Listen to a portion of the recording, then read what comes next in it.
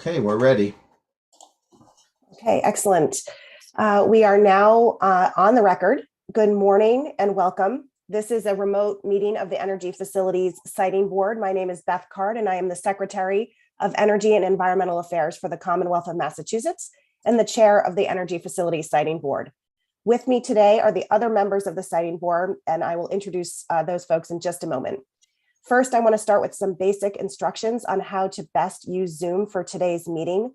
We do have interpreters who will be translating to and from English and Spanish.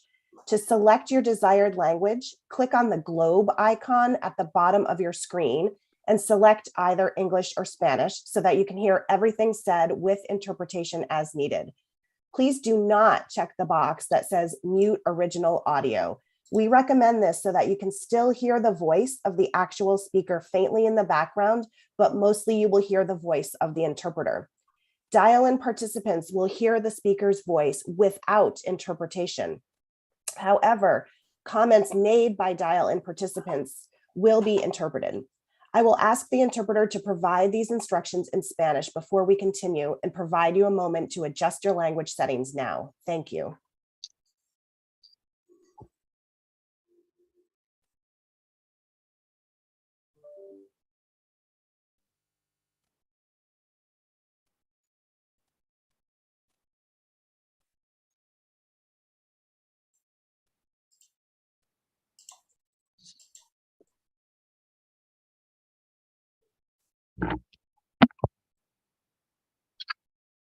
Okay, now let me introduce the other members of the Energy Facilities Siting Board participating in today's meeting.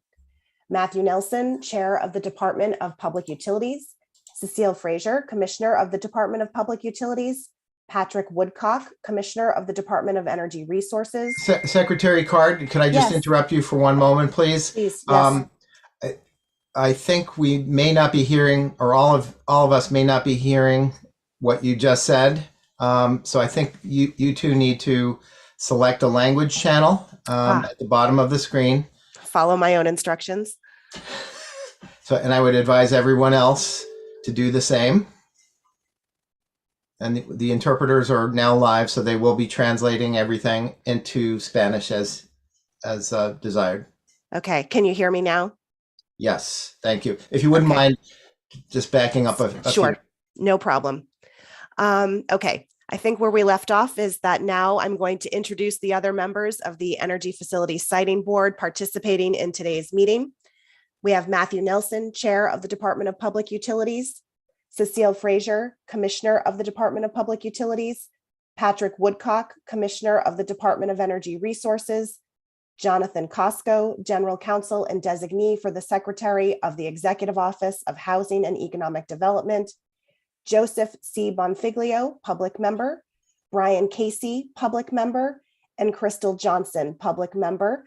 And I note that Crystal is new to the board, and we welcome her to her first meeting, as I am new as well. And so glad to have you here, Crystal, and thank you for your work on behalf of the board. Additionally, we have Andy Green, who is the director of the Siting Board, and he will be serving as meeting host along with other staff of the Siting Board, and we're thankful to them for their work. Before we begin, I do want to provide some important information about how we will be conducting this meeting. The Siting Board meeting today is being held remotely using Zoom. This meeting is being recorded and will be available on the Department of Public Utilities YouTube channel. This meeting is being conducted remotely pursuant to the Massachusetts Open Meeting Law, the Siting Board's regulations, and recent legislation allowing the continuation of remote open meetings via video conferencing until April 1st, 2023. The purpose of today's board meeting is to listen to comments from participants in the Siting Board proceeding, from public officials, area residents, and other stakeholders joining us on Zoom or by phone. After listening to your comments, the board will begin its deliberations on the tentative decision, consider possible amendments to the tentative decision, and finally vote on the tentative decision. Using Zoom, you have an opportunity to see and hear everything said during this remote Siting Board meeting and to offer your comments. For those of you participating by phone, you will also hear everything and have an opportunity to comment as well. The instructions on how to participate were provided in the notice sent to parties and mailed to all property owners and mailbox addresses within a quarter mile of the proposed substation. In addition, the siting staff sent the notice to various community groups in the area of the project. The notice was also posted on the EFSB website and the Eversource website and published in local English and Spanish newspapers. If you are having any difficulties participating, please call or text 857-200-0065, 857-200-0065 for assistance at any time. In conducting the meeting, I want to note some important procedures we will be following. All board members must be audible to each other and the audience. If a board member becomes disconnected at any time, we will note that on the record. If there are significant technical difficulties, I will stop the meeting to allow the problem to be resolved. Before we get to the substance of our meeting, let me mention that a stenographer is participating remotely who will just transcribe everything said to make an official record of the meeting. Board members and other speakers should mute their audio when listening and unmute when speaking. Everyone should speak slowly and clearly and allow the prior speaker to finish before you begin speaking. These procedures will help ensure an accurate transcript of the meeting and proper translation of the discussion. First, if you would like to present comments to the siting board today, you have hopefully pre-registered as described in the notice. If you would like to speak but have not pre-registered, we will do our best to accommodate you at the appropriate time by using the raise hand icon in Zoom at the bottom of your screen. For those of you who are dialing in, you can raise your hand and let us know you would like to comment by dialing *9. Public commenters are asked to keep comments to approximately 3 minutes per person so that we can hear from everyone who wishes to speak. We will gently remind speakers when it's time to wrap up about 30 seconds before the 3-minute mark, and then again at 3 minutes. Each public commenter will be provided only one opportunity to comment so that we may hear from everyone. Public officials who comment will have additional time if needed. The siting board will listen to comments from public officials and the community. Then the board will listen to presentations from its staff and parties in the proceeding. Finally, we will begin deliberations, consider amendments, and vote on the tentative decision as amended. We will take comments in the following order. First, from federal, state, and local public officials. Then we will turn to comments from members of the public. I will call on public commenters in the order they have pre-registered. Lastly, time permitting, I will invite additional public commenters who use the raise hand feature on Zoom or *9 on your phone. Next, after a presentation by the siting board's presiding officer, we will turn to commenters from the petitioner, Eversource Energy, and then from interveners and limited participants. We are now ready to begin the substantive portion of this meeting. There is one item on the agenda for this morning: consideration of the tentative decision in the matter of NStar Electric Company doing business as Eversource Energy, EFSB 22-01, in which Eversource Energy seeks approval from the siting board for the issuance of a certificate which would grant 14 state and local permits necessary to construct and operate a substation in East Boston. The proposed substation, previously approved twice by the siting board, was first proposed as part of an Eversource transmission project that the siting board approved on December 1st, 2017. The approved project included a new substation to be located on a parcel of land in East Boston owned by the city of Boston. In a second proceeding, Eversource was granted approval to move the substation approximately 190 feet to the west of the originally approved location within the same city-owned parcel of land in the East Eagle Hill neighborhood. I would like to thank everyone for attending this meeting. The stenographer here today will be transcribing the meeting, so again, please speak loudly and clearly to ensure we have an accurate record. Please be courteous of other speakers and please keep background noise to a minimum. Thank you. And we'll now move on to comments by public officials and the public. So first, let me start by beginning with any elected or appointed officials present that have signed up to speak regarding the tentative decision. And we'll begin with federal officials if there are any.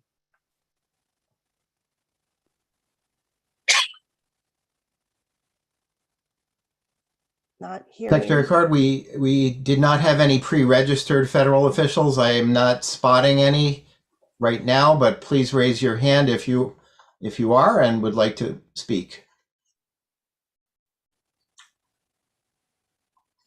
We have a counselor who's raised her hand, but I do not recognize her as a federal official, I believe. So I think we're probably moving to the next group. Thank you. Next, we will hear from state officials, so state representatives or state senators. Are there any officials present who wish to speak? Senator Good morning, Edwards. Senator Edwards. Good morning. Good morning. Can you hear me? We can hear you. Thank you very much. I appreciate the opportunity to comment on the tentative decision directly to the board members. You have to excuse me. I have been involved in dealing with this substation for many, many years. And so I just going to go ahead and warn you, I'm definitely going over the 3 minutes. Fair enough. So I wanted, again, I'll introduce myself. My name is Lydia Edwards. I'm the state senator. I represent the 1st Suffolk, becoming the 3rd Suffolk district for the Commonwealth. And in either iteration, East Boston, my home, is the area that I represent and where the substation is going. I have been involved and been aware of this substation and this fight since at least 2016 on my part, directly in talking with people and abutters. But I'm aware, as we've just stated, it's been a long conversation almost in 2013 to 2014. So what we're talking about is almost a 10-year conversation as of next year about this substation. It's important to remember we've been talking about this for 10 years. The decision is disappointing. It's also just wrong. It's unnecessary. And there's 2 things I want you to understand as you go to make your vote today. There is no rush and there is no loss. There is no rush for this substation to happen. I think on page 161 of the decision, this says there's the electric service reliability is immediately at risk. That's a stated part in the decision. Immediately at risk. For 10 years, we've been discussing this immediate risk. It doesn't exist. It does not exist. And the only proponent of that immediate risk has been Eversource. And the only entity that's ever agreed with that assessment is the EFSB in the tentative decisions. 10 years of an immediate risk and a pending free fall that has never actually hit our community. But also I want to be very clear, there is no loss, at least for Eversource. Whatever decision you make, whether it's to move it someplace or to assess it somewhere or to delay for several reasons that I will discuss later, they will not lose financially. The only people who are losing financially are the ratepayers, myself included, who are paying for this, paying for all of this for something we have said repeatedly in supermajorities over 10 years that we do not want.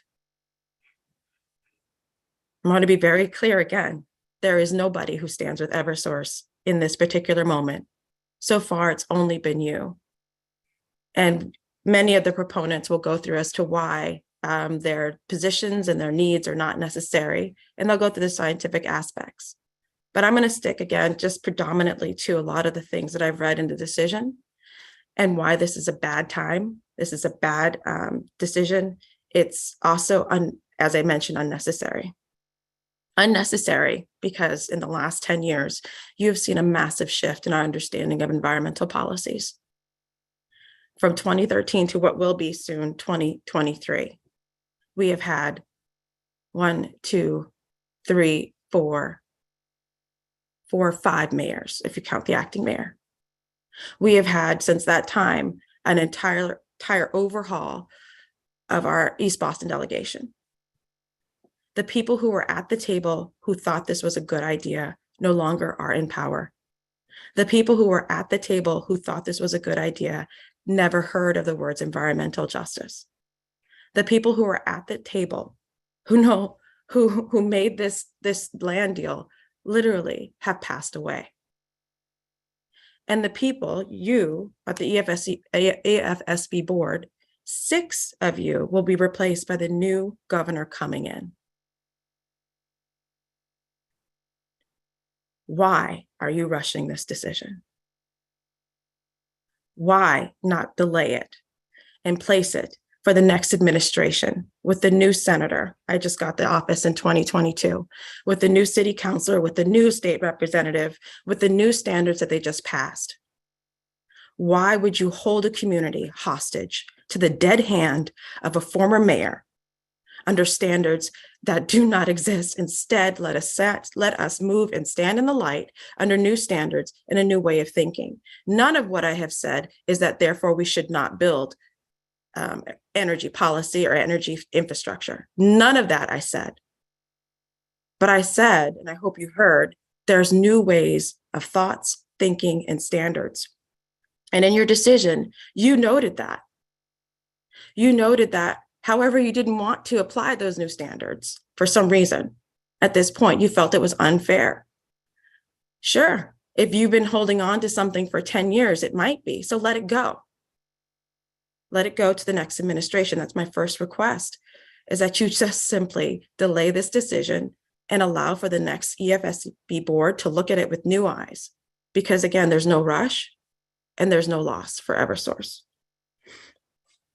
I want to also be clear that one of the major aspects that was pointed out in this decision was that the EEJ policies do apply. The environmental justice policies do apply to the EEA and agencies they're under, including the EFSB. You are mandated to analyze this substation through environmental justice standards. This decision does not. This decision mentions the word race 3 times. Twice, actually once with a race track, once in the standard, but never once in analyzing how this substation, how the proponent of the substation has interacted, analyzed, or dealt with race. These standards are so clearly laid out in the decision, but they are not analyzed. They are simply ignored. That's disappointing, but it's also, I think, violation of the law. And I think you are setting up the proponent as well as this community for failure. You should, again, let it go and allow for someone else to analyze that. In my testimony, I made very clear about an interaction which I will describe, but more importantly, in my testimony to the EFSB, I was specifically asked, how would those environmental justice standards and policies be analyzed? I went through an entire procedure in describing what could be done, what should be done, how to have meaningful involvement, how to deal with these policies, and how to analyze them in a way that the community feels that every aspect of it meets the standards and moments of environmental justice policies. That was summarized as part of the BRG, or Boston Residents Group's testimony. But that entire testimony that I gave under oath was not analyzed, not one bit, in this tentative decision, in terms of what could have happened, in terms of what standards could be met. And the reason why that testimony is necessary and that policy is necessary is because it is what the city of Boston is doing in dealing with its own obligations for equitable justice in race and housing. You have a precedent, you have another agency doing it. I introduced you to that. You asked me for that. You asked for evidence. You asked for me to send over the standards. I sent them all over. None of it was discussed in the tentative decision. You are going to have a new governor who, as the Attorney General, would not stand by this EFSB in its appeals on this decision. I do not understand then why, again, you want to have the cold, dead hand of a prior administration hold on to this decision instead of allowing for Governor-elect Healy, soon to be sworn in governor, to deal with this directly. There is no pressure and there is no rush for you to do that. I'm asking only that you look at several things and that this decision be amended, that to delay any decision, final decision, unless the following things are assessed. One is a new location. A new location was not thoroughly vetted at all in this tentative decision, though it has been brought up to the EFSB many times. A new location, whether it was at Massport, a new location, whether it was further down the creek, these were all proposed in these 10 years, because a lot changes in 10 years. And I can tell you, the new administration, a new EFSB board, or someone else should be assessing those things. You should not make a decision as though this is the only option that you have. That's irresponsible. You also need to really assess the community and your understanding of public involvement. How many times does a community need to say no? How many times does a community need to out-organize the entire city of Boston to say no? And so tell me why, against those headwinds of community involvement in so many languages and so many backgrounds, where it's hard enough to unite this community and sometimes this city, but on this, there was no question of where we were all stood together. Why do you stand against it? You cannot seriously say it's for our benefit and say you believe in public involvement and that you have heard anything that we've said. You cannot. There's no divide. There's no 50-50 on this one. And I, again, will say to you, we have never said we do not want or need new energy infrastructure. What we have said is this location makes no sense. This process was discriminatory. It was to our exclusion. And it's based off a deal and a mayor and other people who are no longer here. We deserve better, and you can give better. I just want to also note that your lack of analysis, or the tentative decision's lack of analysis of race and discrimination and or conversations had. I testified under oath about my conversations with Joe Nolan, when I at least tried to bring up environmental justice principles to the head of Eversource. And in doing so, the conversation devolved so very quickly. He accused me of playing the race card. It was a slap in the face. It was insulting. But more importantly, anybody who can do that, supposedly running a company this large for the public good, who thinks discussing race at any point is simply throwing a card out. How on earth do you expect this community or anyone to believe that the company doesn't have a culture that is dismissive of those things? They cannot, in their own culture, meet the standards of environmental justice. But they're not required necessarily to do that. You are. You, the EFSB, is required to hold them to those standards. You did not discuss my testimony in the slightest bit in this tentative decision. And by the way, when I did testify, Eversource turned their cameras off, and they have not submitted any counter testimony to what I said under oath, because it's the truth. You ignored that truth for whatever reason. You have an obligation under the EJ standards to make sure, let me make sure I have the quote, that the principle that people have, that the decisions or that the citing is made without regardless to race, gender, sexual orientation, so on and so forth. So where was your analysis of that? Where was your analysis that this decision or the citing or any of this was made without regardless to these things? You did not even mention them. We are deserving of a decision that does just that. We are deserving of a decision that actually shows the EFSB is applying the EJ standards, not just the ones that they think they met, that the Eversource met, such as meaningful involvement, which we can argue they absolutely did not. But genuinely, where does it discuss at all that they made the decisions without regardless of the race, the gender, the class, the income, the handicap, and language capabilities of the community? And a true analysis, since I've been asked to give my example, what that would look like before, would be the following. It would be if they meet them or not, as in did they discuss them or not? If they did not meet them, or if they won't meet them, if you will not require an entity to meet them, why not? Also, why, so not only will you discuss, or would you discuss, a true analysis would discuss dealing with race. Did they demonstrate that that they made a decision without race in their mind? What evidence do you have to the contrary? I would support my testimony at least, and they could have countered it. They didn't. I would have supported, I think there's plenty of examples of when they had to be forced to bring in people who don't speak English to translate because the company was so bad at doing that. You would then also explain, if you don't want to apply the new standard, why or why not? Why are you okay with not following the law?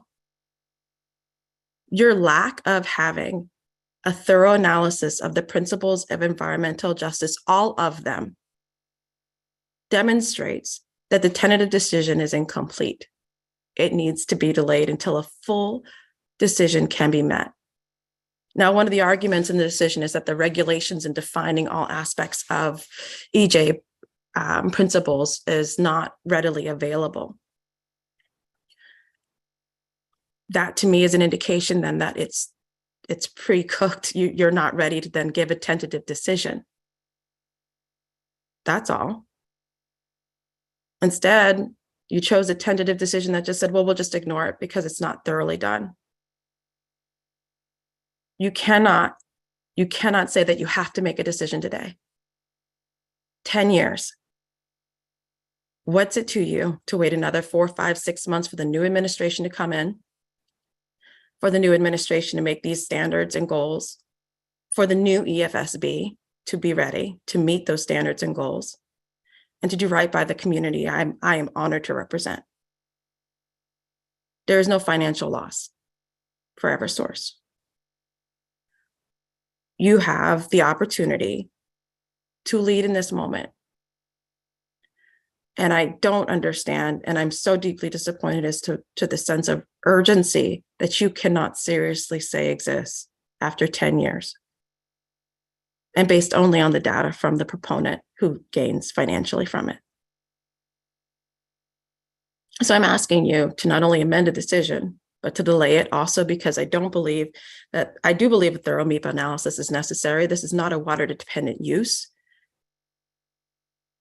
But if you are unclear about how to meet the moment of social justice, of environmental justice, of racial justice, if you are unclear about that and you do not have the standards, the toolkit, or the ability, despite my giving you some examples, if you cannot do it, the response is not to say, go ahead and implement systemic racism because we don't know how to undo it.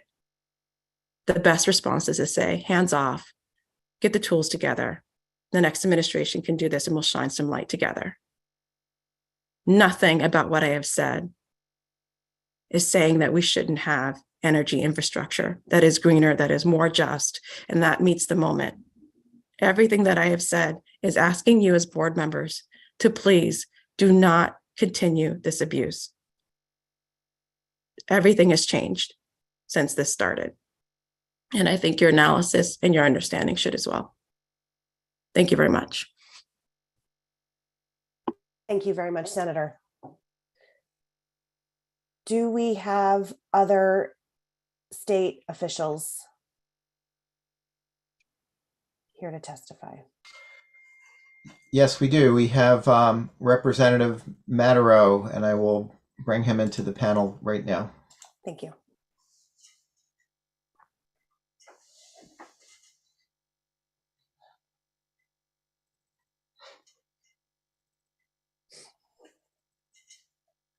Good morning. Can you all hear me?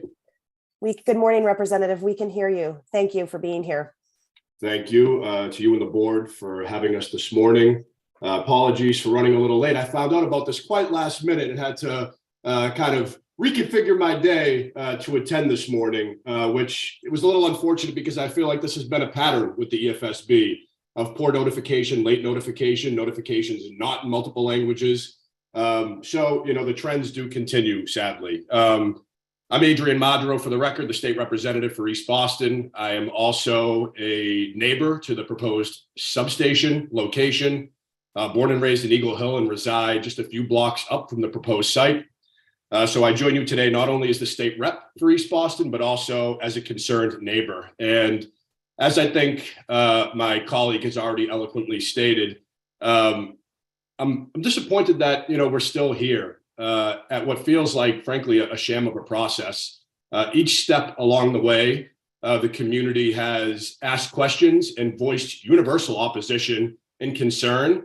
To date, we have yet to have any answers to those questions, and the process just continues. As you all know, the proposed location is in a well-documented flood zone. Condor Street has completely shut down during the high tides or the king tides that we have dealt with.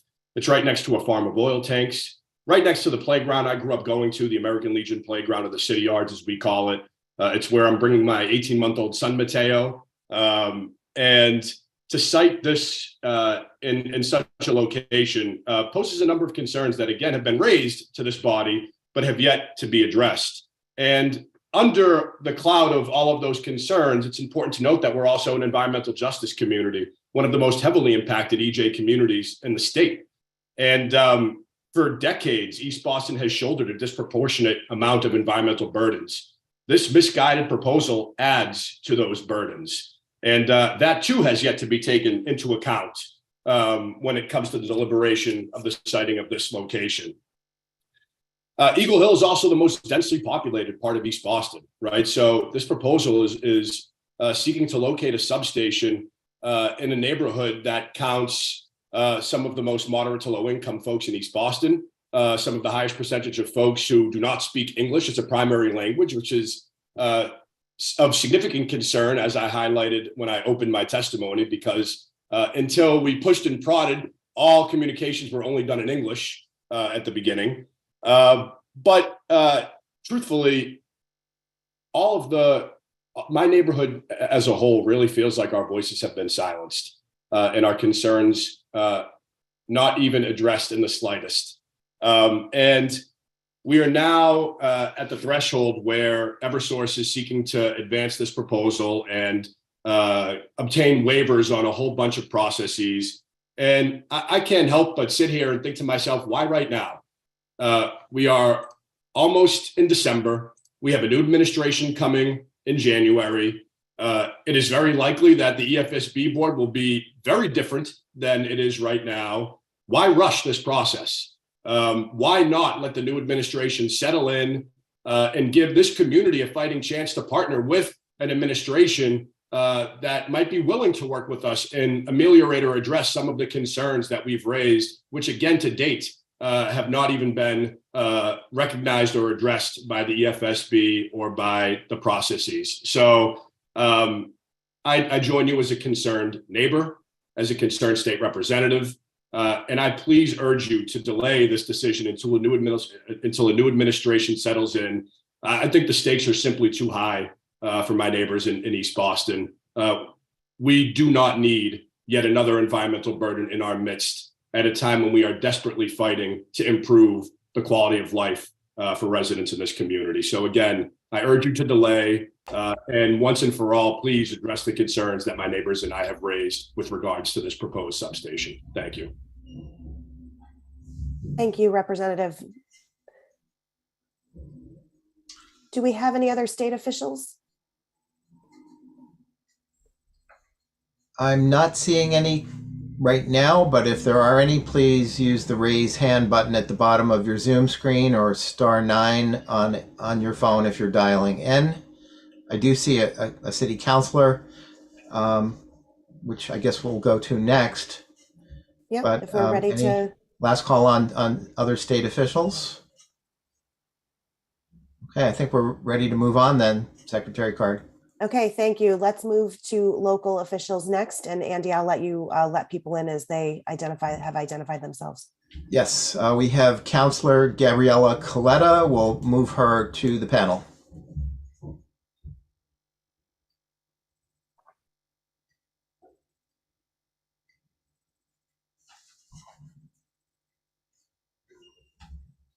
Testing my audio.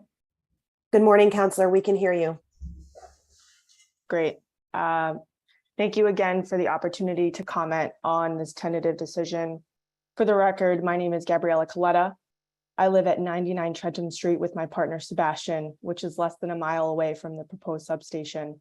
I also grew up not too far away and frequented the park, which is right across the street as a young child and then as a softball player. And many young children still use that park to this day for both soccer and softball. And so this has an impact generationally. And so I'm proud to be here as a lifelong Eagle Hill resident, and I'm honored to represent East Boston on the Boston City Council. It's been a long back and forth between Eversource and the community and this board, and we find ourselves here yet again. It feels like Groundhog Day, collectively as a community saying that we do not want this substation. This proposal was introduced when I was a BPS student. It's antiquated. And it's unfathomable that we are even considering something that was developed years ago based on antiquated data. And we have progressed light years in terms of developing green energy through breakthroughs in science, and have a better understanding of environmental justice policies and how to protect communities of color. It's been said before, but East Boston is an environmental justice community. We have borne the burden of breathing ultrafine particulates from diesel fueled jet planes. I grew up knowing folks that have had inhalers paid for by the airport. We are also a throughway for regional traffic and the airport. We are severely affected by generation after generation of negative decisions as it relates to East Boston's health and wellness. And now we rise up across different nationalities, ethnicities, religious and political affiliations. Senator Edward alluded to the fact that it's tough to get everybody together, but on this issue, they are united. And we are saying no more, and we ask that you reject this proposal. An electric substation has no place on the shoreline of an environmental justice community, near gas tanks. Eversource has contended, and you'll hear from them again, that recent development mandates that a new substation will be built, but they have yet to produce an hour-by-hour need or any data to back up their claims. No questions have been answered by Eversource. In fact, the Union of Concerned Scientists provided data from the New England Power Grid showing increased efficiency in our new buildings and appliances. We also need to effectively incorporate contemporary data as it relates to sea level rise and storm surge. We must plan for the future and what we know will be coming and what has already happened, which is coastal flooding. They've also failed to adequately engage non-English speaking populations in the community. They did not provide translation in early community engagement outreach efforts, and it is unacceptable to move forward until everyone has access to the same information in their native language. We have seen time and time again that our community is overburdened by polluting energy infrastructures with a lack of intentional community outreach to residents who do not speak English. This is just quite simply an injustice. So for over 5 years, maybe even 10 years, we did not allow residents to voice their concerns, ask questions of major energy corporations, and fully understand the impacts on their health and wellness. If there was no rush to provide that, then what is the rush today? I would encourage this board to remember that they are supposed to serve communities and residents by ensuring that approved facilities have minimal impacts on those that live around it. I do believe that we need to consider delaying this final decision until there is a serious effort made to find a new location, as Senator Edwards mentioned. But I also think we need to delay the decision in order to have that thorough analysis of the EJ principles. The fact that there are none demonstrates that this tentative decision is incomplete. So to entirely dismiss a landmark piece of legislation is a slap in the face of all the advocates and elected officials who worked hard to get this passed. And it's also a slap in the face of everybody who is on this call. So I just ask that you do the right thing, delay this decision until a new administration comes into office, and please listen to residents. Thank you. Thank you, Councillor. Andy, do we have other local officials? I am not seeing any hands raised. We don't have any other pre-registered local officials, but if there are any who would like to speak, please, again, raise your hand by pressing the raise hand button. I see none, so I think we are ready to move to the next group. Okay, thank you. So we will now listen to comments from the public. We will call the members of the public in the order in which they have signed up with the siting board. And because of the number of commenters that have requested to speak, we again respectfully ask that you try to keep your comments to no more than 3 minutes each. So again, we'll call on the members of the public in the order in which they pre-registered.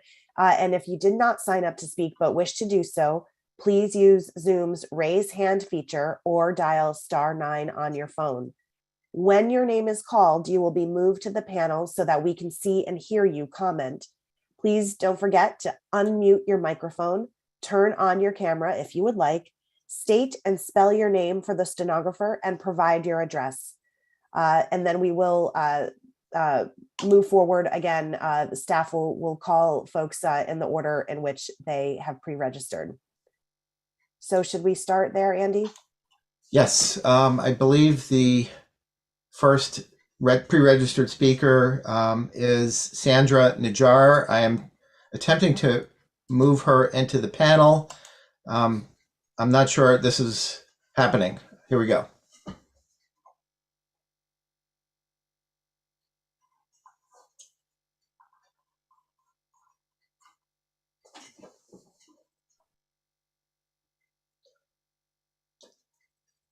Could you please unmute your microphone? Thank you. Hi, I'm sorry. Good morning. Good morning. We can hear you and see you. Thank you. Yes, I am Sandra Niger, and I live in Eagle Hill, 137 Saratoga Street, a couple of blocks away from where this, to me, it means a bomb, a ticking bomb, that it's about to be placed in my neighborhood. And it's such a threat to me and my family. And I will continue to voice my concern and my worry, that if this electrical plant is put in our neighborhood, I will not feel safe to live here anymore. I will feel that my life is going to be on the edge every single minute that I live here in East Boston. I live here with my husband and my children and my friends and my organization. I don't want to leave my community because of Eversource greed. You can put this electrical plant somewhere else that is not a neighborhood, that is not on the border of a, shoreline of water and an area where it floods, an area where a lot of children are playing on a park, in a residential area. Put your hands on your heart and in your conscience, please, for a second, and think about us. Think about how would you feel? How would you feel if you were in our predicament? If you lived here and you are being told, you're not being asked, you're being told that you're going to have this ticking bomb be put in your backyard and that you have no say. No matter how much you fight, no matter how much you voice your concern, you worry, that it doesn't mean anything. It doesn't seem to register in your conscience, in your heart. What would it feel like if it was your family, your children? So please, please, please, please do not bring it here. Take it somewhere else. There are so many other places that you can put it. Even Massport has a lot of space. If they need this energy, take it there. Please, I beg you, do not bring it here. That's all I'm asking on behalf of so many of us that, don't speak the English. I speak a little English, but I have a lot of neighbors, friends that do not speak the language. We didn't even know about this meeting. If it hadn't been for Green Roots, we wouldn't have known that this meeting was happening. So again, the lack of communication, the lack of sharing to us, with us who belong here, who live here, who, we have a voice, even if we don't speak the language, but we have a voice and we matter. Our lives matter too. So please, please, please, please Do not bring it here. I beg you. Thank you so much. Thank you for your comments. We do not have any other pre-registered public commenters, but I do see a hand raised, and we will move. Andy, Sorry, Andy, we have an updated list with 11 more pre-registered speakers. Okay, would you please do the announcement then, Yep. Mr. Wong? Sorry, Mr. Green. Michelle Brooks is next, and she has her hand raised.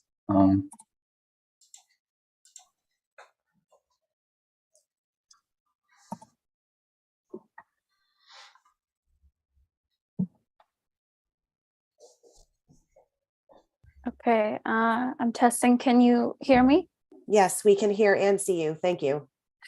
Great, thank you. My name is Michelle Brooks. I use she, her pronouns, and I'm the Boston lead organizer with the Sierra Club in Massachusetts. Thank you for the opportunity to speak on this hearing today. And as you can see from my shirt, I am here to speak in opposition to the East Boston substation being sited in this location in this environmental justice community that is already extremely overburdened from the weight of the region for energy projects that are dirty and polluting to this community.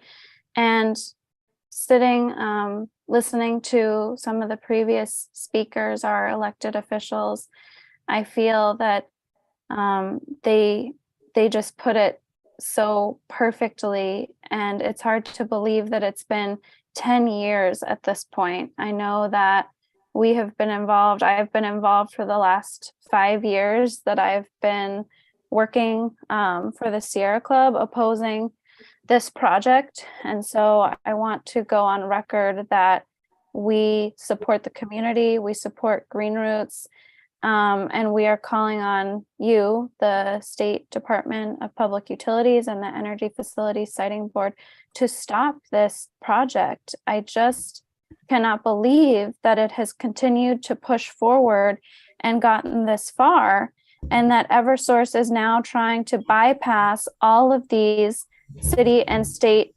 permits so that they can start construction. It is exhausting. The number of times that the community and allies have continued to show up on these hearings and restate the same concerns, and yet it continues to move forward. And as people have said, so many factors have changed over the last 10 years, but the fact remains that this is a dangerous infrastructure project to be in a flood zone at risk of an explosion happening in such a densely populated community next to a children's playground where they were promised a soccer field for this community. And there has been no justification from Eversource as to the need for this project and this electricity. So if it's Massport who really needs this infrastructure, it should be on Massport's property.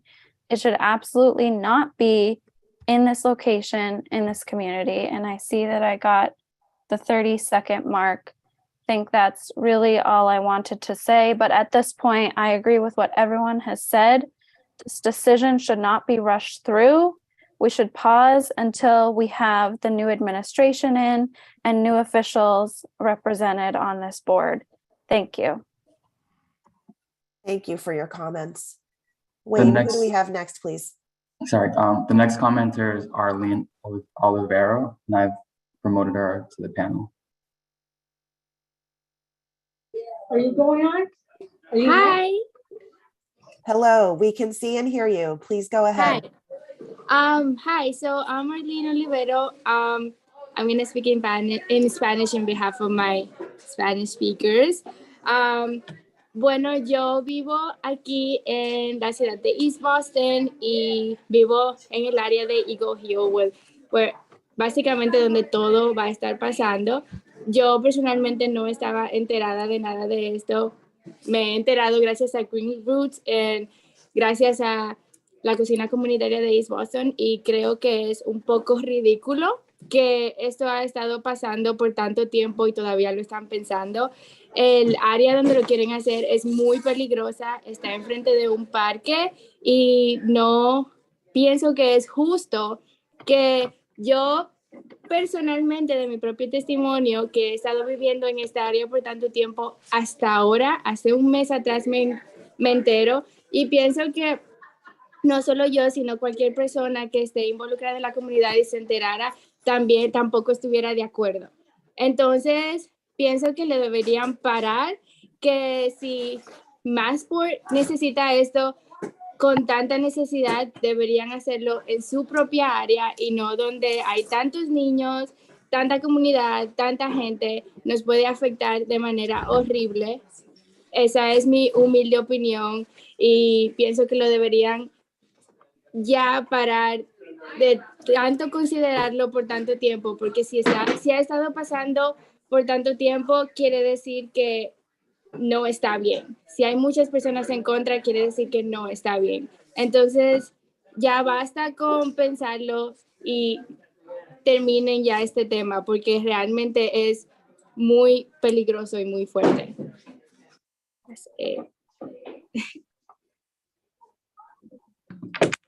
Thank you for your comments. All right. So Wayne, who do we have next, please?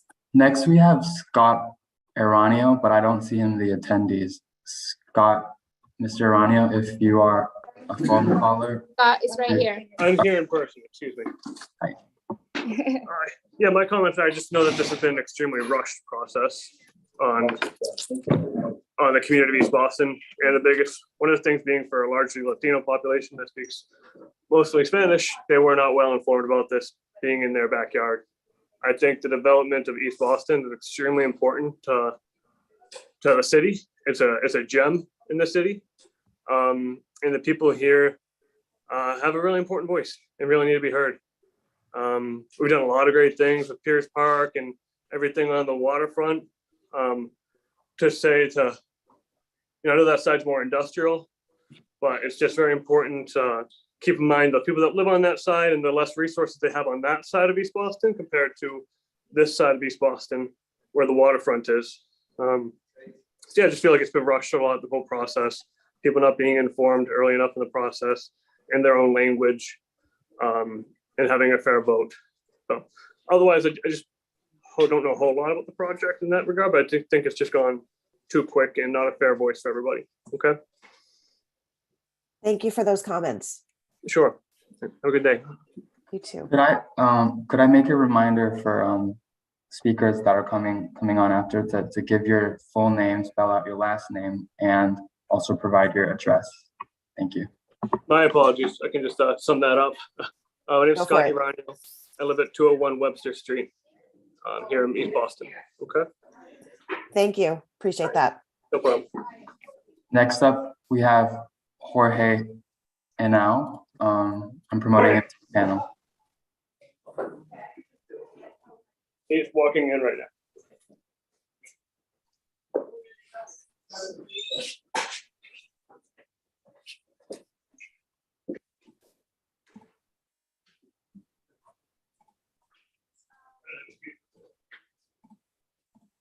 Hello.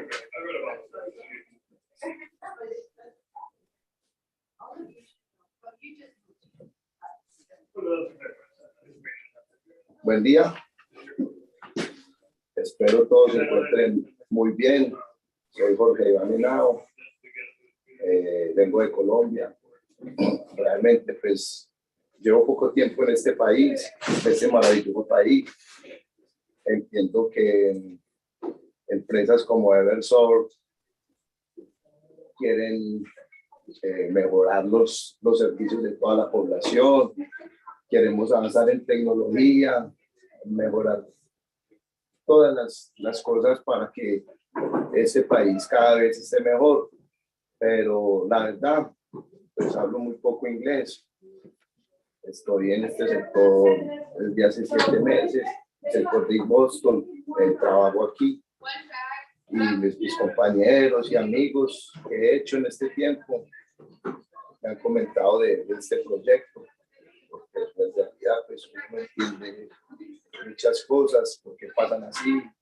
Siempre los gigantes que tienen el dinero quieren pasar por encima de toda la gente y no me parece bien. Somos un país igualitario. Pienso que en Estados Unidos, a diferencia de otros países, se ve más igualdad, se ve más, o sea, que los gobiernos son más justos y realmente me estoy llevando una mala expectativa en este proyecto. He visitado la zona y veo canchas, veo que están como construyendo algo para la policía ahí. También sé que hay muchos tanques de abastecimiento de combustible para el aeropuerto, son gigantescos, es una combinación.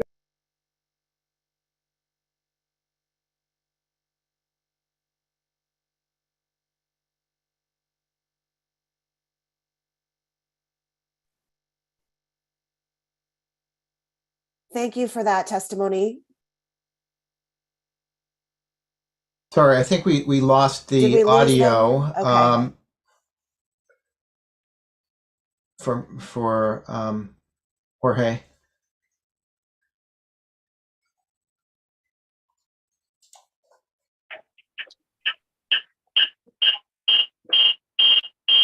Oh, there he is. Aló, ok, continue. Thank you.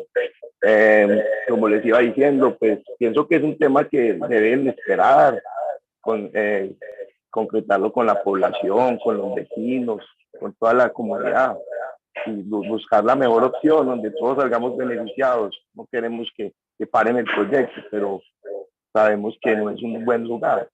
Entonces, Estados Unidos es muy inmenso y pueden ubicarlo en otra zona donde no combinen tantos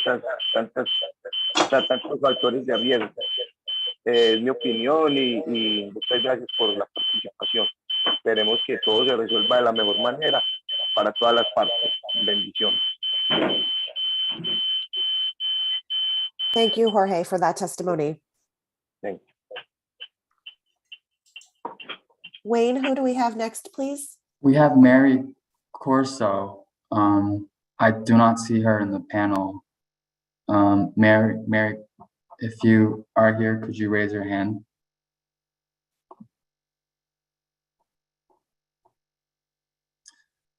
We can come back to her if she's back on. The next I have is Heather O'Brien. Again, I do not see Heather O'Brien in the attendees list. If you're here, Ms. O'Brien, could you raise your hand?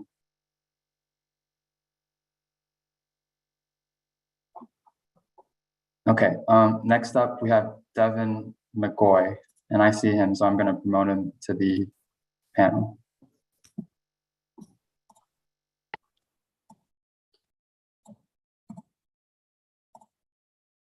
Good morning. Can you hear me okay? Good morning, Devin. We can hear and see you. Please go ahead. Thank you. My name is Devin McCoy. My last name is spelled Macgoy. I am a community organizer in East Boston, and I live at 1999 Commonwealth Avenue in Brighton. I'm here to speak against the East Boston substation, primarily for a few reasons. First, regarding the flood risk for this neighborhood. As we've already heard in some testimony, we're very concerned that this site will flood as storms become stronger and the creek level rises. Second, regarding the airport. If the airport wants to be a good neighbor, unlike how they have been in the past, they should take responsibility for this site. They should be brought to the table for this discussion. They should be responsible for citing this on their property.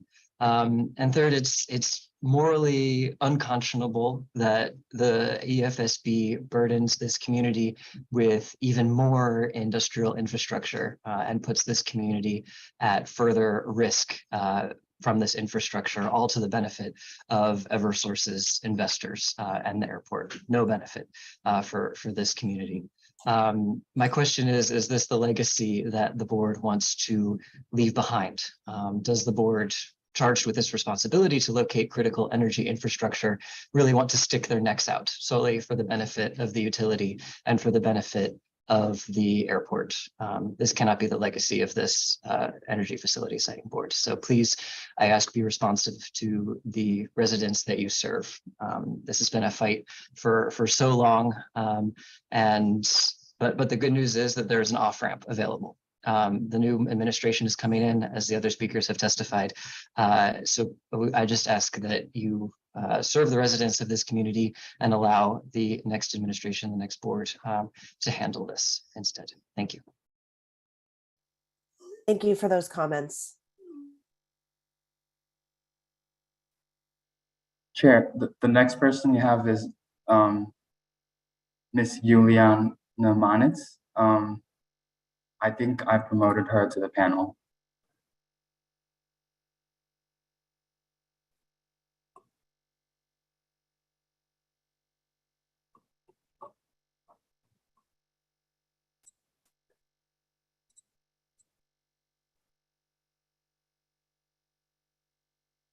Not seeing or hearing her. Okay. So after that, we have Leonard Olson. I also do not see Leonard in the panel. But so I think you might have promoted the wrong person as a panelist. So Leonard Olson is also not in the attendees list. Mr. Olson, if you're here, could you raise your hand? Okay. After that, we have Brian Gannon, and I'm promoting him right now.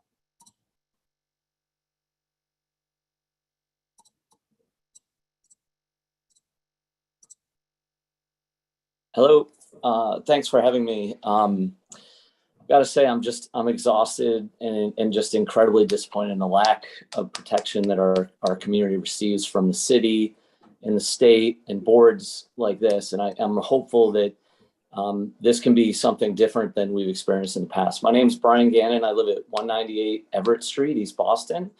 I'm a father of 2 young school-age girls. I moved to East Boston about 14 years ago.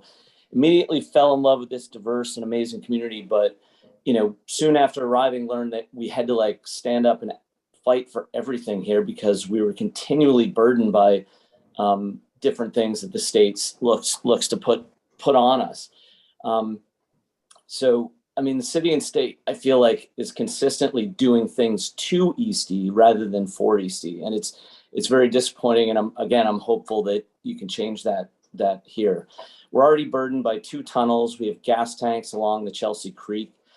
We carry the entire transportation burden for the state by hosting the airport.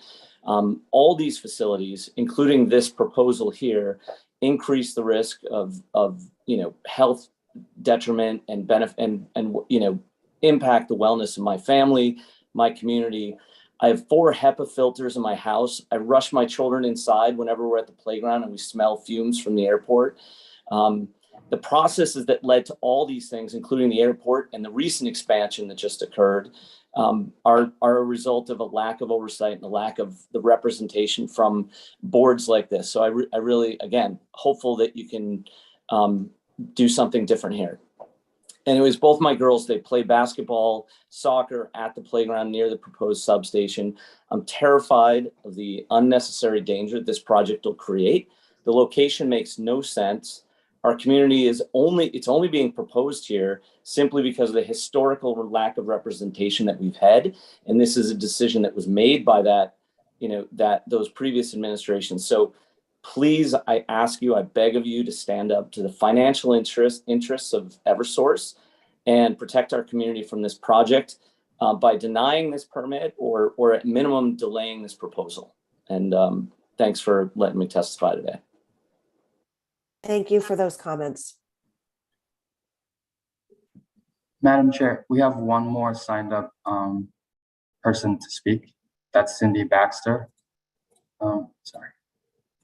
I promoted her to the panel and yeah. Okay.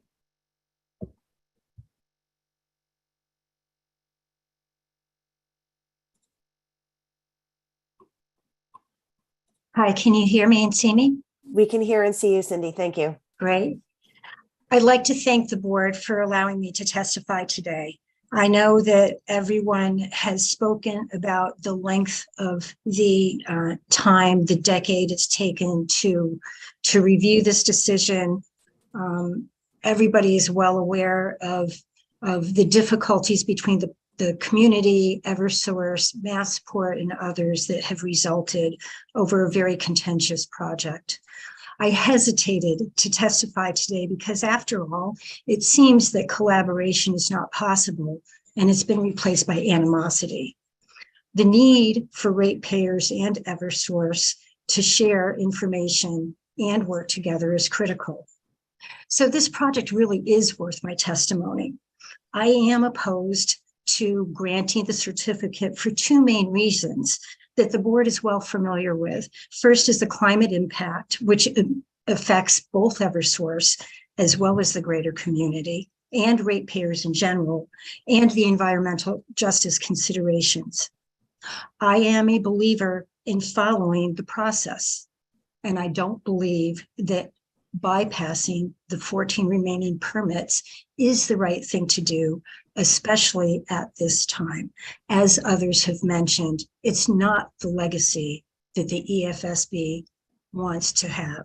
I certainly respect the fact that you are our representatives. It's an opportunity for us to speak with you, and certainly we want to support your efforts in supporting us, as well as the economy and a growing Massachusetts. I have worked for large corporations my whole life. Years ago, Boston Edison was actually my customer. I know there are lots of regulations. It's the way it is. I know that there is a big need to speak with ratepayers, and I know it's not always easy.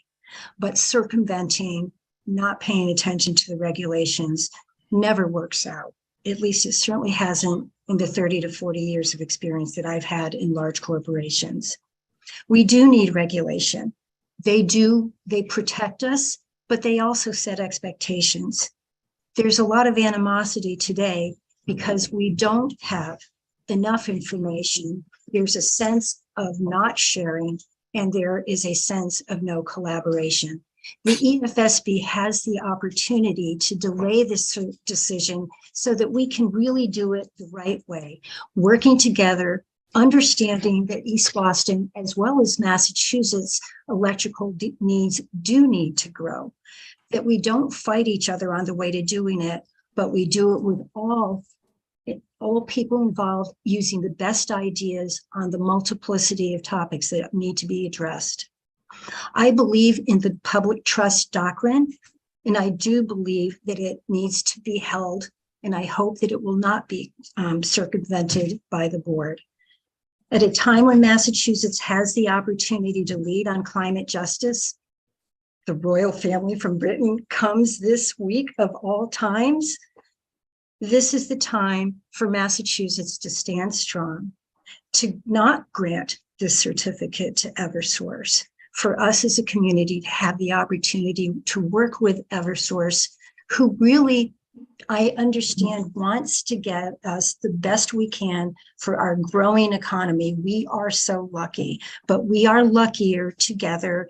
And I ask the board to make the difficult decision to delay this decision so further involvement, better collaboration, and more open and honest dialogue can be provided. Thank you very much for allowing me to speak. Thank you for those comments. Madam Chair, we've exhausted the pre-registered signups. There are 4 hands raised in the attendees for our public commenters. And Wayne, before we go to the raised hands, I just want to be sure that any of the other pre-registered folks that were not there when we went to see them before have not appeared. Thank you. I do not see them. There was Heather O'Brien, there was Juliana Manitz, there was Leonard Olson. I do not see them. If you are here, please raise your hand.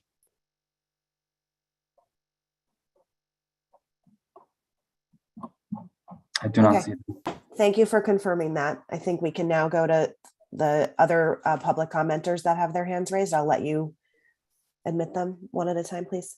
Thank you. First up, we have Rebecca Shoaf Kozak.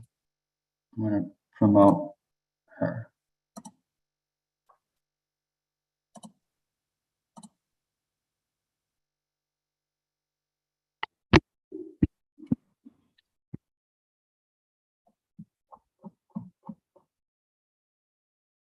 Hello. Hello, we can hear and see you. Please go ahead. Thank you. My name is Rebecca Shoaf-Kozak. I live at 313 East Eagle Street, which is catty corner from the East Boston Police Station, recently constructed, and then about 50 yards from the proposed Eversource substation. With my husband, Paul, our 10-year-old daughter, Luca, my 8-year-old son, Joaquin, and our 6-year-old son, Matias. We have lived there for 7 years, and from week one, we have been part of this peaceful fight against this immoral project. I will not reiterate what everyone else has said. I think, it's very clear that this is immoral, unjust. The process has not been correctly done. And this is exactly why we're here 2 years later. This is like Groundhog's Day. 2 years ago, I was standing in my office at work, speaking with the EFSB. Some of you are familiar faces. Some of you are new, saying exactly this, hearing from dozens of people giving testimony. So hopefully we can really be heard this time and a decision can be made that's ethical. What I do want to say with my remaining time is something actually related, but very scary. The East Boston Police Station, which is built on a parcel of land that runs into— Just a moment, please. Uh-huh. Just a moment, please. Sure.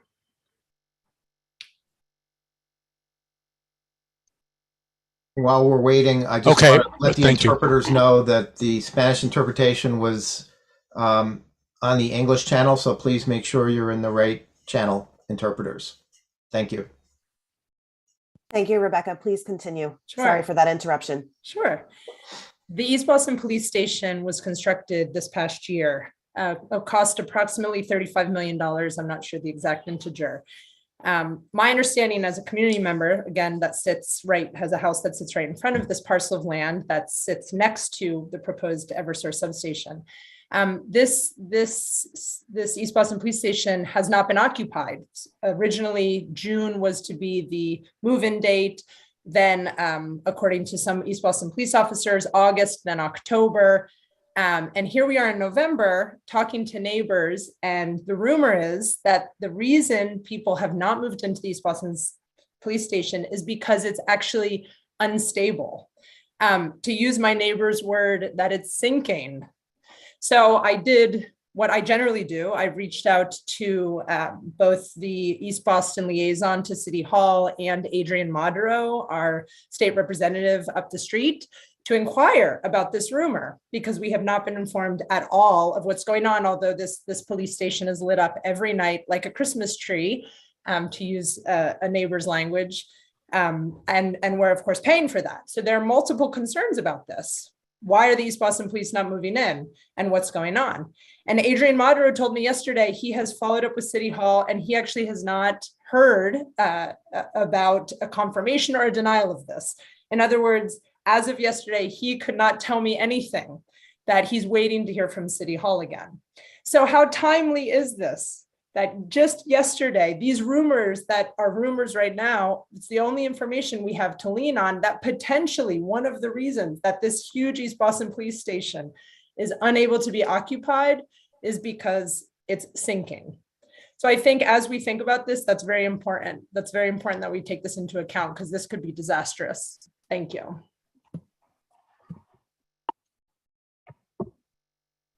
Thank you for those comments. I see Mr. Olson, Mr. Leonard Olson is with us, so I'm going to promote him first because he had to be registered.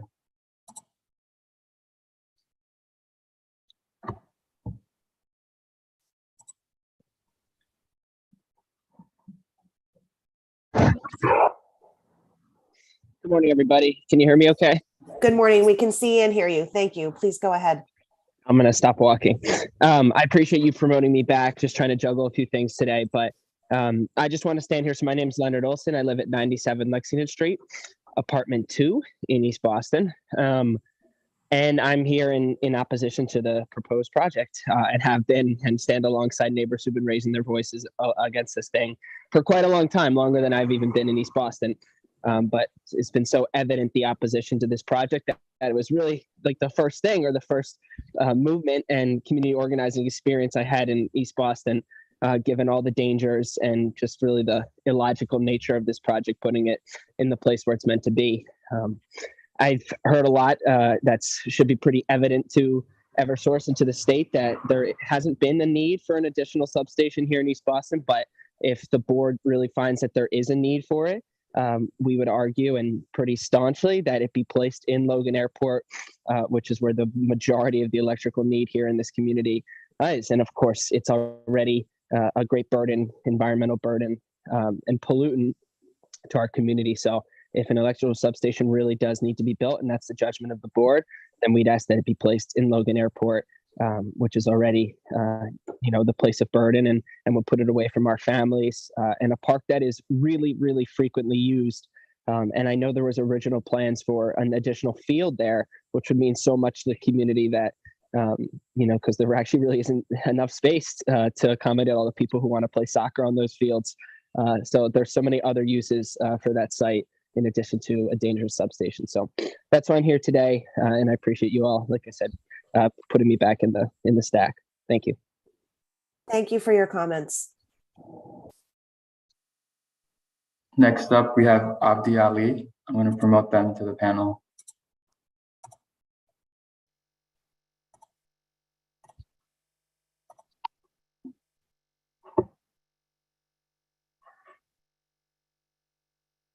Hi, Wayne. Can you hear me? We can hear you. Hello, Wayne. Can you hear me? Yes. Yes, we can hear you. Okay, great. Thank you. I'm going to be very brief. I'm calling you from India, actually. That is 7,278 miles away from home. I'm calling you because I'm a resident of East Boston. I grew up in East Boston, and I'm now raising my 12-year-old son in East Boston. I live on 231 Brook Street. That is about 2 blocks away from the park and where the substation is going to be built. Thank you, Chairwoman Beth, for giving us the opportunity to testify. I know a lot of my colleagues and neighbors wanted it to be here, but it is a working day for us. It is not, I think in Boston it's about 10 a.m. And so we all go to work. We are working families. So this time is not convenient. So that's why I'm determined to be here to represent myself and my neighbors who would love to be here and testify in opposition of this proposed substation. All the things that I want to say have been already said. I'm going to keep it very simple. One, this is not a very safe environment for our children. The substation is next to a playground. And secondly, East Boston is already burdened with a lot of environmental injustice. We have the largest polluter of the state of Massachusetts, that is the airport. None of our residents, I have had this conversation, I have testified this previously, none of my neighbors want it. Nobody. We even had a questionnaire that went statewide. We all overwhelmingly rejected those. Why is it that we want to even entertain Eversource to have this built in East Boston in a neighborhood where there is a flooding, where we have the Logan Airport jet fuels. I myself jog around the neighborhood. I am tired of advocating. I'm tired of fighting back. I want to live. I am in my 30s. I want to live peacefully. I want to raise my family peacefully. This will not happen in Concord, Massachusetts. It will not happen in Lexington. It will not happen in Newton. Why East Boston? Why? If Massport wants them, please put them. If Suffolk Down wants them, build there. There is constant research that's telling you it's not safe for our environment.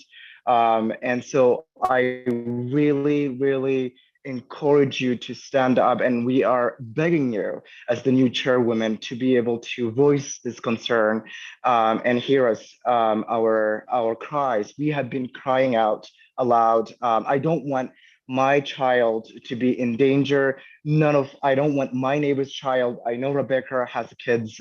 She's my neighbor. I don't want her kids to be in danger. So please, we're begging you to reject this. It is not good for our environment. It's not good for our health. We are already have the highest asthma rates in all of the neighborhoods of Massachusetts. That's why I'm calling you at local time here, 9:23. I had a long day here. I'm determined to call in. My network is really poor, so I have to go somewhere else to get a better internet service because I am invested in, as my neighbors have been. Thank you very much. We appreciate your help. Thank you for your comments and for joining us from afar. Wayne, who do we have next, please? Mary Corso and Juliana Manitz have joined us again, so I'm going to promote Ms. Corso first, if you could speak.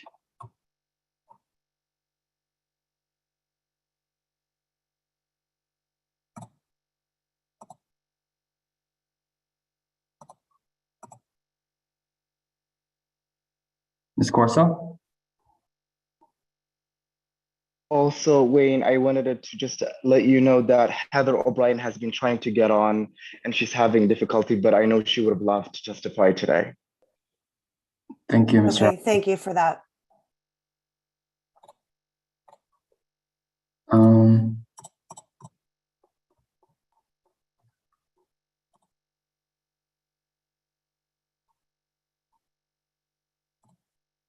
Mary Corso that we're waiting on here? Yeah, she has her camera on. Hello? Yeah. Oh, there you go. We can I'm hear you sorry. now and see you. Thank you. Please go ahead. Sorry. I want to join on here because basically what a lot of people have already said, it is exactly how I feel, that this substation doesn't belong here in East Boston.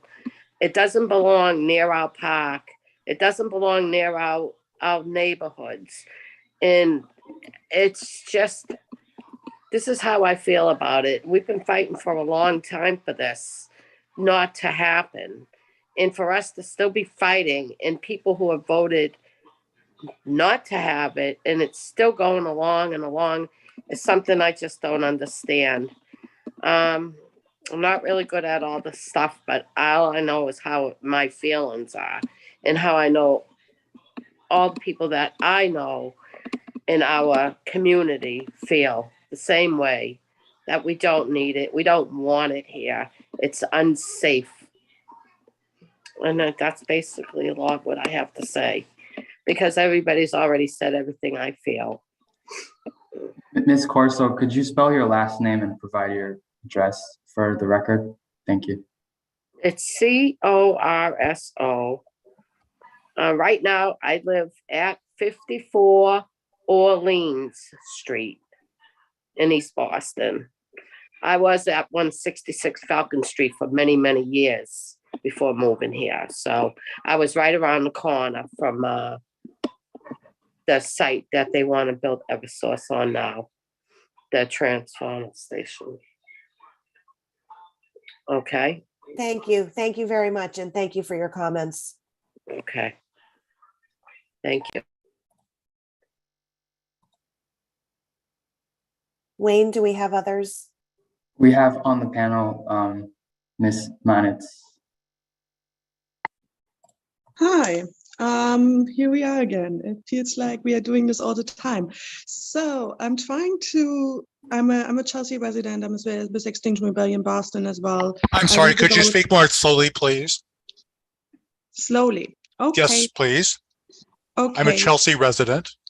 I live about 1 mile away from the site. I'm also with Extinction Rebellion Boston. I feel this is very repetitive. I have not heard a single resident who said, yay, let's do this.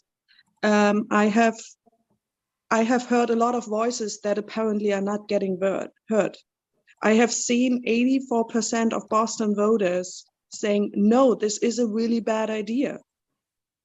Unfortunately, that question on the ballot last November was non-binding. And I think you are sending the wrong sign in respect, just disrespecting democracy and public participation if you allow to override those 14 review processes. You have consistently not listened to the public hearings that you have been holding on Zoom, and it is like speaking into a void. So please respect public participation and listen to the 84% of Boston voters. A lot of us cannot vote, but we come here and we waste our time speaking to you and testifying. I'm just giving you one example of the Chapter 91 license. The substation is not water dependent. Please explain that to a kid in school. Electricity and water does not mix well. Actually, the opposite is the case. The substation is a danger when it is getting flooded, and it is in a climate-induced flooding zone. And with the climate crisis, it's only getting worse. There are alternatives to ensure reliable energy in East Boston. The need is not clear. The data was never published, and we still over all the years, we really would like to see this data. We cannot believe it, and the data that we have seen is actually suggesting that we don't need it. And if we need one, it is time for an energy transition. We need renewables on East Boston roofs. So I'm really asking you again, and I'm feeling it's repetitive, and I have said these things so often. We need a transparent analysis of the substation that we actually needed on data that is current. Move it to the airport if it is needed there, and explore community control over energy infrastructure in East Boston. I really ask you, please listen to the people and not Eversource. Thank you. Thank you for your comments. Okay. So it's 11 o'clock now, and I think what we would like to do is just take a brief break before we hear the balance of any public comments that we have, and then move on to the next items on the agenda. So it's 11, so we'd like to take 10 minutes, and so we'll come back together at 11:10. While we were on the break for the next 10 minutes, we will be off the record if anything is heard in the conversation. So I'm going to move us to a break. I'm looking at Joan. We do not need to have a motion to take 10 minutes and come back. Is that correct? Okay, thank you. So we'll rejoin together here at 11:10. Thank you very much, everybody.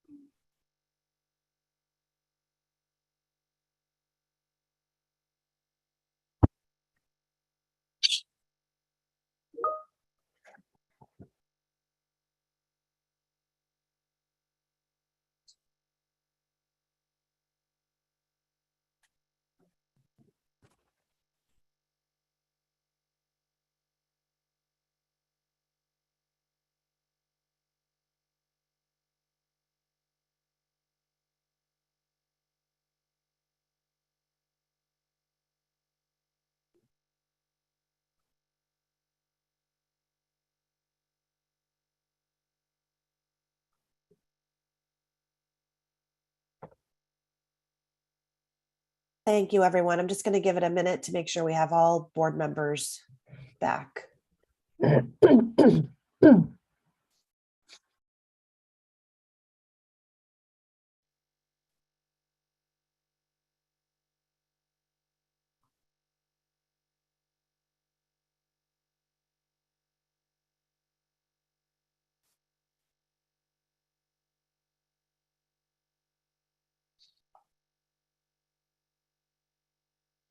Andy, I think I'm seeing everyone. Maybe one I'm just missing. confirming. We also want to make sure our stenographer is at the keyboard. Thank you. That's important. I am. You're just being invisible. Oh, there you are. No, you're visible. I take that back.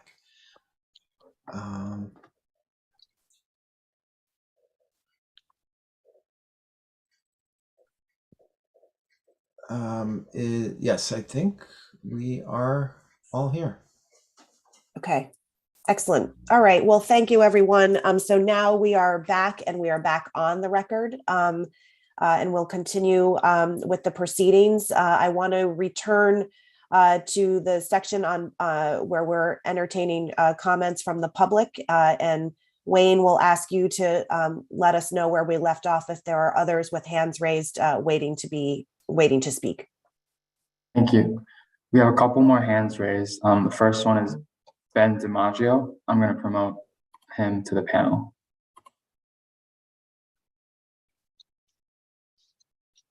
And if I could make this reminder again, please spell out your last name and provide your address for the record. Thank you. Can do. Thank you very much. My name is Ben DiMaggio. My last name is spelled Dimaggio. I use he, him pronouns, and I live at 103 Lexington Street, which is about 3.5 blocks from the proposed substation. I want to start by saying I have little to add that the board hasn't already heard and heard better from the other people who have testified just today. Cindy, Michelle, Brian, Arlene, Devin, Jorge, Rebecca, Abdi, and more. Everyone here has made the points that I'm about to make. The only thing I can add, perhaps, is that it is shocking to me that we can all make such good points so very clearly as a community and unite against this idea and yet still likely lose in this, well, as it's been said, a very peaceful but fight. It is a fight. Still, I'm gonna persevere. So my first point, as we've heard before, this community already bears the burden of regional stockpiles of jet fuel, residential heating oil, road salt, and a highway runs through it, and it houses the city's airport. That is an enormous burden for any community, and I think it's fair to say that East Boston more than does its share to keep the community and the entire region supplied with things that it needs. And we do, in fact, pay a price for that. As has been noted, air quality suffers and our availability of green space suffers. And amazingly, the community recognizes that, which brings me to my second point. There's a public referendum in which 84% of our fellow Bostonians made clear that they don't think that this substation ought to be located here. My third point is one that has been raised already by not only everyone who's spoken so far today, but by the Union of Concerned Scientists. Alternative means exist. If in fact, which is questionable, but if in fact the need exists to supply more power to our community into this area, the UCS was clear in their study that one means of doing that would be to increase the number of solar panels and batteries in our neighborhood. And even if we were not to take that suggestion, which would be the more forward-looking one, Massport does have the space to take responsibility for this supposed need. Eversource's arguments against moving it, thank you. Eversource's arguments against moving the substation site to Massport land are quite flimsy in the face of the way that our community has united against this. The basic argument is that it would be too expensive to make that choice. Well, right now we're paying the cost in all the ways that I've talked about, with respect to our health, with respect to our access to green space, and with respect to our safety. Money should really not be an object. Thanks very much for your time and for listening. Thank you for your comments. Wayne, who's next, please? Thank you. Sorry. Next up, we have Britta Lundberg, and I promoted her to the panel. See me? Can you hear me? We can hear you and see you. Yes, please go ahead. Thank you. I am Dr. Britta Lundberg, Lundberg. I live at 5 Oakwood Terrace in Newton. Good morning, Secretary Card and members of the EFSB. I am chair of the board at Greater Boston Physicians for Social Responsibility, and I'm testifying in support of denial of permit for this unhealthful project. GBPSR is a group of nationally recognized experts in public health, cancer epidemiology, occupational medicine, environmental health, emergency medicine, disaster preparedness, and the health effects of climate change. Why should the EFSB deny Eversource's permit? Because this project is not only bad for the public's health, it is also the very definition of structural racism. GBPSR knows that historically Massachusetts has rubber stamped such projects, but perhaps just as the jury in Minnesota surprised us last year and delivered a different verdict in a racial crime, perhaps you will act to represent the best of public service and safeguard the health, safety, and welfare of the Massachusetts citizenry you were entrusted to provide critical public services for. Why do I say that Massachusetts has a bad history of rubber stamping such projects? Because that is the data that Professor Daniel Faber of Northeastern, who spoke recently at a conference on air pollution, co-sponsored by the Massachusetts Medical Society and Greater Boston Physicians for Social Responsibility, shared with us this year. He noted that Massachusetts rates highest in the country for inequity and injustice and environmental inequality regarding the decision to site facilities in EJ communities, highest in the country. And this proposed project perpetuates that terribly unjust precedent. According to Dr. Faber, Massachusetts and Wisconsin rate #1 for hazardous waste polluting facilities. The worst, it is among the worst states in the country for the highest number of people living in poverty next to these facilities, the highest percentage of elderly living near these facilities, which is shocking, and the highest number of communities of color living near these facilities, which is shocking because communities of color make up only 9% of communities in the state, yet they receive over 40% of the carcinogens. So recently, Janet Rothschild, hearing officer at the Massachusetts Department of Environmental Protection, appropriately called for consideration of cumulative health impacts when approving new infrastructure projects. And the recent roadmap bill passed in Massachusetts legislative session now requires consideration of cumulative health impacts for all new construction. I would highlight just a few of the numerous health risks that GBPSR has pointed to in testimony before about this project. First, there's no evacuation plan. Second, the risk of flooding has been extensively covered, but I would emphasize the risk of explosion. So these substations are at higher risk of explosion in areas that are highly polluted and have high levels of salinity. Both of those factors are important factors in this community. This large hunk of metal is going to have a heat island effect in an area that is already subject to redlining and a known heat island. Coming back to the risks of explosion, I should mention that there was indeed an explosion at such an Eversource substation in the community of Newton earlier this year that sent that fireball, injured one worker. It sent a fireball 70 feet in the air and liberated a lot of carbon monoxide to the area. But that area of Newton has a wide buffer zone, a large parking lot and a cemetery, green space all around it. The proposed East Boston substation does not. An explosion there might create a cemetery.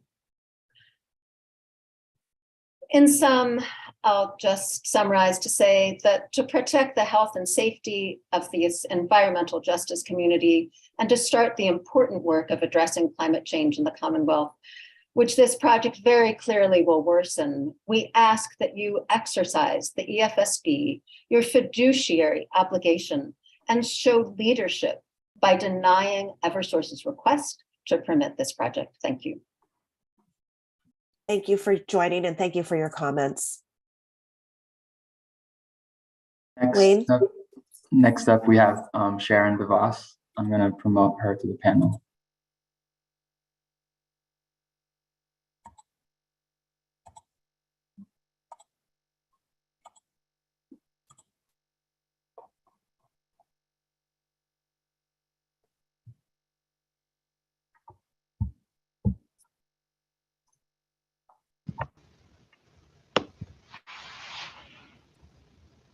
Okay, I think we hear you, but no, I haven't started speaking. Can you hear me now? We can hear and see you. Thank you. Please proceed. Okay, thank you. I'm going to start by saying I agree with all of the concerns of the very well-informed citizens who have spoken before me today and on other occasions at other hearings. And I do not live in East Boston. I live in Cambridge. I'm at 118 Antrim Street in Cambridge. But as a person who cares very much about environmental justice and the health and safety concerns of the people who live in East Boston, I feel like I have to speak out. Please consider the testimony of all of the people who've spoken against this electrical substation. And there's no rush. Allow the new governor and the next siting board to make this important decision. If you do approve of the siting of this infrastructure, then you must acknowledge that you are approving this despite the significant risks of flooding, exposure, and that safer locale has not been considered. And you must also acknowledge that siting this infrastructure in East Boston is in violation of the environmental justice laws in the roadmap law.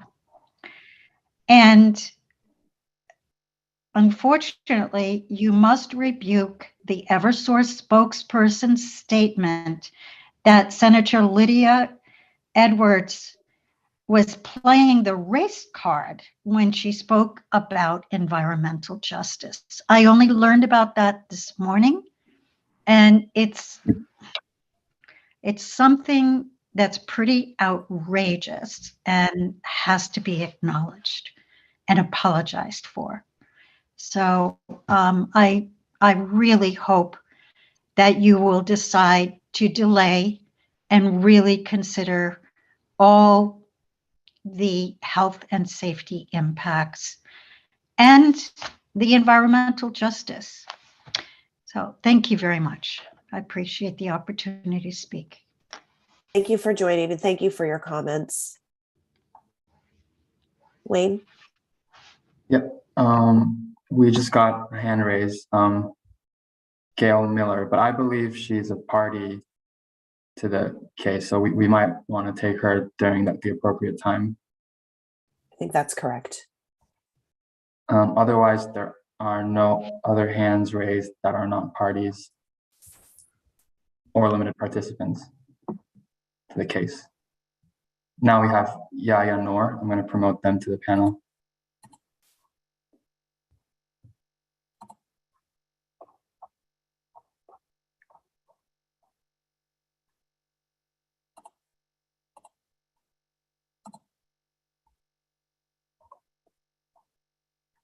Hi, can you hear me?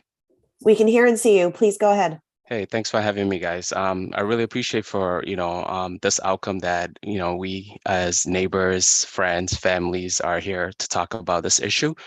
Just to, for the record, my name is Yahya Noor. I live in Chelsea, less than 1 mile away from the proposed area, and I run a small family restaurant in East Boston. And I'm also on the board of Green Roots. So, honestly, I was just listening to, the issues that everybody's talking about. This is really not a 50-50 issues. This is pretty much, 100%. My family and I came to this country, as refugees. The fact that we, left our home, country due to a civil war, issues with basically, bombs and everything else. So as Sandra earlier said it, this is a time ticking bomb. We do not want this issue, to happen where this thing could be avoided. It could be placed elsewhere. And the fact that, my kids are always on the play park, such as in Chelsea, in East Boston. This is literally a big issue that, everybody's talking about it. And I don't understand why we're still at it to basically, go with this. So I just wanted to really honestly speak on it and bring what everybody's saying it. And this should be stopped. Thank you so much. Appreciate it. Thank you for your comments.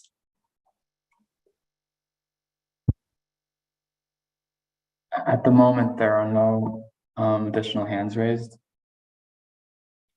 All right, I just want to just make sure we do a last call for any other public commenters. If you are a member of the... I'm sorry, I just see Rosie put her hand up from Green Roots. Yep, she is a party, so she will have an opportunity to speak a little bit later in the proceeding. Thank you for calling that to our attention.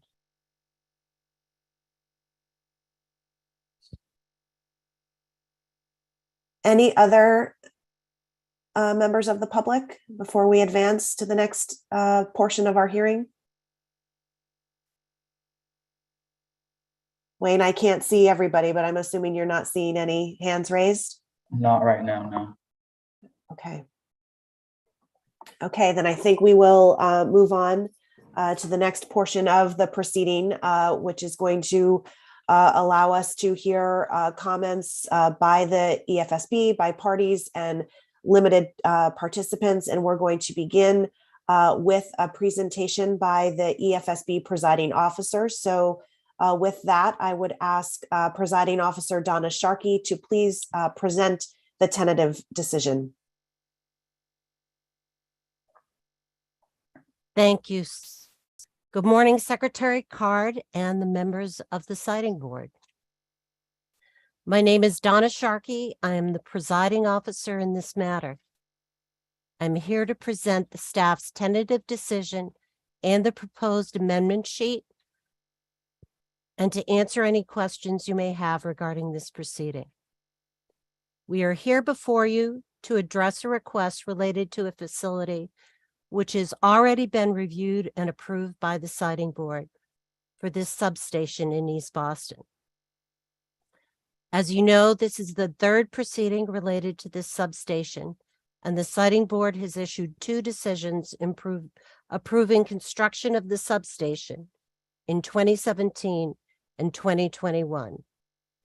Eversource now requests a certificate of environmental impact and public interest for permits and approvals necessary to allow it to construct and operate the East Boston substation in order to provide service as part of a necessary energy supply to the Chelsea and East Boston communities.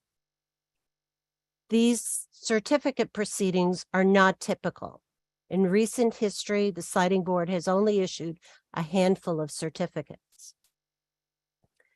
The certificate process has two components. The first is an initial petition. Massachusetts law gives the siting board authority to issue a certificate, which may include all state and local permits required for the construction and operation of an energy facility that has previously been approved by the siting board. There are 5 grounds that a petition for a certificate must meet, including 1, the project cannot meet the standards imposed by a state or local agency with commercially available equipment. 2, there has been undue delay by an agency in issuing a permit. 3, there are inconsistencies in the permits that have been issued. 4, there has been an unreasonable or burdensome condition imposed as part of a permit. Or 5, a necessary permit has been denied. If an applicant demonstrates any one of these threshold grounds, the board then reviews the application. The company asserted 2 grounds as the basis for its initial petition: undue delay of indefinite duration by the Boston Public Improvement Commission and the Boston Parks and Recreation Department, and the imposition of a burdensome condition by each of those agencies. The record demonstrates that the company has filed for the respective permits, engaged in good faith with the Boston Parks and Recreation Department and the Boston Public Improvement Commission, and provided sufficient information on which these agencies could render their permit decisions. The tentative decision finds that the permitting process for the construction of the substation has been unduly delayed, and that these agencies have imposed burdensome conditions in their permitting review. The tentative decision finds that Eversource has raised at least one valid basis for the board's review of the certificate application and grants the company's initial petition, satisfying the requirements of Chapter 164, Section 69K. Next, we move to the requirements that must be met by an application for a certificate. The certificate statute requires the board make 4 required findings in order to issue a certificate. 1, that there is a need for the facility. 2, the facility is compatible with environmental protection, public health, and public safety goals and policies. 3, whether the construction and operation of the facility conforms with state and local requirements consistent with providing a necessary energy supply for the Commonwealth with a minimum impact on the environment at the lowest possible cost. And 4, the construction and operation of the facility serves the public interest, convenience, and necessity. In undertaking that review, we base our decision on the records in the underlying 2 proceedings and examine new and updated information to determine whether to grant a certificate. So let's turn to the need for the facility. In the 2017 decision, the board found the project, including the substation, was needed for reliability. We decided not to revisit that finding in the 2021 proceeding because need was not affected by the move of the substation site. In this proceeding, the siting board conducted a thorough review of whether the East Boston substation is needed to provide a reliable electric supply in Chelsea and East Boston. In short, the answer to that question is yes. By 2024, the Chelsea substation, which supplies all of Chelsea and East Boston, will lack adequate capacity to serve customers on a peak summer day if even one of the 3 transformers at the Chelsea substation were to go offline. The record in this proceeding shows need growing yearly through 2031, given the significant construction activity and resulting load growth in the Chelsea East Boston area. In addition, without the East Boston substation, the major redevelopment of Suffolk Downs over the next 20 years will further imperil electric system reliability for Chelsea and East Boston. That is already evident in near-term projections. The need evidence reviewed by the Siting Board was extensive and thoroughly refreshed in this proceeding and included the most recent projections for energy efficiency, electric vehicle use, and anticipated photovoltaic installations. In written comments on the tentative decision, no parties commented on the tentative decision's findings on need. We also examined potential alternatives to provide capacity or reduce loads in the immediate service area in order to meet the reliability need that had been identified. So, for example, we looked at renewable energy options such as solar installations, battery storage options, combined solar and battery storage options. We reviewed the influence of potential factors that affect loads such as energy efficiency programs, electric vehicle installations, and time of use rates. We weighed the relative costs, reliability benefits, and impacts to the community, and the time frame necessary for those options to be implemented in a manner which could resolve or delay the anticipated loads in excess of the capacity of the Chelsea substation's ability to meet those loads. We concluded that the proposed substation project represents the best alternative to meet the expected loads in a reliable manner by that near-term deadline, while minimizing costs and environmental impacts. In written comments on the tentative decision, no parties commented on the tentative decision's findings on project alternatives. As reflected in the comments on the tentative decision from CLF Green Roots and BRG, and in comments received from the residents at the public comment hearing, and in testimony presented at the evidentiary hearings, and in comments today, there is a consistent, repeated desire for another location for the proposed substation. There are calls for it to be located at Logan Airport, based partly on the fact that the existing Chelsea substation serves load at the airport. Senator Edwards has testified that she contacted Eversource regarding another potential location nearby as a potential relocation site. However, this certificate is for a specific site which has been approved by the Siting Board, an approval upheld recently on appeal to the Supreme Judicial Court, and the review of state and local permits necessary to allow the construction and operation of the substation at that site. The need for the substation is imminent. We cannot start over and reassess potential sites and still ensure there is a plan to provide reliable service to the residents of Chelsea and East Boston. Turning back to the requirements set forth in the certificate statute, the Siting Board must determine if the facility is compatible with environmental protection, public health, and public safety goals and policies. The Siting Board made extensive findings in the two previous proceedings on the impacts of construction and operation of the substation. We reviewed new information on environmental protection and public health and safety issues in this immediate docket.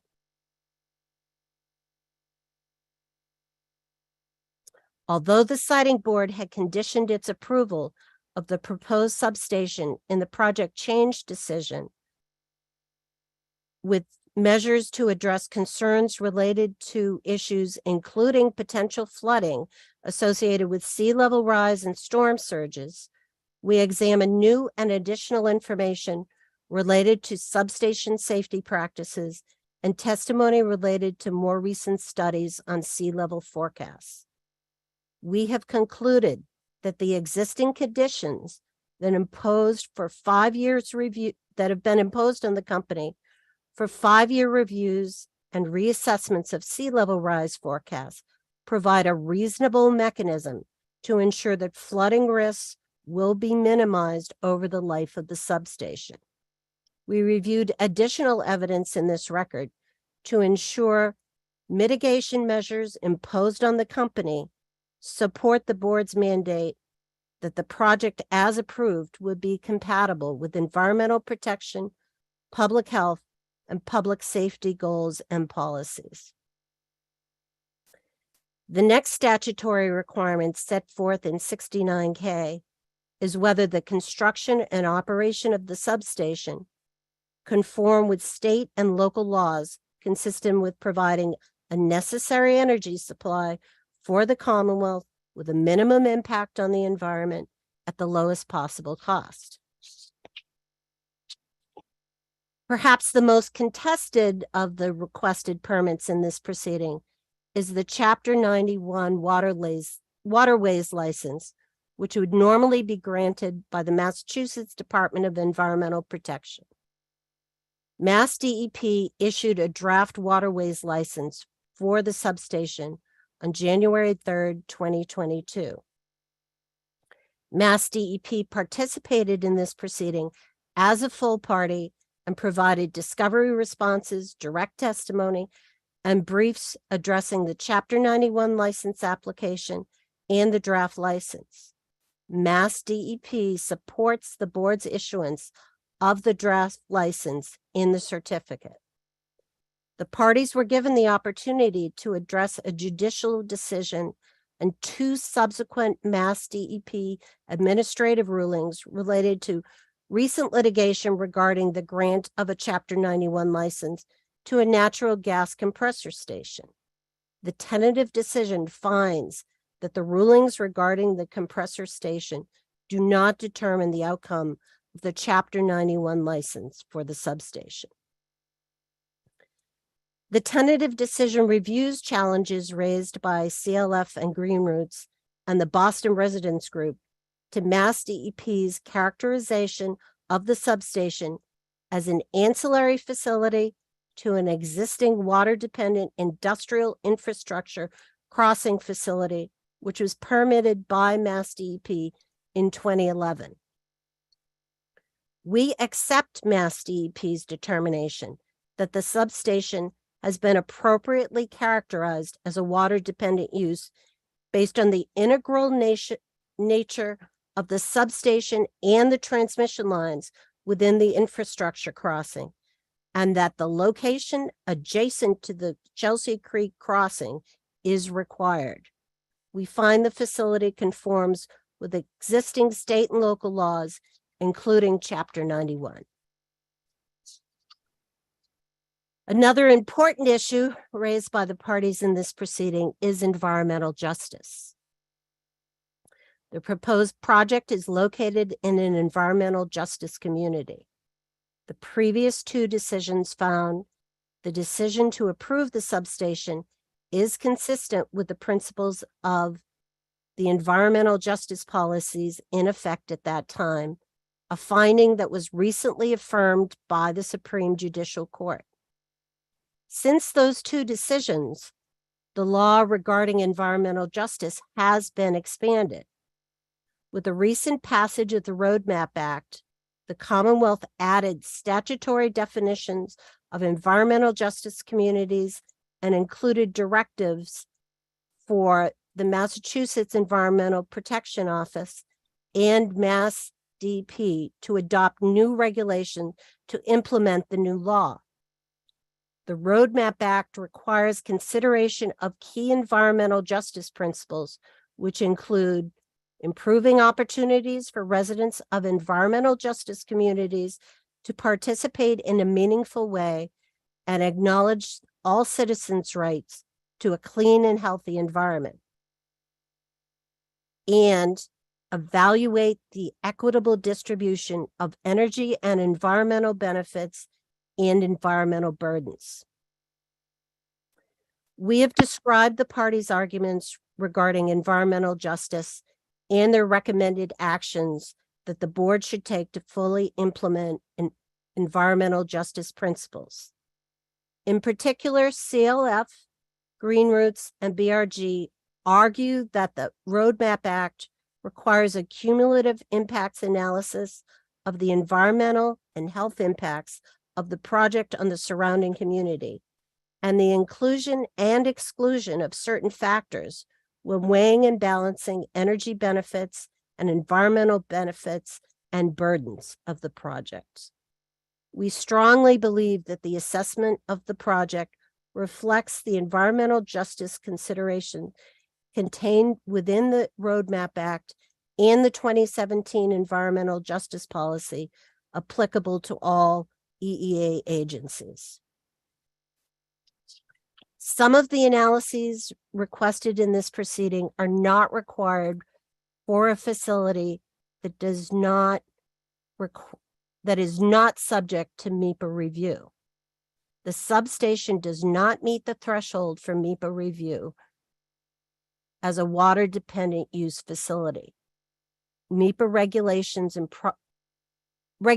and protocols do not require these enhanced analyses. While MEPA thresholds did not trigger MEPA review in this instance, the board did look at the environmental justice principles for this substation. The board addressed the public participation activities of the board and the company related to this project and listed those activities within the procedural section of the tentative decision. The board complied with requirements for meaningful public participation. The tentative decision presents the benefits and burdens of the substation. We have assessed the environmental impacts of this project and believe that those impacts will be appropriately minimized and mitigated, greatly lessening the environmental burden of this project. I'd like to point to some specific significant environmental and energy benefits to the East Boston community of this project. First, improved electrical reliability is a benefit of the substation project. Electrical reliability is a critical benefit specifically recognized by the legislature in the Restructuring Act and recognized by the Supreme Judicial Court as essential for the health and welfare of residents. Second, the site cleanup activities at the substation site are a clear environmental benefit of the project. The company has removed almost 10,000 tons of contaminated soil and treated several thousand gallons of contaminated groundwater. Removal of the contaminated soil and groundwater at the site is a significant environmental benefit to the immediate area, reducing the risk of the potential spread of pollutants from the site to the adjacent neighborhood areas, which include the American Legion playground across the street and the urban wild, which are both important neighborhood resources. Third, the community benefits agreement includes a number of environmental and energy benefits to the surrounding community.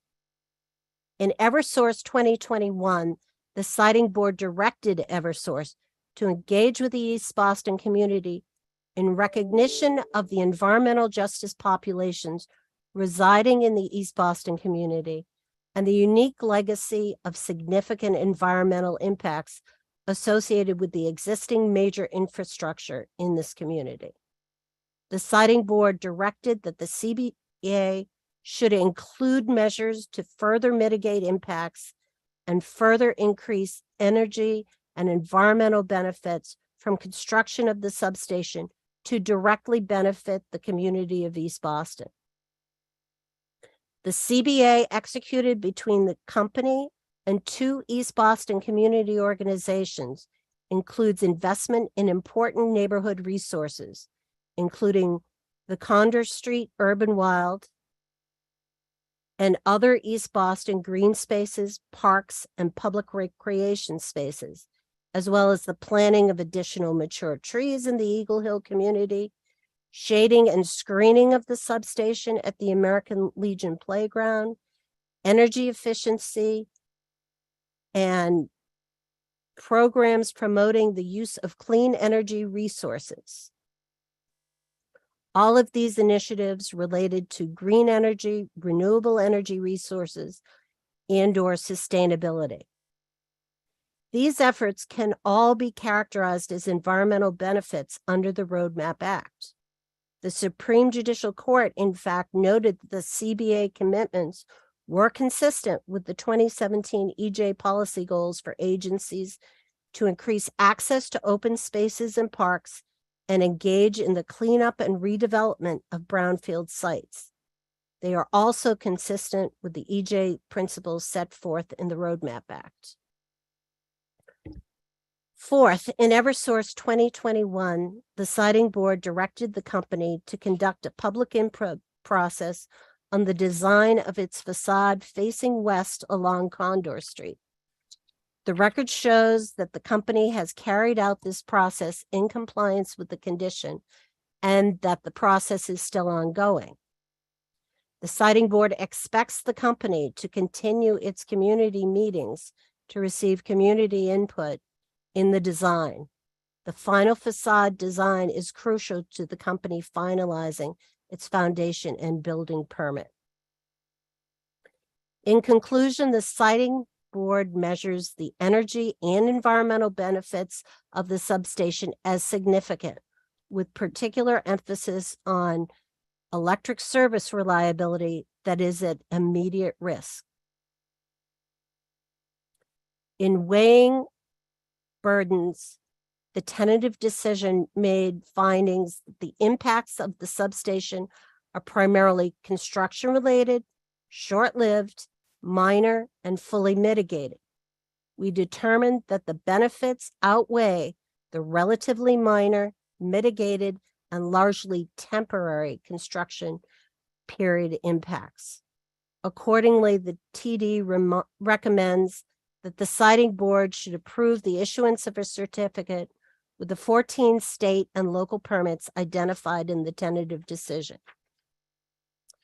You should also have seen a proposed amendment sheet, which includes corrections and additions to clarify the text included in the tentative decision and language added in response to certain requests by the parties. We added a clarification in particular regarding Mass DEP requirements in response to parties' comments. Typographical and minor revisions which do not have an impact on the decision have not been included on the amendment sheet.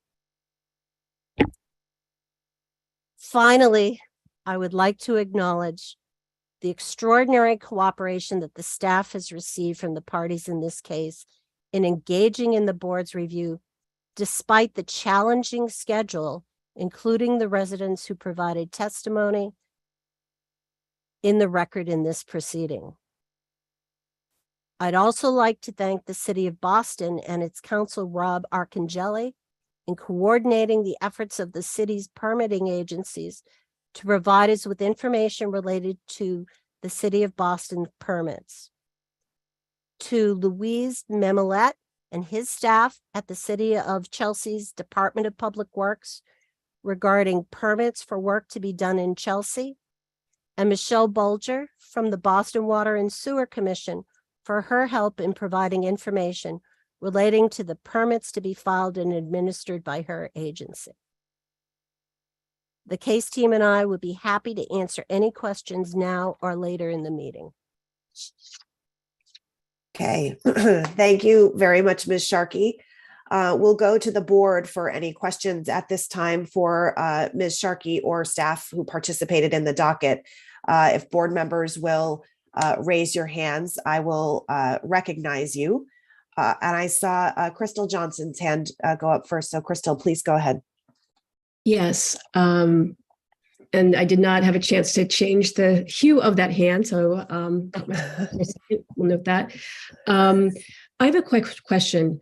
While I am new to the board, I'm not new to environmental energy. It's my background.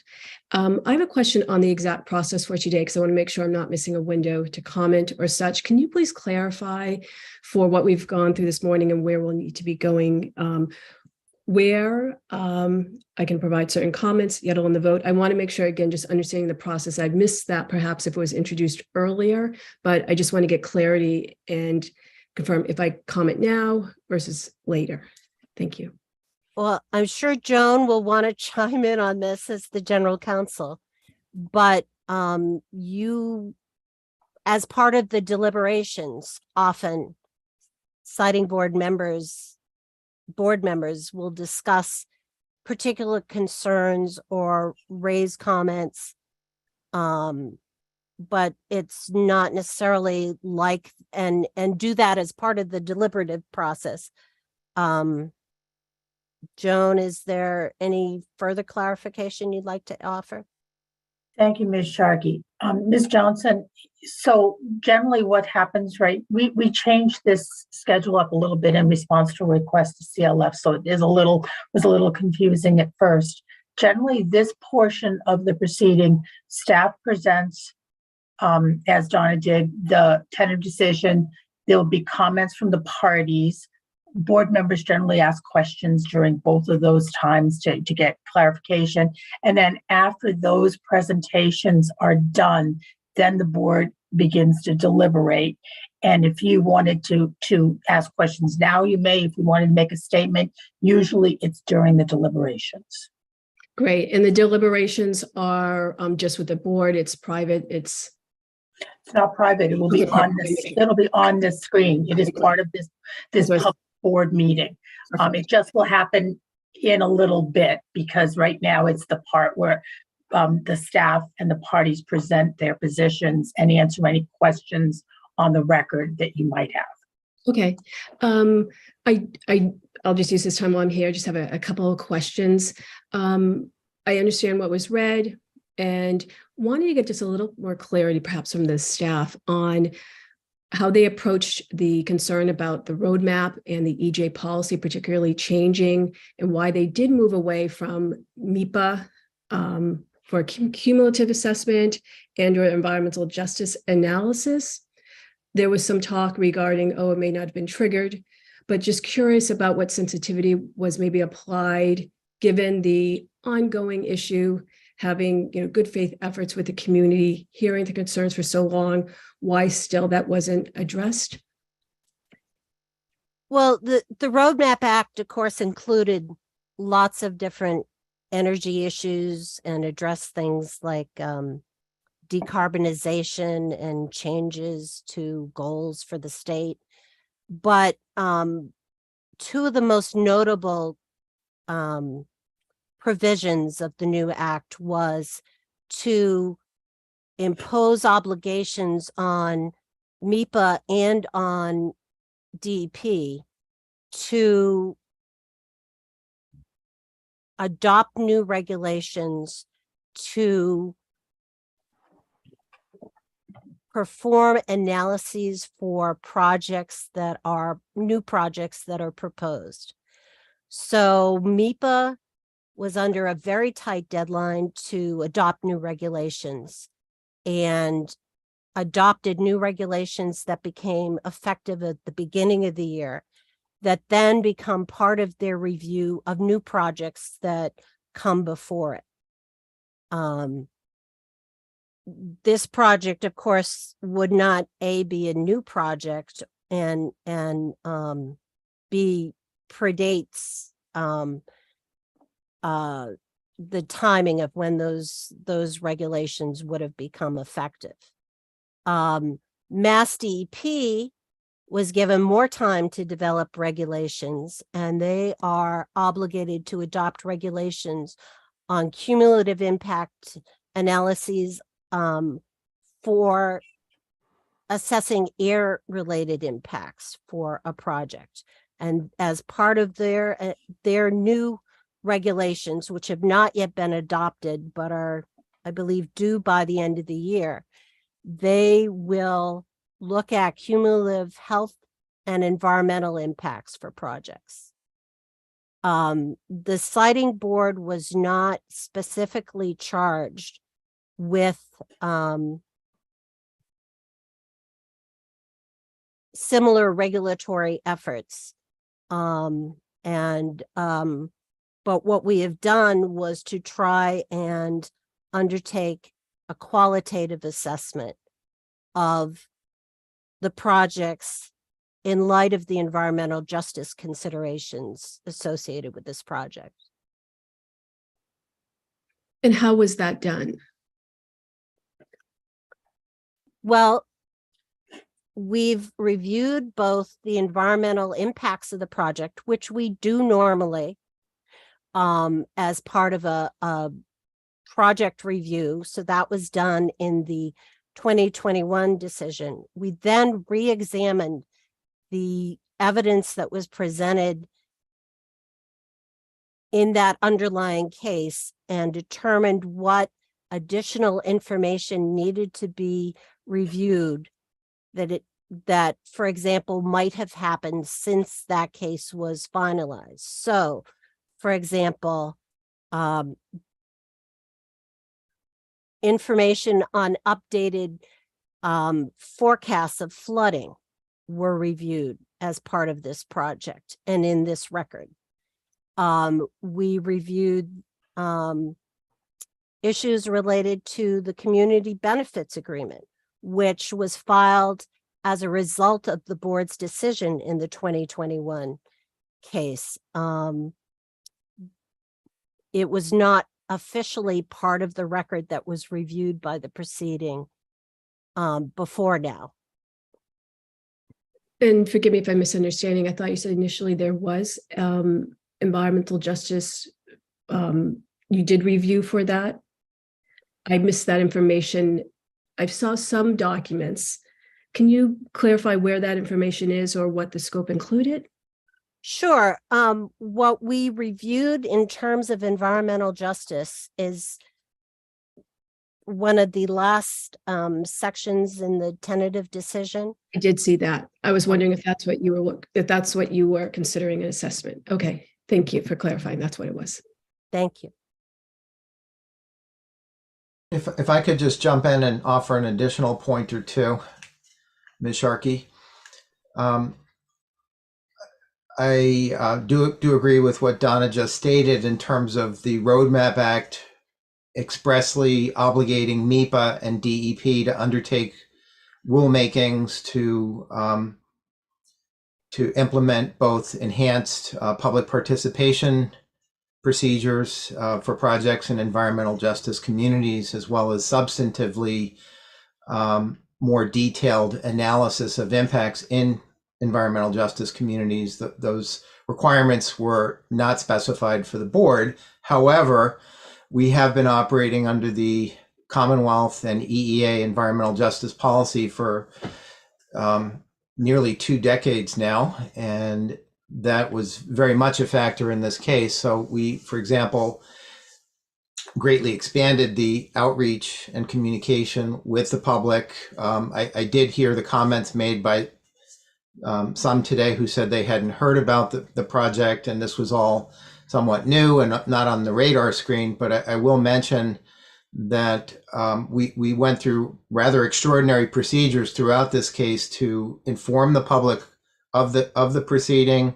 invite comments and participation, and that includes mailing notices of both the public comment hearing held months ago as well as today's board meeting to all residential addresses and business addresses within a quarter mile of the substation boundary, putting advertisements in local newspapers, both English and Spanish, to inform the public about the meeting today, and using various other means of outreach in terms of web postings and other forms of communication. So those are procedures that are not required in our regulations or in our statutes, but we do that to make sure that the public is aware of the proceeding and has every opportunity to participate.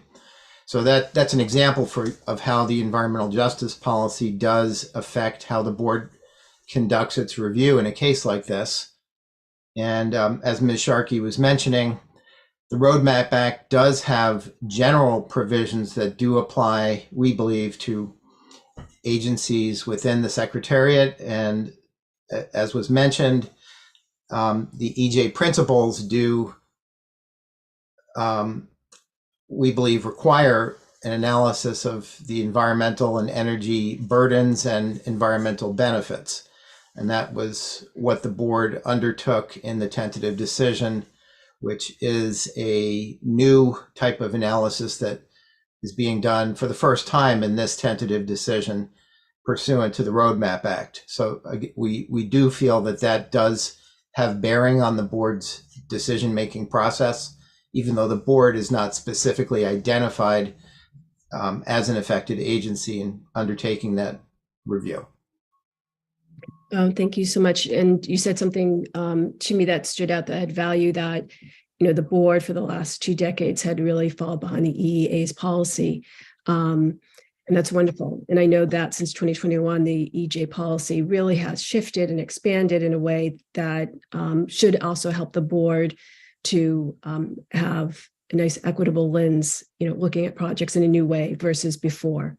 And I look forward to making sure that in our discussions, the board does bring that forward. I'm sure I could probably keep talking for a very long time, you know, back and forth. But those are my main comments, again, regarding issues with EJ and also on the environmental side, just being sensitive to the fact that it's been a long project. I know I've not been involved before. I'm not trying to necessarily undo efforts before, but trying to figure out at this point, you know, moving forward, a smart, sound decision that considers environmental, energy, and other. But thank you. Great. Thank you for those questions. Do other board members have questions at this time? Chair Nelson. Ms. Sharkey, you talked a little bit about some of the changes in need between the underlying case and this case. I note that the SJC decision did not really dive into some of the need analysis that we've done. Can you talk a little bit about what's changed in staff's view between the last case and this case in terms of need? Sure. I think it's clear that during the project change case, there were concerns expressed by interveners that the information that was available on need was potentially stale. It did not reflect updated current information.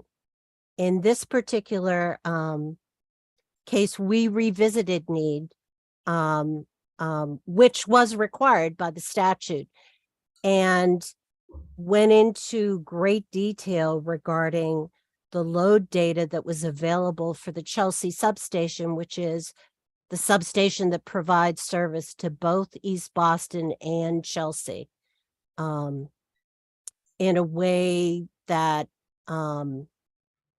addressed everything associated with potential future load, existing load, to I believe have more granular specific data to that area. Andy is probably itching to say something in addition to that, but I guess that would be my general response to you. Yeah, I'll pick up on that invitation. This was a section that I spent quite a bit of time on during hearings as well as in drafting the tentative decision. And we had really a total refresh of the information that went into the determination of whether there is in fact a need for a substation to augment what currently is supplied by the Chelsea substation, which is the entire transmission supply for East Boston and Chelsea. And as I heard in some of the earlier public comments, there certainly has been quite a bit of doubt and skepticism as to, well, when does the crisis happen? We haven't experienced prolonged outages in East Boston. Eversource has said for quite a few years that the need was reaching an immediacy that simply needed a solution. And without the substation, those outages have not yet occurred. So that I can very well appreciate skepticism and doubt about that outlook. We evaluated the question of need very thoroughly at a incredible level of detail, and learned a few important things: that the construction activity in East Boston and Chelsea is rather robust. It has been over the last decade or so and continues growing. So that has been certainly adding to the load, what's called essentially the base load in the area that is driving summer peaks. And we're talking about summer peak loads. That's really the time of greatest critical exposure right now to lacking adequate capacity. So there's general economic growth. There's some very large, what are called step load projects that are significant sources of additional load. Many of those are at Logan Airport, as is well known, but not exclusively at Logan Airport. We have the redevelopment of Suffolk Downs, which now has been permitted by Boston agencies and is included in the forecast, growing yearly over the next 10-year period. And that build out of the facility is expected to continue at least for another 10 years beyond the forecast period. That is a major source of load that we explored in depth in this case, and have a high degree of confidence in that load materializing and exhausting the available capacity out of the Chelsea substation. We do have other sources of load as well, with the electric vehicles starting to become more prevalent. And Logan Airport, again, is part of the storyline there, because many of the fleets are electrifying vehicles at Logan Airport or for travelers using Logan Airport. So that is starting to now show up in load forecasts. So when you add all of it together, we did see a revision from prior forecasts. Some of the need that had been projected earlier was delayed, but it is now at our doorsteps. And in about one more year, in 2024, the Chelsea substation will not have adequate capacity to supply East Boston and Chelsea on a peak summer day if any one of the three transformers were to experience an outage. That's the critical scenario that we explore and evaluate in a need assessment. We don't look at the system operating on a perfectly, calm, normal day. That's not a problem for the Chelsea substation. The problem occurs when it's a peak day and a major piece of equipment, like a transformer, were to fail due to overheating or any other number of potential problems. And those situations do occur. Transformers are reliable, but they can have outages, and that does happen from time to time, and the system has to have resilience to respond. So that's a long answer to your question, but the need is there and it is growing.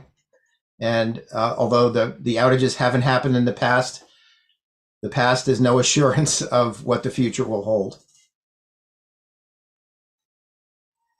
I'll defer my time here. Back. Okay, thank you. Thank you for that. Commissioner Frazier, I see your hand up. Thank you, Madam Chair. And thank you, Presiding Officer Sharkey, for your presentation. I just had a quick question on MEPA. I understand that the substation is not subject to MEPA review. Can you just talk about that a little bit, please? Sure. MEPA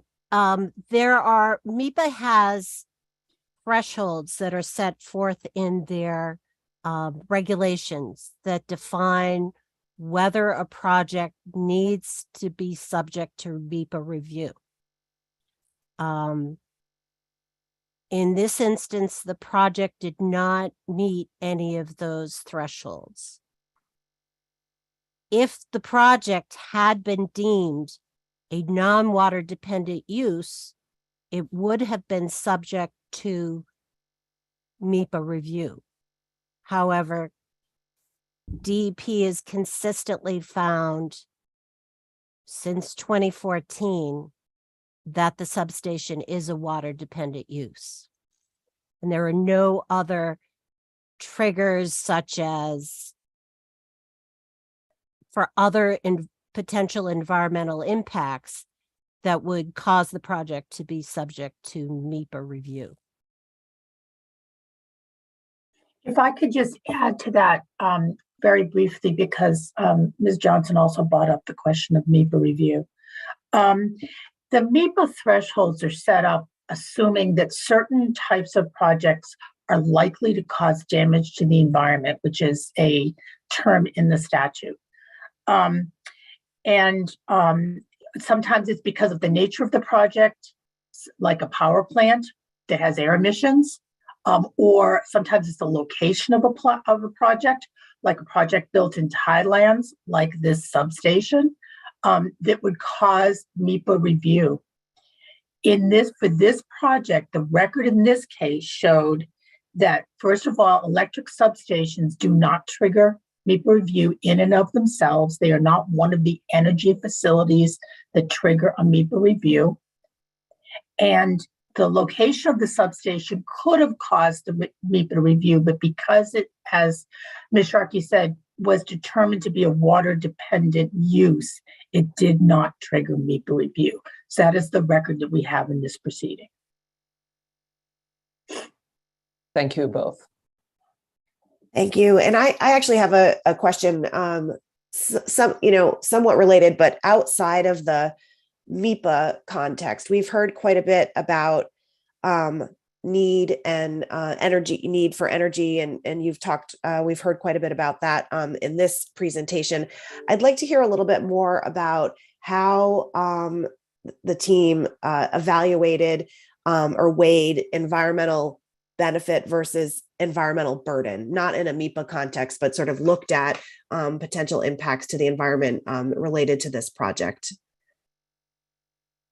So I think one of the new things with regard to the Roadmap Act is that the Roadmap Act added definitions for environmental benefits and environmental burdens, which agencies will use in assessing environmental benefits and environmental burdens as part of the review of a facility. In this case, we applied those definitions as part of our assessment of the energy benefits, the environmental benefits, and the environmental burdens of the project, and determined that the balance clearly lay with the environmental benefits and the energy benefits, and that the environmental burdens were minimized and mitigated given the conditions that the siting board had imposed on the company for the construction of the facility. Again, if I could just add to that, as Ms. Sharkey mentioned, the primary benefit of this project is energy reliability in East Boston, with the understanding that the need is imminent.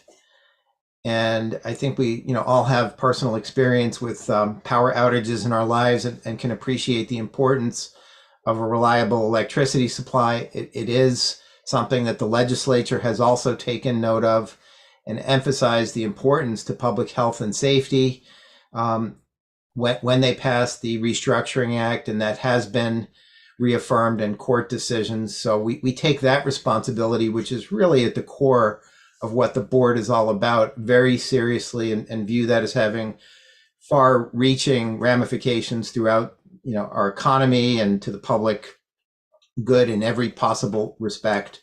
So that is a huge benefit, and it is immediately at risk right now with the possible scenarios that I described of peak summer days and when something goes wrong at a substation or somewhere else in the system. I don't think we want to visualize what East Boston and Chelsea would experience if there were an outage that lasted even hours, much less days or weeks.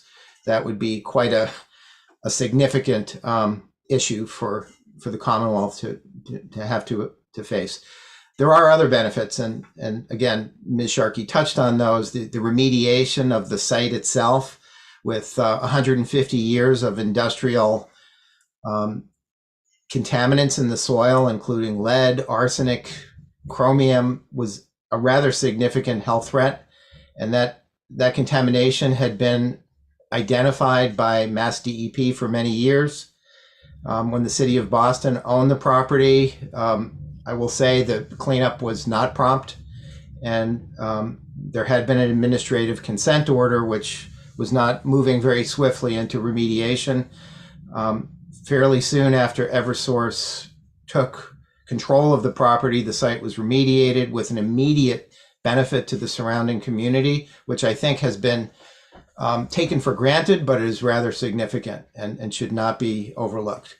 In addition, the Community Benefits Agreement also provides a lot of improvements to the local area and groups that, again, sat at the table and discussed what the needs were of the community with Eversource. So those were some of the factors, but this is not an algorithm that we have developed. There's no computer calculus.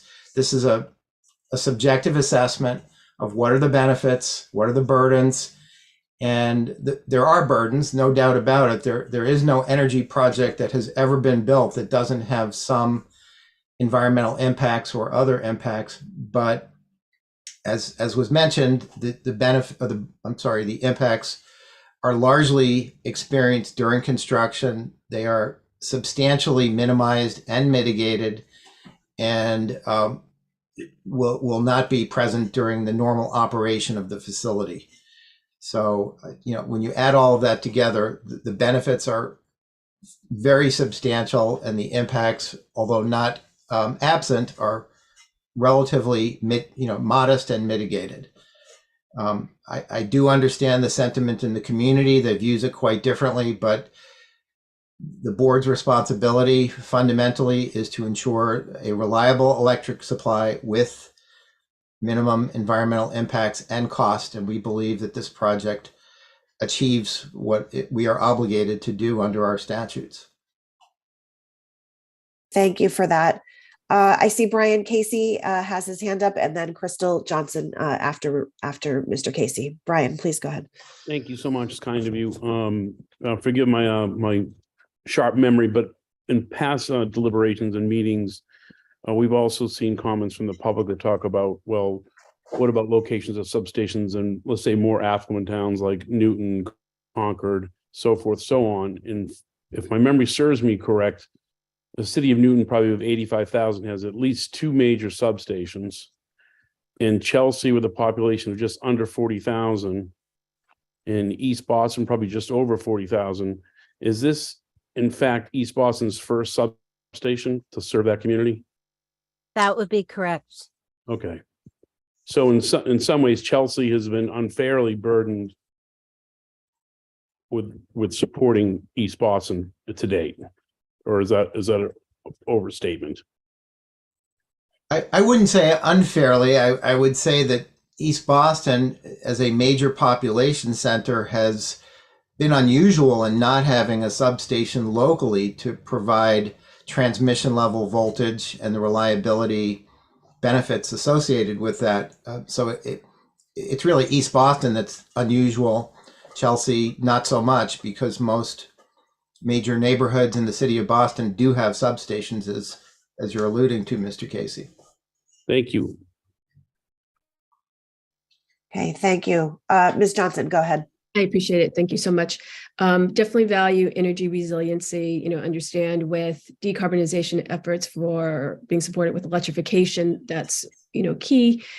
I had questions though, again, just based on something said about looking at the location. And as we ask questions here, it's really great. Again, new to the board, understanding, issues around energy, environmental, but would love to get any information regarding the process or the vetting of the Massport location and why that then was removed as a prioritized or valued site over the current location.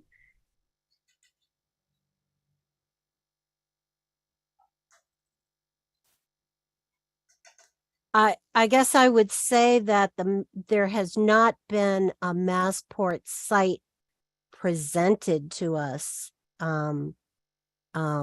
as part of our review of the facility. There have been other locations that were originally reviewed going back to the first siting board review of the project. And I believe that as part of that initial review, when determining potential alternative locations, that a Massport location was not deemed to be a viable option in the array of potential alternative locations. Is there any clarification why? I know site selection can be complicated and has different criteria, but still curious why that wasn't recognized as a viable option. I believe in the original proceeding, and Ms. Rosenzweig actually can correct me if I'm incorrect, and can also provide additional information on this point when he speaks. But in the original proceeding, I believe that the Massport location was screened out of consideration because it was deemed not a feasible location. The Massport was not, my understanding is Massport was not necessarily a willing partner for hosting the substation, and therefore that location was not pursued. But I think that's a great question also for further information from the company. Thank you. Great, thank you. Commissioner Woodcock, I see your hand. Yes, thank you. And I did want to thank everybody for commenting here today. I did have a question on the procedural status of this and the precedent that we're establishing with a request for a certificate. It has been mentioned that this has only been done a handful of times. And in doing so, in previous EFSB orders granting certificates, was there additional needs assessment conducted? Not as we've done in this case. In prior certificate proceedings, the need from the underlying approval of the facility was deemed to be still reliable and applicable without conducting essentially a brand new review, or at least a fully refreshed review. So this really was quite unusual to the extent that we basically started off with a clean piece of paper and reconstructed the entire need review case. Well, I certainly welcome that for the public record. I think our energy load forecasting has changed significantly. And I think the record is improved by having that done. So I want to thank the EFSB for conducting it. I would be cautious on creating that a precedent for all requests for certificates in this situation. So I wanted to make that clear. I did have some questions on some of the underlying assumptions of the load forecast that I think are more appropriate for the company. But I just wanted to establish that for the record.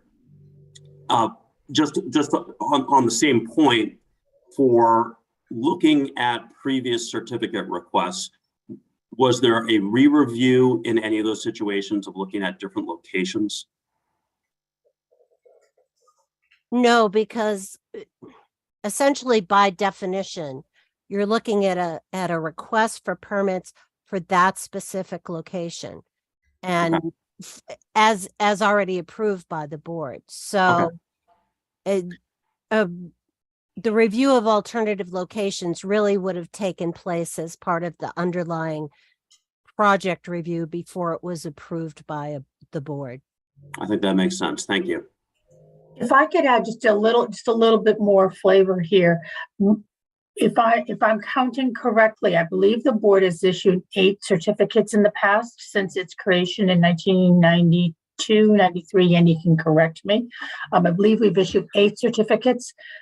Approximately half of those have been for generated facilities, which we don't have a requirement to adjudicate need. So 4 or 5 certificates for this type of facility have been issued in the past. But as Andy said, we dove into the need much more heavily here, in part because there was a time gap between the original assessment of need and this certificate proceeding. So we felt as if it was important to, and the need question had been pushed so hard that we felt it important to really make sure that the record was solid on this question. Thank you. I agree with that. Appreciate the response. Thank you. Are there any further questions from board members? I do have one last one. Please go ahead. And I'm not sure if I misunderstood what was said. I definitely appreciate the discussion around, the needs, yet alone the benefits, the burdens, and that type of, assessment. And we just talked about, site selection and what we may know from the company versus the board. One question I have, and I don't know if people can answer, is that, again, a site selection issue, and not to, it was just to help me clarify understanding, is that from my experience in site selection, choosing a site that is across from a children's park usually is not a preferred location. Is there any insight that you guys can share with me to help me understand how that still was reduced after screening to be the prioritized site versus elsewhere? What type of assessment was looked at regarding that concluded this is safe, this is fine? Just curious about that process. I would not disagree with you, if I may answer the question, Ms. Sharkey. I would not disagree with you that at a sort of first blush, being next to a nature preserve as well as a community playground would not come to mind initially as where you would first want to place a substation. And as we actually recount in the tentative decision, the genesis of the substation for East Boston, which is a long-standing need, started off at a totally different location. Eversource initially wanted to place this substation on property that it owned at the intersection of Bremen Street and Prescott Street, which happens to be where the East Boston branch of the public library is now located. And there's a long saga that goes along with the story of how the substation migrated in concept from that area to the present City Yards parcel and the current location. And I think as some of the commenters have noted, that the city of Boston was not, I would say, an inadvertent bystander. The relocation of the property reflected the city of Boston's interest in using the original location for the library. The record contains evidence that the city had intended to take that property by eminent domain and worked out a land swap, if you will, where the property that they owned at the City Yards was made available to locate the substation. And so the city of Boston had a very significant role in redirecting or relocating the original intended location to where it is presently placed. So that's all noted in the decision, and that history is described. While again there may be some you could say detriments to being in the vicinity of a playground or a nature preserve, the impacts of those locations still went through a very rigorous analysis to ensure that the substation would operate in a environmentally safe and responsible manner. So that includes a number of different mitigation elements in how the facility was designed and has gone through the review process, including the elevation of the site to protect against sea level rise or storm surge or flooding risks.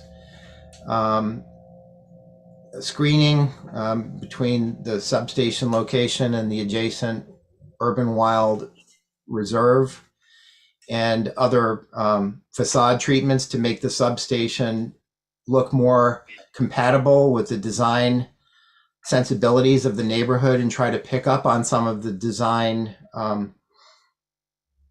themes that are present in the Eagle Hill neighborhood. Obviously not to everybody's complete satisfaction, but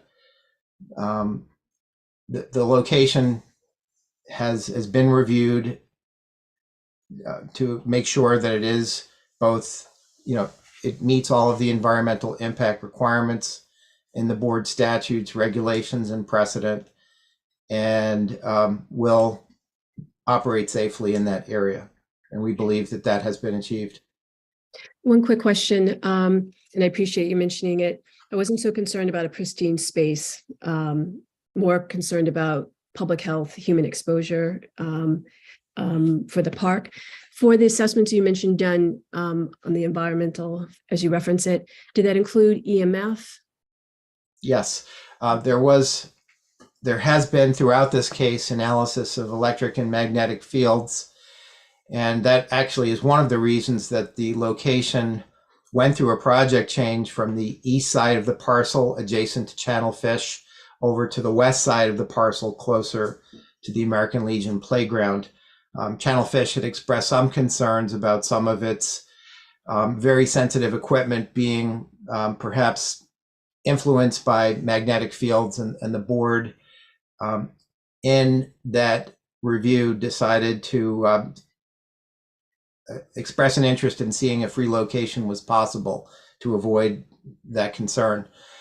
There have been magnetic field analyses of how the facility, or to what degree the facility would affect the surrounding community and residents within the distances that they are. And we're talking about magnetic field measurements that are basically at background levels, that the substation does not add appreciable levels of magnetic fields to what the area residents are already experiencing from existing distribution lines, electric appliances, wiring in the community that already produces a certain background level of magnetic fields, which, by the way, is rather low. So that concern was definitely addressed, and this facility was not seen as jeopardizing public health and safety with regard to magnetic fields. Thank you. Thank you. Any further questions from the board?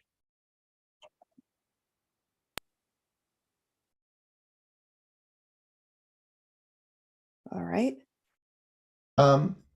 Secretary Card, I'm just looking at the time now, and I'm feeling the stress in my fingers vicariously for the stenographer, and wondering if this might be an appropriate time to take our lunch break. Sure, that's fine. I was going to ask the question myself before we, get started on the next round of comments. So, what's a reasonable amount of time, Andy, for us to pause here? Maybe we could take a break until, let's say, it's 12. I have a 12:39. Would a 50-minute lunch break be appropriate? 50:50. Is that what you said? Oh, yeah, we come back at 1:30. Sure. Or would you like to make it a little shorter, perhaps? I was leaning towards a 30-minute break, if that works. But I'm new here, so I was going to say come back at 1:15 if that works for folks. It doesn't for me. I'm sorry. Okay. Okay. No, that's why I'm asking the question. Is 1:30 an okay amount of Yes, time? absolutely. Thank you. Okay. Thank you for speaking up. Okay. So we will take a break here and we will be off the record while we are on our break, and we will return at 1:30 and pick up where we are. So thank you for that. And we'll see you all at 1:30.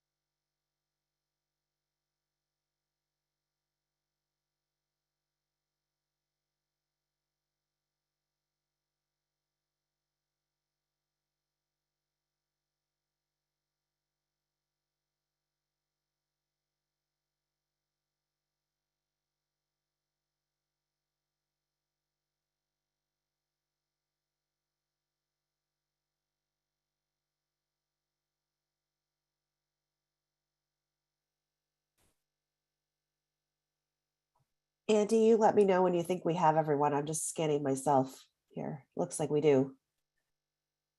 Yeah, just doing a quick head count.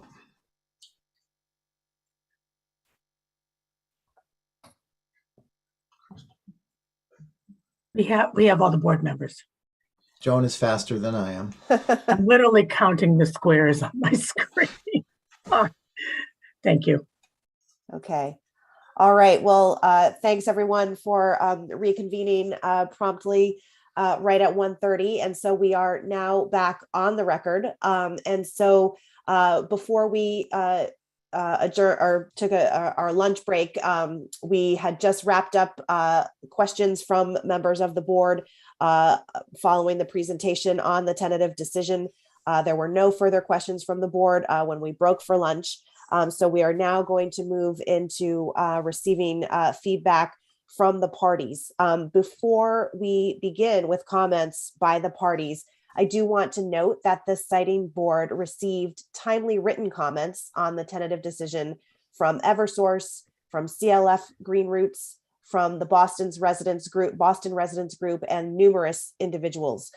These comments have been or very soon will be posted on the siting board's electronic file room, which is online, and all comments received by the close of business yesterday were sent to siting board members.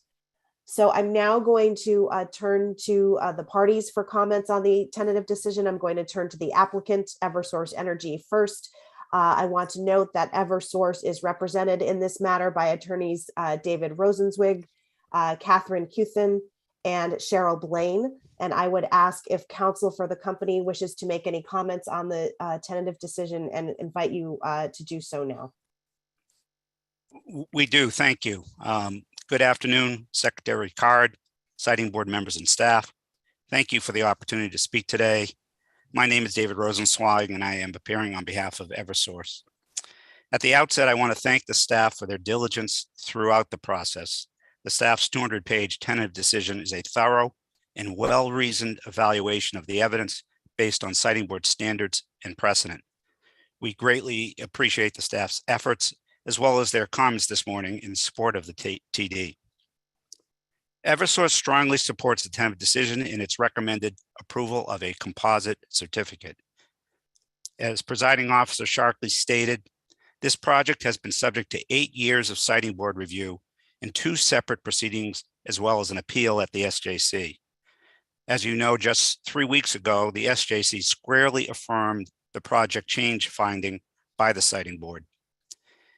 In this proceedings, as Eversource seeks a comprehensive certificate from the board, inclusive of all remaining state and local permits needed to construct the substation. The company did not make this request lightly. It did so because it has a fundamental obligation to provide reliable electric service to its customers. That obligation extends throughout the state and the many communities it serves, including communities with EJ populations. All customers deserve and require reliable electric service, regardless of their EJ status. The company requires a composite certificate because despite its diligent good faith efforts, there have been undue delays in the processing and granting of local permits, which are continuing and have indefinitely prevented the construction of the substation. As previously approved by the board, the project's 2 new transmission lines, one from Mystic Station in Everett and the other from Chelsea Substation, have already been constructed and are operating as one line in Chelsea, sitting directly adjacent to the substation site. But construction of the substation is essential to bring this much needed transmission capacity into East Boston. The record in this case, as well as in the 2 prior cases decided by the board, clearly establish that the substation meets all state and local standards to ensure reliability, minimize costs, and minimize environmental impacts. The substation is urgently needed to ensure reliable electric service to East Boston and Chelsea. The evidence shows that the need for the substation is immediate and that it increases persistently over the next 10 years. To touch upon some of the questions earlier from the board, it bears emphasis that East Boston is the fastest growing area in the city of Boston. but it is an electrical island served only by distribution lines from the capacity-constrained Chelsea substation. It is unique in that there is no transmission infrastructure in East Boston. East Boston is the only major neighborhood in Boston without its own substation or transmission lines. The area also lacks connections to other substations for backup supply to address system contingencies.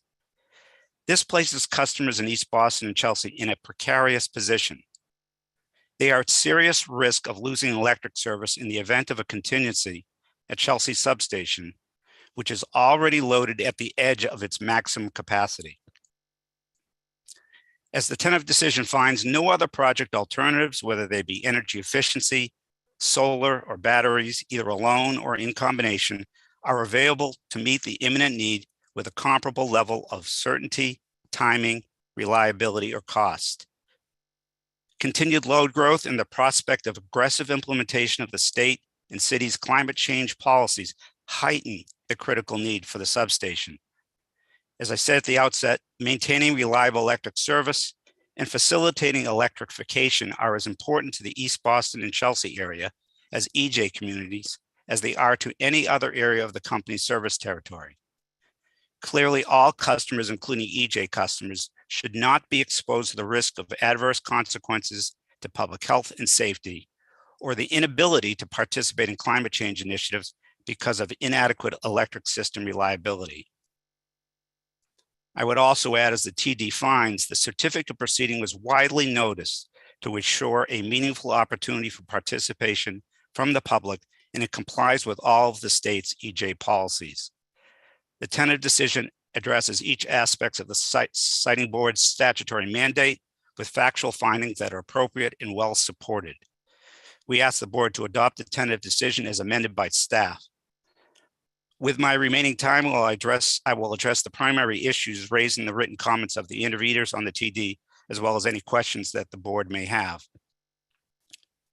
First, in an attempt to block the board from promptly exercising its authority, CLF and Green Roots and the Boston Residents Group seek to delay and frankly prevent the board's decision in this matter. They present their argument based on three claims. One, there is a change in administration coming over the next 2 months from the board, and that board, rather than this one, should render the decision. Two, the project should wait for completion of MEPA review, which is not applicable for this substation. And three, future DEP proceedings on a totally different matter might change the basis for DEP's determination of water dependency concerning the substation. Each of these rationalizations is without merit. Fundamentally, there is no reason to await the next administration in the appointment of new board members. The interveners are clearly forum shopping in hope of obtaining a different result. However, this board has a statutory duty to act as delegated by the legislature and to do so promptly. The record is complete and the tentative decision is a thorough and accurate assessment of the evidence and Siting Board standards. Contrary to their argument, the board's precedent and that of the SJC make clear that the directive for a 6-month review period for a decision is important and should not be delayed. The claim by CLF and Green Roots that the statutory directive for a prompt decision is of no consequence is inconsistent with precedent and plainly wrong. In point of fact, the very driver for this certificate proceeding has been delay itself and the inaction by City of Boston permitting agencies. The need for this substation is extremely time sensitive within the next 2 years, which is clear in the record. Even prompt action by the board and immediate construction by the company will be right at the edge of being able to have the substation available to meet expected peak demand in 2024, as Mr. Green stated earlier. Further delay is completely unjustified and potentially even dangerous. The time for action by the board is now. It is also baseless to suggest waiting for the completion of MEPA review because this project is not subject to MEPA. Given the relatively minor impacts from the substation, no MEPA thresholds are triggered. In addition, there are no grounds for waiting for EEA to finalize its draft environmental justice strategy because the board's comprehensive steps to implement EJ policies in this proceeding already fully align with that strategy. and the board's EJ compliance has been confirmed by the SJC. There is also no reason to wait for DEP's consideration of a Chapter 91 license for the Weymouth compressor station. Not only did DEP already complete a thorough Chapter 91 review for this project, but it has recommended that its draft license be adopted by the board. In addition, as the TD correctly concludes, the facts regarding the compressor station in Weymouth are very much distinguishable in material ways from the substation. I can go into that in more detail if that would be useful to the board. In any event, a decision on the Weymouth facility will likely not occur for almost a year, and the outcome is highly uncertain. For these reasons, there is no basis for delaying the vote on the tentative decision. Further delay would pose a serious reliability risk to the detriment of customers in East Boston and Chelsea. CLF and Green Roots also claimed that by deferring to DEP's draft license, the board fails to fulfill its obligations under Section 690. Yet, as the SJC has confirmed in its precedent, the board is expressly vested with the authority to step into DEP's shoes when deciding whether to grant the equivalent of a Chapter 91 license in a certificate proceeding. The TD's extensive analysis of the Chapter 91 license is reasonable and appropriate in accordance with the board's certificate authority. In its written comments, CLF and Green Roots allege that DEP and the board failed to make the requisite findings to issue a license. However, as reflected in the staff amendments, the findings CLF and Green Roots reference are for non-water dependent projects. Those findings do not apply for a water dependent facility like this one. Despite their claims, DEP made all the necessary findings in its draft license. It properly found that the substation is ancillary to the Chelsea Creek crossing, which is itself a water dependent facility with an existing Chapter 91 license. DEP also found that the substation is operationally related to the Chelsea Creek crossing and that it requires an adjacent location. The TD correctly makes these same findings. There is no error in including the draft license as part of the composite certificate. CLF and Green Roots next assert that the siting board failed to consider EJ principles as set forth in the roadmap law because it did not perform a cumulative impact analysis. However, according to the roadmap law, a cumulative impact analysis is required only for certain projects that require a DEP air permit. This substation does not require an air permit from DEP, so a cumulative impact analysis does not apply. As detailed in the tentative decision, the siting board fully analyzed the project under the roadmap law and it complied with existing EJ policies.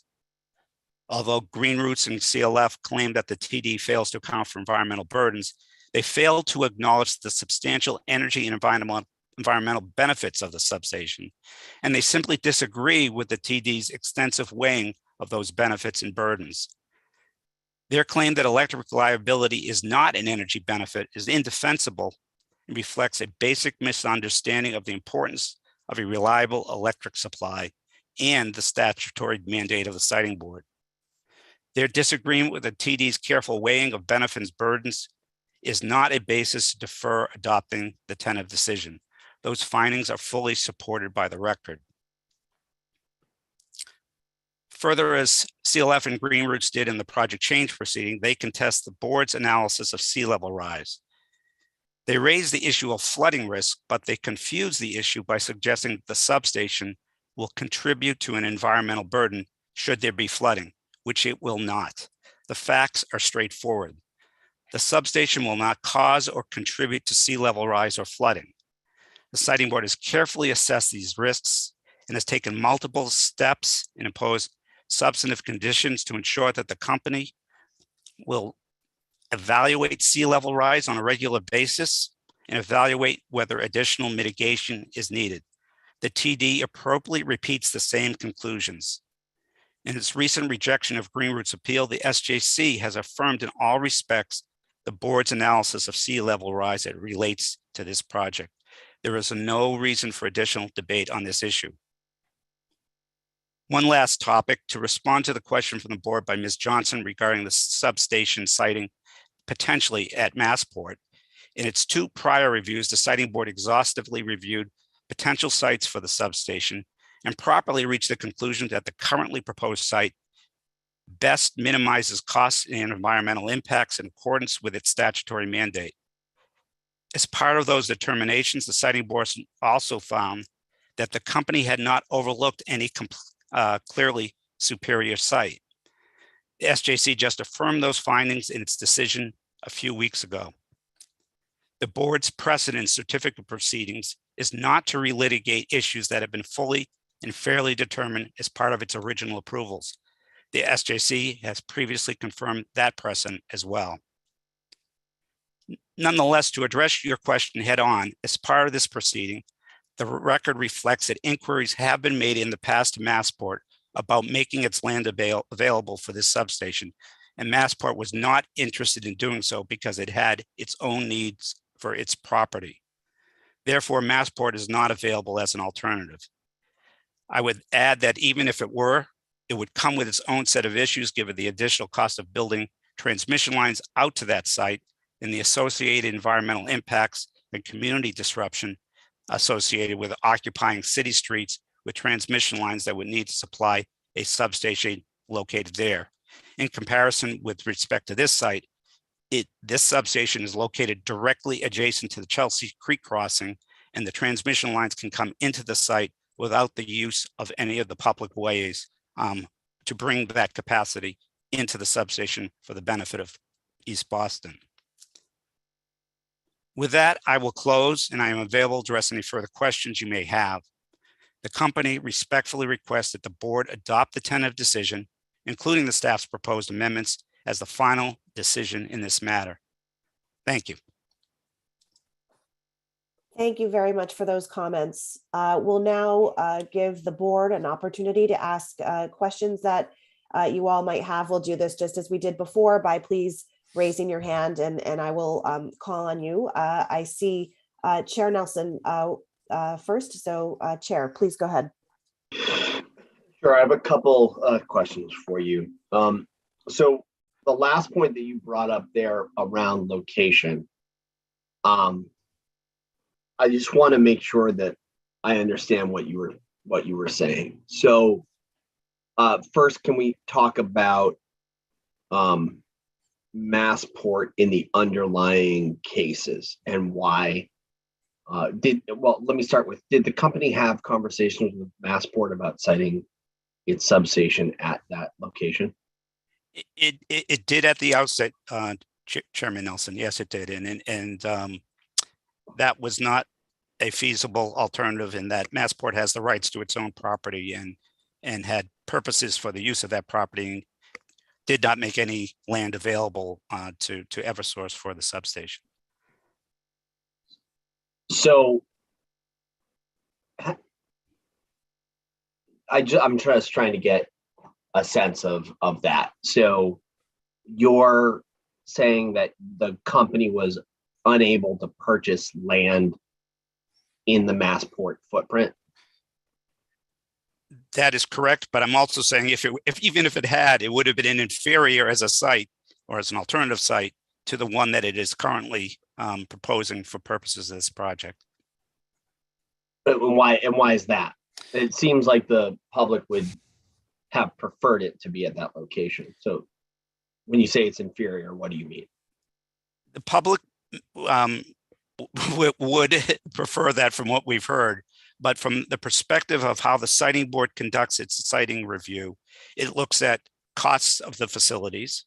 It looks at the various environmental impacts of the facilities, and those would clearly be greater for a substation location at Massport than they would be directly adjacent to the Chelsea Creek site, where all the company has to do through its existing duct banks is pull the cable that exists right on the Chelsea edge of the substation directly into the substation on the city parcel, and not use city streets, not incur the cost for another mile or so of transmission line, and not disrupt the public with excavation for those transmission lines out to the Logan site. That's the factual case we would have put on if that site were available. But given its unavailability, it's not even on the table for purposes of comparison because it's not a feasible site.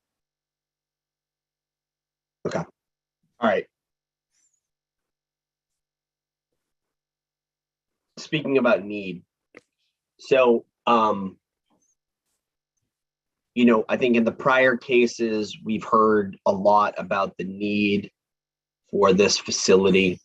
I asked this question to staff too. I want to see what your response is to it. We've heard now through multiple cases, you know, if the need was imminent, why haven't there been issues? So why does the company consider this need to be imminent? Given the fact that I think it's been imminent the last few times we've been doing this case. I think the record reflects from the company's forecast, which was exhaustively reviewed by the staff, that because of extreme growth in recent years and expected continued growth over the forecast horizon, we're now at the edge of what was known years ago and may have been put off because of delay in load growth, has now reached the point where that delay can no longer be tolerated, and that we're at the edge of the maximum capacity that can be served from the Chelsea substation. And given potential contingencies, we'd be at the point very, very soon, as quickly as the next year and a half, where that substation cannot serve high demands at Chelsea that are projected and are foreseeable and will continue to grow over the next 10 years from Chelsea substation, particularly when there's a contingency as described by staff where, among other things, a transformer could be out of service for any period of time and reduce the amount of capacity that's available from Chelsea. That places that customer base, both in Chelsea and in East Boston, in a very risky situation with respect to their reliable electric service. Okay, so I heard two things there. One was like an N-1 contingency. Is that correct? That's right. There's contingency based. And the other one is a load growth forecast. Yes. It's the intersection of those factors. And that's how ISO conducts its planning. That's how utilities conduct its planning.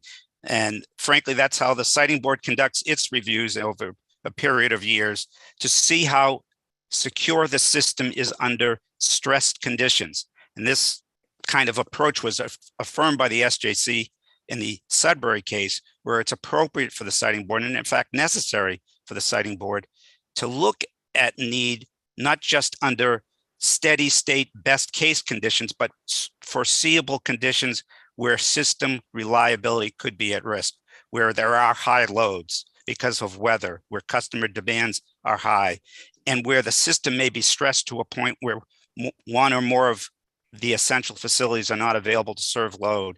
Under those circumstances, when that occurs and there are foreseeable risks to customer reliability, it is appropriate to plan and to build facilities and new infrastructure to meet that growing load. Okay, so you said foreseeable circumstances. Has the company taken into account any potential economic downturn in the region and whether that would mitigate for the need for the substation? The company's forecast is based on historical trends as well as forecast data from independent sources like Moody's Analytics as to what growth will be in the drivers of electricity load over the forecast horizon. It also looks at what it calls 90-10 weather, which is the expected weather that would occur at least not be exceeded only 10% of the time. And that has confidence that the company's system is able to withstand high peak load conditions, high humidity conditions at a time when there might be stressed conditions on the system infrastructure. So it does look at trends and does look at what economic growth is anticipated to be. And recently, economic growth in East Boston has been strong. And that is not just Logan related, which has been relatively flat recently, but it's really related to a redevelopment of East Boston with many new projects coming on the system projected to increase load, be they residential or commercial. Suffolk Downs was mentioned earlier. The projections are that Suffolk Down in and of itself may add as much as 40 or more megawatts of load over the next decade or two. And that type of load just simply could not be served from the existing system, given its constraints at Chelsea. So Suffolk Downs, if that is bringing on so much of the load, did the company explore putting the substation at Suffolk Down area if it's being redeveloped? The Suffolk Down development occurred after the siting board had made findings in the prior proceedings regarding the location for this substation. I don't know of any particular conversations, and I wouldn't say the record reflects any particular conversation, so I wouldn't really speculate on that. But I could tell you that going out to Suffolk Downs would be even additional costs and additional impacts that would make it a far worse site than the proposed site, which, as I said, is directly adjacent to the Chelsea Creek, and obviates the need to use East Boston streets for placing the transmission lines and avoids those costs and the disruption to the community. So that would have been a worse site from a siting perspective. Okay. So, and in terms of the board's decision here, and I want to be clear, in the last case, we were deciding the project was approved, but we were deciding about a project change from one site to the other on relatively the same parcel. Here we are issuing the ability for the city of Boston. We're overriding the city of Boston's permitting process. Is that correct? We are asking for 14 remaining permits. Many of them, but not all of them, are city of Boston related. There's a Chelsea permit that's involved, as well as 2 DEP approvals that are subject to appeal. But yes, the review process that would have occurred in the city of Boston that we attempted to pursue and to obtain those permits has been at a stalemate for almost 2 years now, with no prospect of it going forward. So we cannot allow that to continue, given the foreseeability of need and the nearly 2-year construction period that's associated with constructing this substation, because if we wait any longer, we're going to be past the point where we can ensure reliability to customers, given the projected loads and the constraints of capacity at Chelsea substation. And last question, I'll let other people go. So if we are also looking at Chelsea, right, there's a Chelsea permit, did the company explore putting this location, so not crossing the river at all, avoiding some of those locational issues by just placing it in either the footprint of the existing substation in Chelsea or on the Chelsea side of the river? We did. We originally looked at various locations in Chelsea for the substation, as well as, in theory, expanding, if it were possible, a Chelsea substation, and none of those locations were feasible. They all had constraints. They all were inferior to the current proposal. And I would just reiterate that East Boston is an electrical island that is not optimal for it to be hanging by a thread. It needs to have its own support to serve its load. That's the best and appropriate way to serve load. And that's an important load center. There's a lot of growth going on there. So irrespective of the siting location in Chelsea, which was deemed not to be feasible, it's very important going forward over time, given additional load growth and electrification, that East Boston has its own substation and transmission supply to address those needs over time. Okay, I'll let other people go. I might have some more questions before this is done. Thank you. I see Commissioner Frazier, your hand raised. Thank you, Madam Chair. Attorney Rosenzweig, could you just speak to the issue of safety at the substation site? I know the TD talks about microprocessor-based relay, but if you could just address the issue of safety and the steps taken to eliminate and or reduce safety issues at the substation. Thanks. For sure. Safety is a very important issue to the company. And this substation is designed with all state-of-the-art safety systems. It'll be monitored 24/7. It includes a very elaborate state-of-the-art fire suppression system in the event of a contingency. It will be secure in that it will have a wall that surrounds the substation, which will prevent intruders from entering the site. It has metal clad switchgear, which eliminates the potential for explosions from the switchgear. It has all of the safety elements that are recommended and required by the Electrical Safety Code and by federal standards for substations such as this. And so it'll be, frankly, among the safest substations in the company's system, given the newness of it and the state-of-the-art design. Thank you. Thank you, Madam Chair. No further questions at this point. Thank you. Commissioner Woodcock. Thank you, Chair. Thank you, Mr. Rosenzweig, for the presentation. I do want to focus on need. As I mentioned, I commend the EFSB staff for conducting that revised needs forecast, as there has been a great deal of time that has gone by since it was initially done.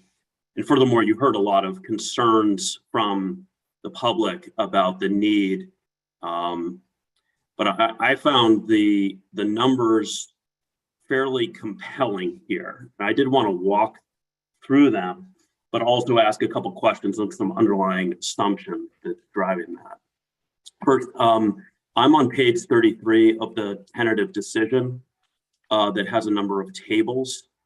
The one that I think speaks to maybe the skepticism of the public is table 3, which goes back to 2016 and through 2021 of what the anticipated forecast of peak load for the Chelsea substation. And you can see that the forecast accuracy really, well, was not accurate. You can see from 2016 to that there was a forecast of 128 MVA.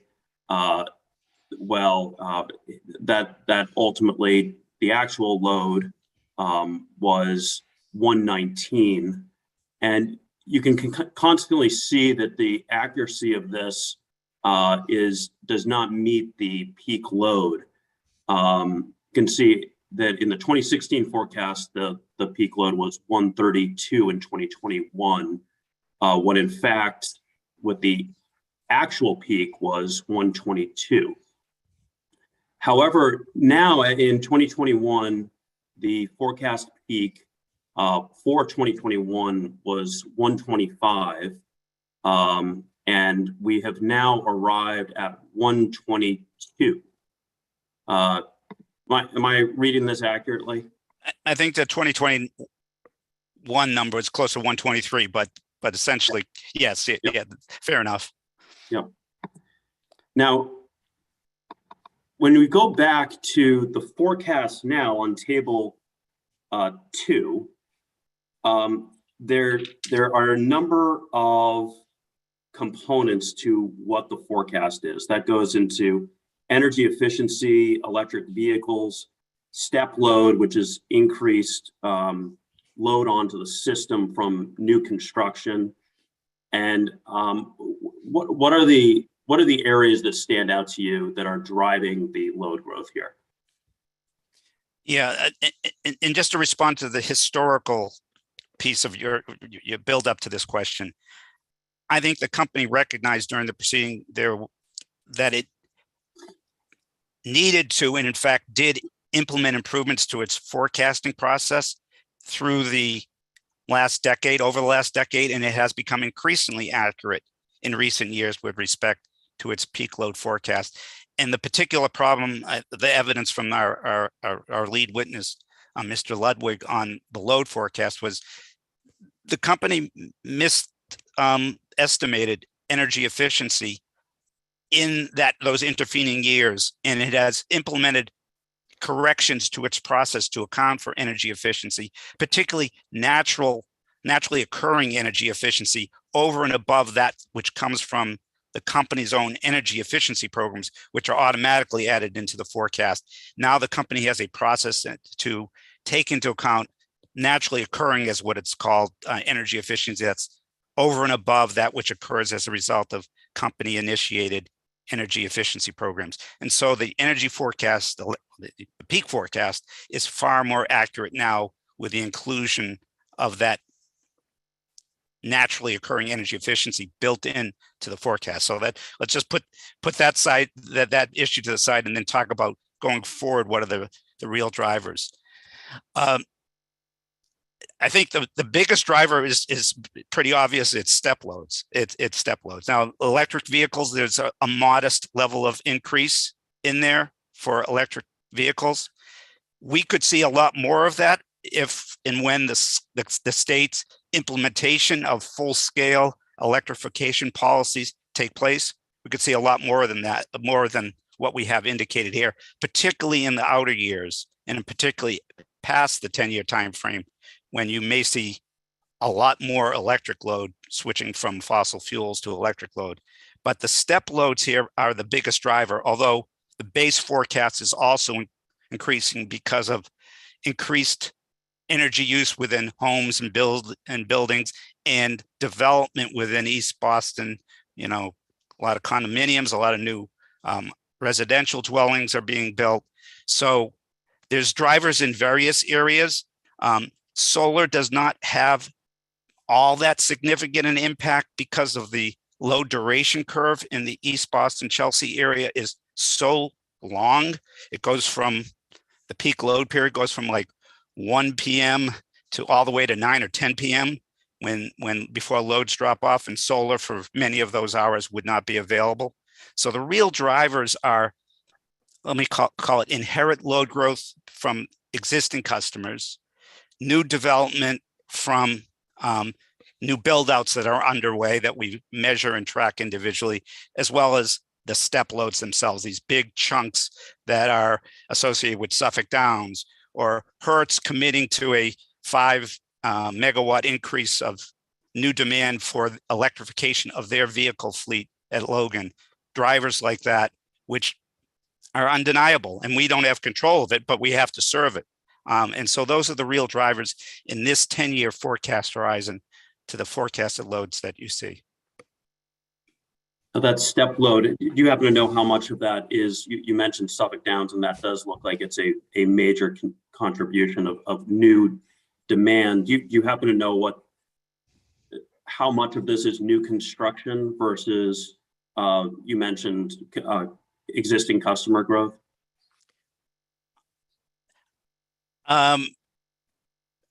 It's probably in the record, but I don't recall it offhand. I do think it's, shall I say, dwarfed by the step load increases, which, as you can see in table 2, are, you know, more than 20 megawatts over the forecast horizon, and without that, you'd probably see only a few megawatts of increase from the sort of the base inherent load that it currently exists. It's more the step loads. It's more, to a smaller extent, the electric vehicles that are driving the increase in load growth in East Boston. Well, I do find the step loads significant.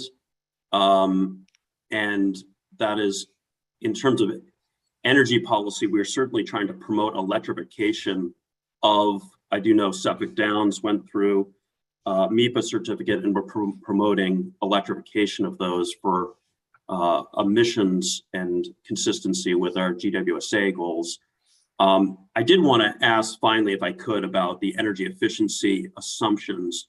That has been a big factor in why the load did not materialize when this first came before the EFSB. Now, you said that has been improved, taking into account consumers. I did want to ask about the assumption that the company is making with the adoption of air source heat pumps. Could you explain? I'm looking at a record of how air source heat pumping and electric heating will contribute to summer peaking. Do you happen to know what I'm referring to? I do, and there's sort of offsetting factors that we explained in the record there. Commissioner Woodcock. One is that perhaps there's more customers that will become electrified, shall I say, because of heat pumps, and they will be producing air conditioning or supporting air conditioning load. They also may be more efficient than the current fleet of air conditioning units. And the companies estimate that those were essentially going to be offsetting factors unless and until we get to a more full-scale implementation of electrification. But at the current rate, they are sort of offsetting factors that really don't contribute in any material way to an increase in the peak forecast. So I appreciate that, and it's something that we watch very closely in the development of energy efficiency programs. However, under Mass Save's assessment of the measures, we do account for a reduction of peak load with heat pump adoption. It is a modest amount for the reasons that you articulated, and I do, for future assessment of EE forecasting, I really do think it's important that the company apply the standard that we are applying through the measure in Mass Save's programs. So I did want to point that out if you were unaware of that. Thank you. And that is something the company is tracking very closely on its own through its forecasting subject matter experts. I think at this point we're at the early stages and there's more to be learned over time, particularly as electrification policies and incentives and programs are more specifically designed and put in place through state policy, whether it's the DPU or by legislation. I would say, though, whatever you might or we might talk about as being an effect on the peak load forecast in this area is more dramatically affected by the step load increases. I would agree with that. I did want to, although I do think we could continue to improve EE forecasting, and heat pumps are a big part of that for the long term. So I did want to point out that discrepancy. Thank you. Thank you. Do other members of the board have questions?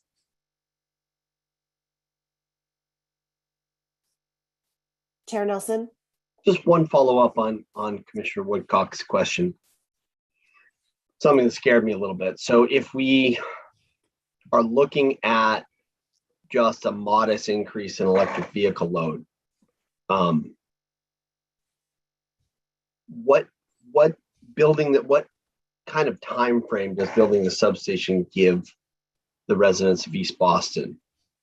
Or what kind of options do they have if there's a requirement for more to be built? Because I think no one would want to be here again. Fair point. I think what we're looking at is past the next decade with full-scale electrification policies implemented.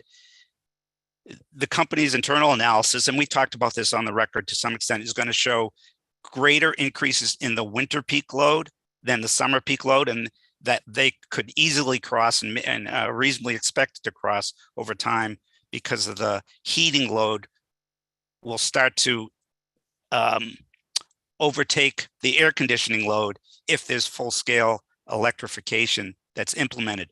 The interesting part of this substation design is that we're talking about a 2-transformer installation. There would be room for a 3rd transformer if we get to a point in time where it's foreseeable that loads are going to increase such that we get into the next contingency of expected peak loads, challenging the capacity capability of the system through Chelsea Substation and the East Eagle Substation. At that time, if we were going to have to add a 3rd substation, we would need to present that to the siting board for approval as a project change.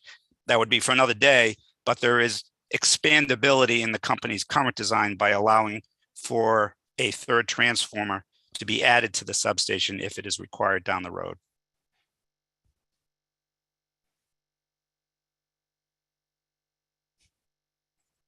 Thank you.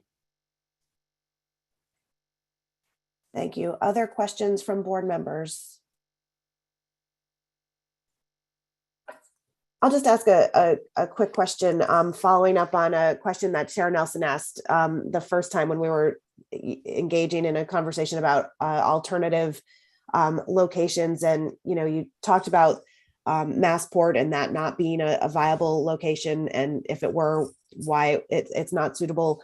In the case of Chelsea and potential alternative locations in Chelsea, you noted that that location would be inferior to the East Boston location. Could you just talk a little bit about why?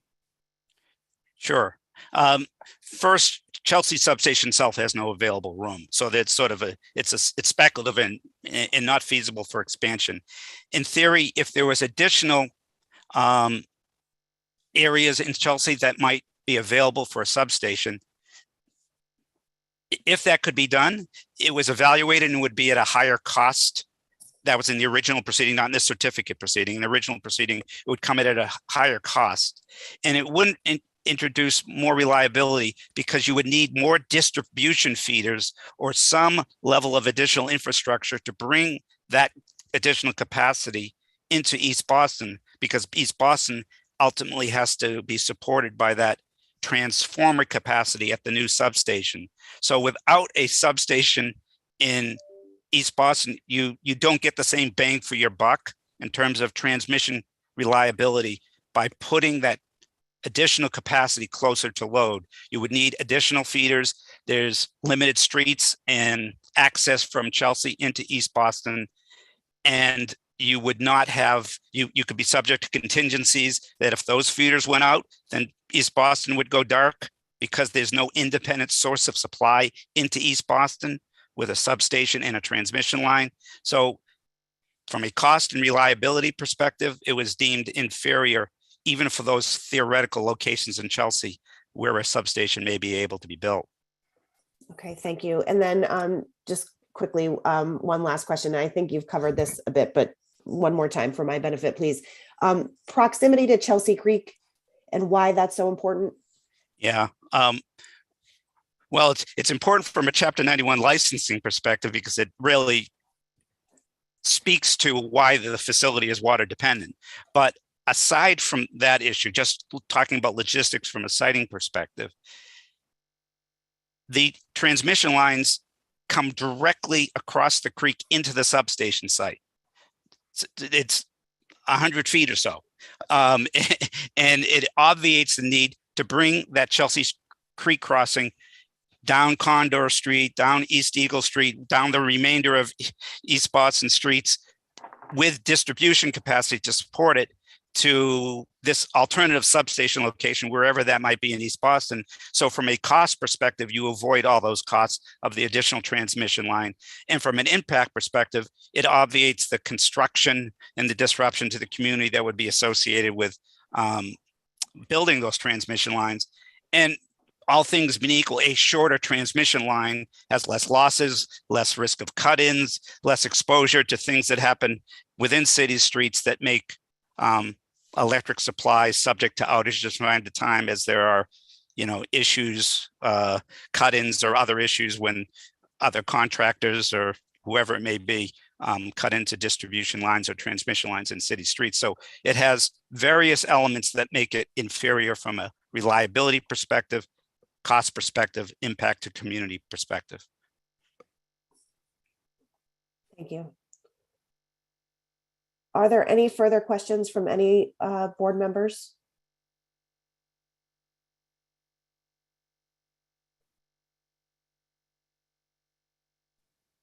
Okay, I'm not seeing any hands, so I think we're going to continue.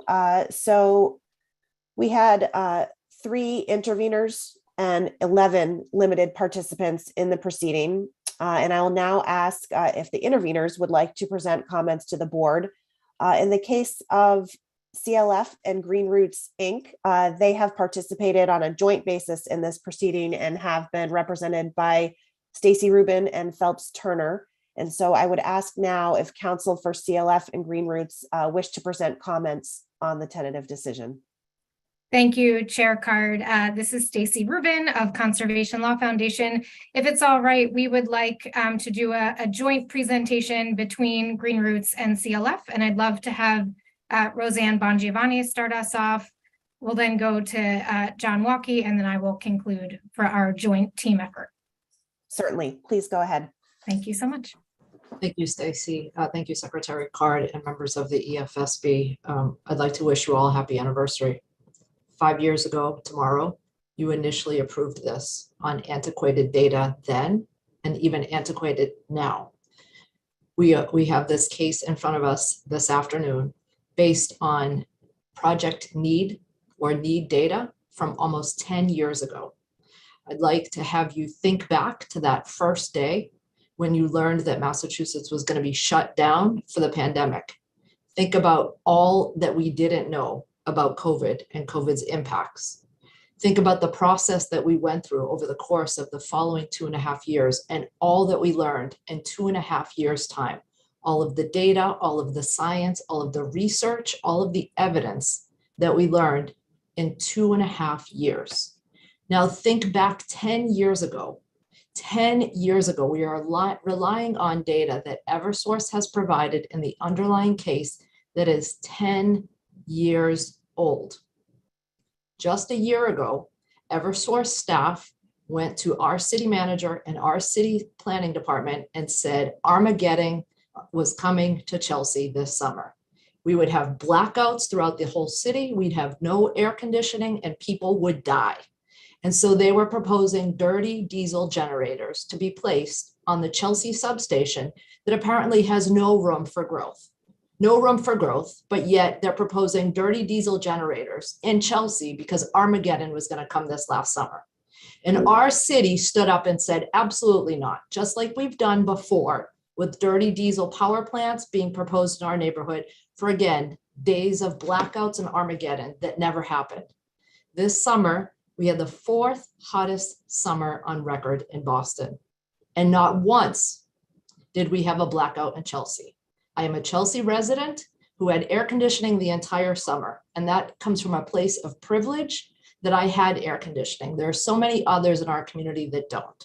And I'd like to point out that it's very privileged and entitled for the staff, particularly Mr. Green, to say that there are negligible damages or concerns with this substation being proposed in East Boston. Negligible amounts of EMFs, negligible challenges, so many environmental benefits, so many. And yet we are fighting here for a postage size piece of open space.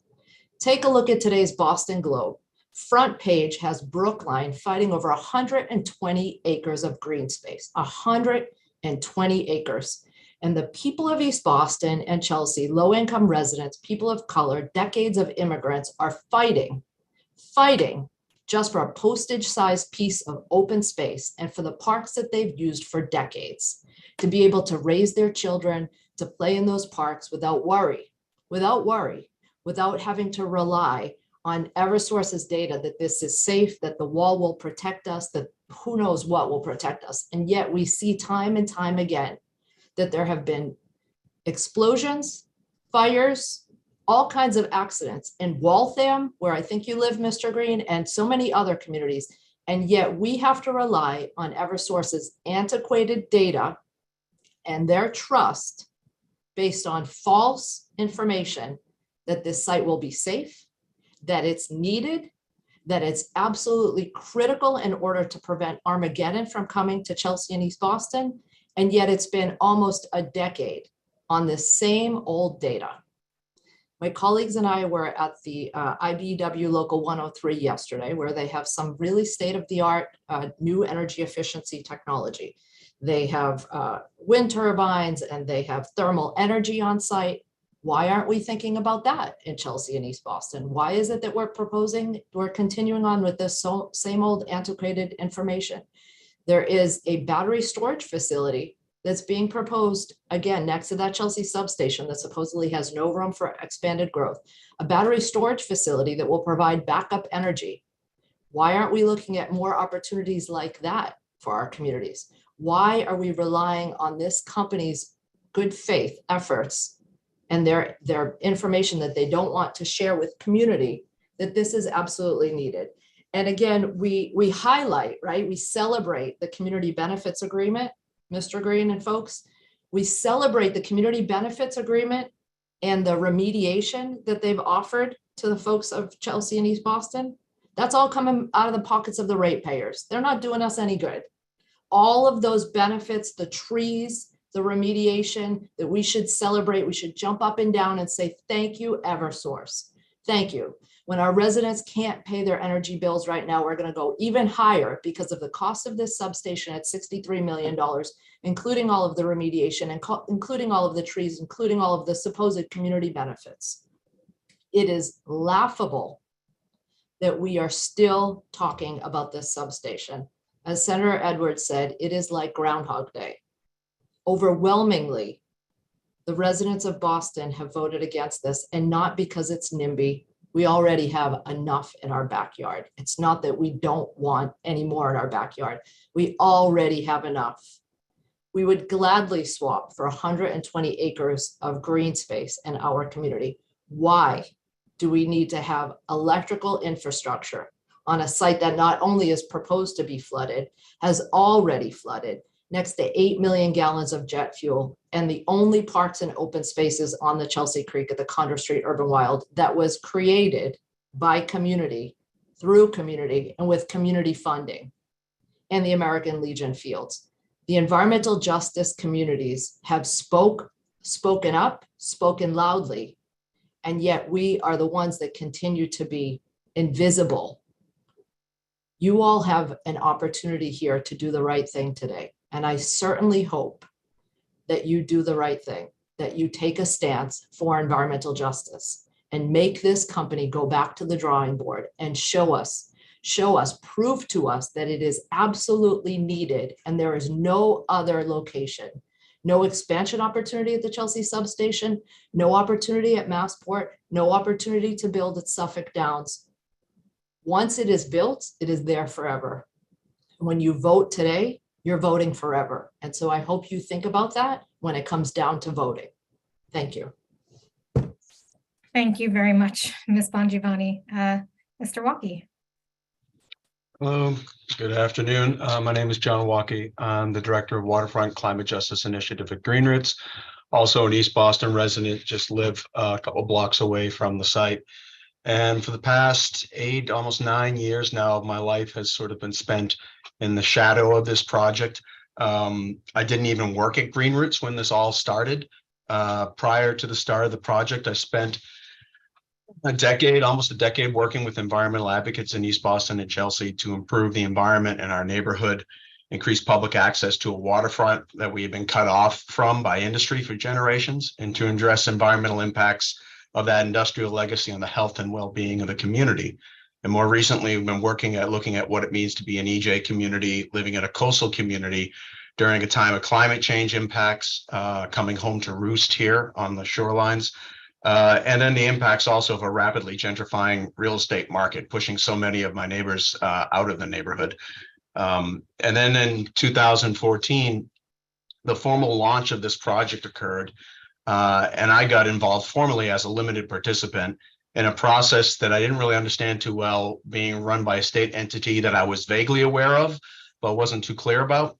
All I knew is that I'd been told by others who had been working on this stuff that this was a board that had actually never turned down a project that has come before it.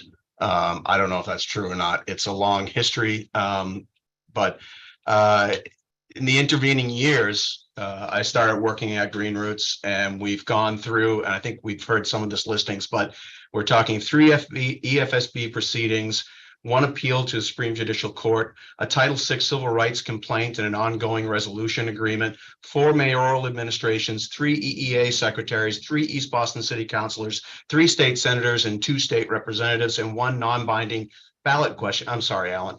1 non-binding ballot question put to the citizens of Boston about this project that was overwhelmingly negative response from the citizens.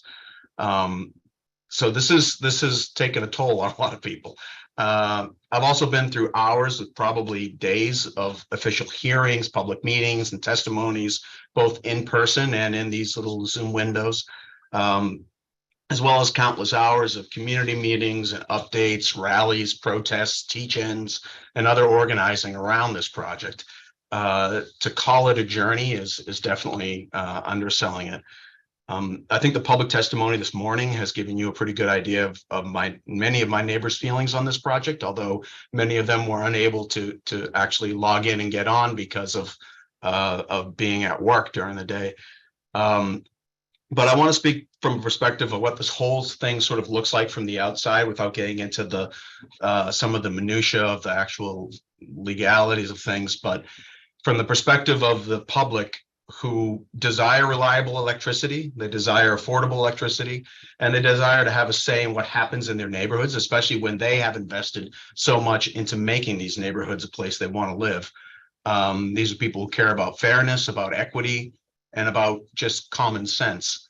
And so over the years, I've just had to describe this project to people, some of whom have no particular horse in this race.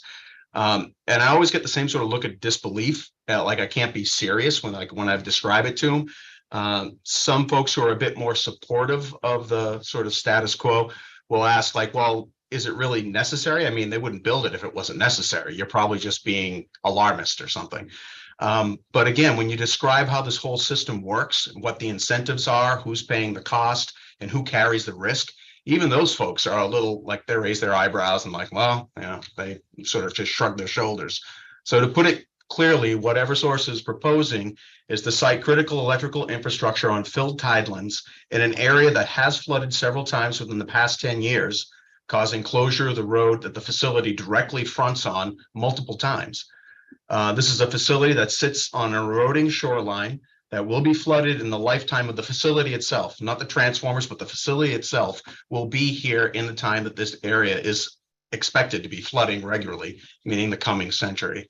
The facility sits on a property that the city of Boston spent more than 20 years prior to this telling the community through its open space plans that this would be an open space, if not an actual park for access. The facility is going to be within 70 feet of a heavily used playground, 300 feet of a densely packed residential community, and 300 feet from millions of gallons of jet fuel.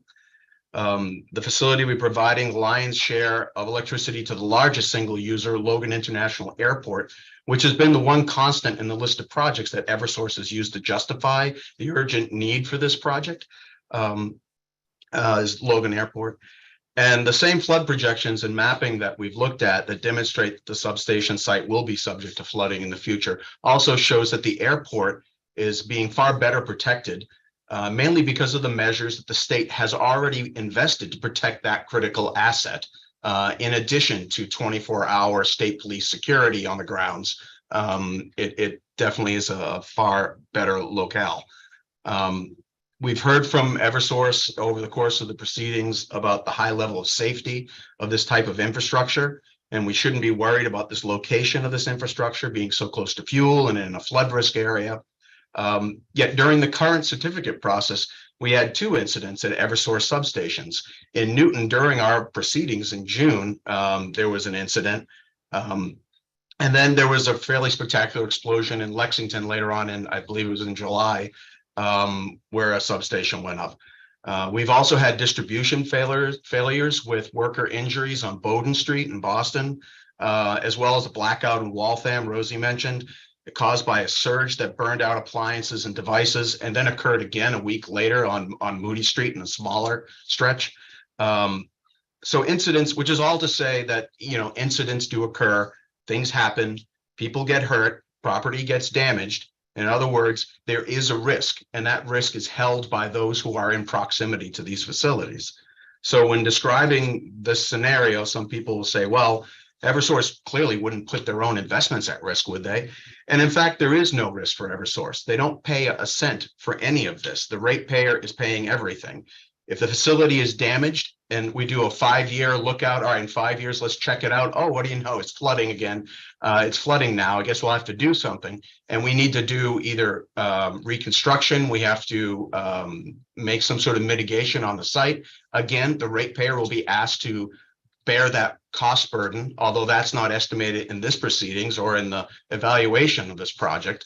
It's just that'll happen later on. Don't worry about it.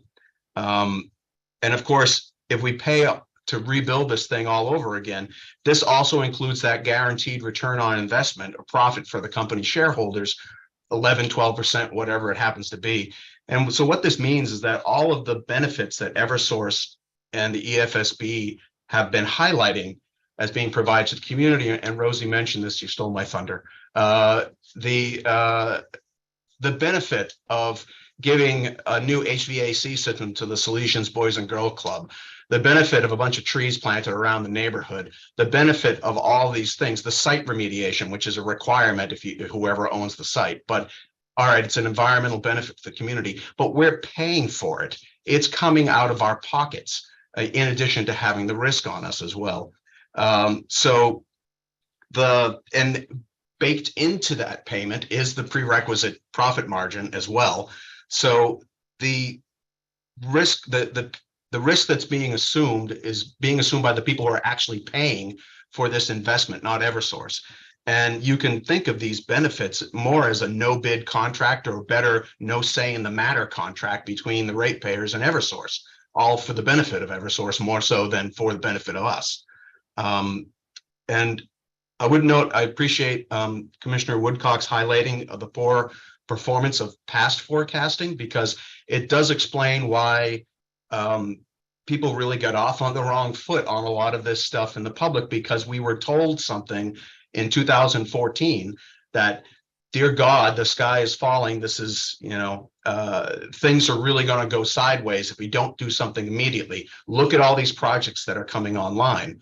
And the projects came online, and we did not have the end of the world. And it really did undermine faith in Eversource's forecasting. The fact that it was as a limited participant in the original proceedings, it was not an option for me to get access to any of the data. And it's not an option to get any of Eversource's proprietary data and give it to a third party for a nonpartisan evaluation of that data. It's impossible. So basically, for a large portion of the need assessment at the beginning of this, when I was limited participant, it was, believe me, you need it. I can't tell you why. I can't show you the data, but trust me, you need it. Oh, by the way, all our forecasts were wrong.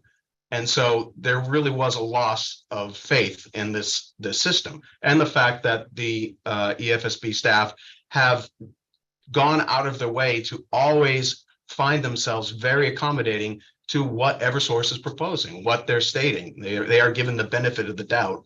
And I think the community is given some time to speak, but is given a very polite time to speak. And then their concerns are basically put aside in favor of Eversource's concerns and priorities. So in terms of these estimates, the new build outs, we're seeing that the forecasts are looking a little bit more accurate. The energy efficiency was lowballed, so now that's sort of been adjusted. I would say that the new build outs in the past were overestimated, because these things came online and we did not see that huge step load increase.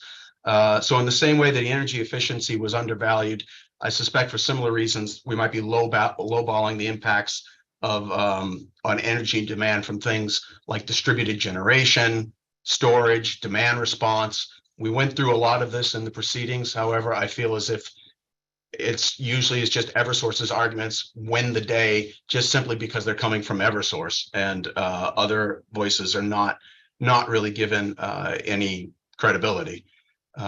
It's also worth mentioning, and I'm a little unclear on this, Suffolk Downs has been mentioned multiple times as this massive, huge step load coming online. It's discussed as one project, but it is split between Revere and East Boston. So I'm not sure if somewhere in there's some clarity around how much of the demand of Suffolk Downs as a whole is within Eversource's service area and what's in National Grid's service area.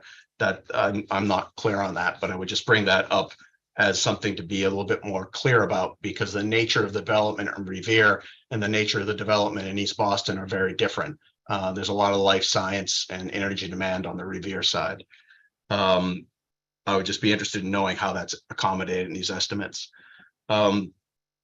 Finally, in terms of the question of needed infrastructure for reliable provision of electricity in a 21st century grid, there is a question as to whether this is the best kind of investment that we can be making. I would contend that Eversource's opinion of what the grid should look like is driven by a set of priorities that are quite different than those of the public. For example, I really don't care if their shareholders make a killing off of unneeded white elephant investments. Our electrical grid is less constrained by technology these days and more bound by a regulatory system that appears to be fully captured and in service to a private sector driven by its own priorities. Clearly, this entire system really just needs an enema. And so to the issue of this process, when we talk about this process, this project going through 3 separate proceedings at the EFSB, I just want to, just because it keeps coming to my head as I hear the discussion of this, and it just really bothers me. It's important to note that while both EFSB and the Eversource adapted their outreach in response to the outrage that they got in response from the community from the first proceeding, that's kind of a case of shutting the gate once the horse has left the barn, because once we start getting people engaged in this process and they were showing up to hearings, the question of need was taken off the table. The question of alternative sites was taken off the table. The project change of moving it over, 300 feet or whatever to the west was only about that, just moving it over to the side, trying to get answers to questions about need, trying to get answers to questions about alternative sites was not involved in that process. And your ability to participate in those things depending on whether you were a limited participant or whether you knew you had to be an intervener and had the wherewithal to get an attorney to do it, which we were lucky to have a pro bono attorney in that project change proceedings. So let's see, making sure I hit everything. And in fairness to the EFSB, I would mention, we talked a little bit about that original land swap that Eversource and the city of Boston under Mayor Menino engaged in. I mean, it's worth noting that while it's outside of the purview of the board, the land swap could be categorized as irregular, if not outright illegal, as the purchase and sale agreement was signed before the land was actually deemed eligible to go out in an RFP. But everyone who was involved in that is either out of office or dead. So it's kind of water under the bridge at this point. However, that sort of started to set the tone for a flawed process where it felt like things were just being done in a very Boston way behind closed doors. And it really just set the whole thing off on the bad foot. And in terms of water dependency and whether something should be located right on the creek, that land swap, if this thing had been located where the library was, which would not have been a great location for a substation, but from a community perspective, but in terms of electrical, there's nothing water dependent about that site. Running transmission cables from the duct under the Chelsea Creek over to the site on Bremen Street was supposedly the original plan. So why it suddenly becomes so horrifying to think of doing that today is a little bit beyond me. But 1,700 feet away from this site on the creek, there is a parcel of land on the airport's property that a switching station is going in on. And Eversource, as far as I know, is being contracted to do that for Massport. The idea of getting an easement to put in some additional infrastructure to make that switching station into a substation seems to be a very sensible middle path between what the community wants and what Eversource says that is needed. The fact that we are not able to really get to that point in this process tells me there's something wrong with this process. We will have to pursue that in some other venue. But I think the most logical conclusion here is to let the new incoming administration appoint who she's putting in here. Mitch McConnell can delay Supreme Court justices for a few years. I'm sure we can wait 2 months or a month out of 8 years to make sure that we get a fair shake in this entire process. And I'll stop there and let Stacy take over. Thank you, Mr. Walke. And I just want to check Chair Card. In terms of a break, do you prefer for me to speak first or do you want to break first? Thanks for asking, Stacy. I'm going to look to Alan and Andy if we're okay for Ms. Rubin to continue, or would we like to take a pause now?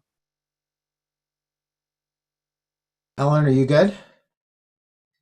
Oh, You're you're on mute, muted. Alan. Sorry. I'm fine with Stacy going and then taking a break. Okay, thank you. Thanks for checking, Stacy. Go ahead. Excellent. Good afternoon, Chair Card and board members. Greetings to staff, parties, and members of the public. I'm Stacy Rubin, the Vice President of Environmental Justice at Conservation Law Foundation, appearing here along with attorneys Phelps Turner and Angela Mile. We are representing both Green Roots and Conservation Law Foundation in this matter.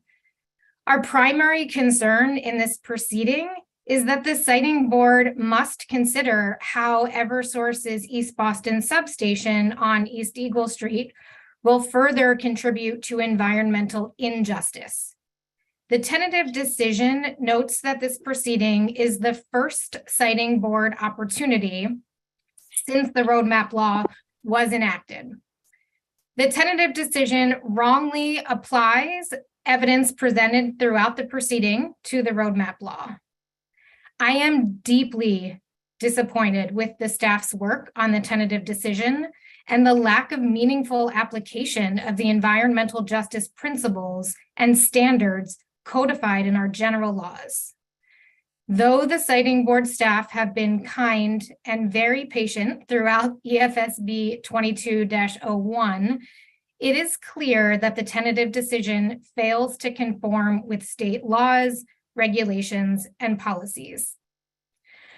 Board members, your role today is to continue to ask a series of questions. And CLF and Green Roots anticipate that the responses to those questions should cause the board to choose a different outcome than the one proposed in the tentative decision. One question should be, does the tentative decision meet the statutory requirements? I respectfully answer no. The roadmap law requires a clear weighing of energy and environmental burdens compared to energy and environmental benefits. The evidence in this case is overwhelmingly clear and points to the siting board deciding that the facility does not result in the equitable distribution of burdens and benefits.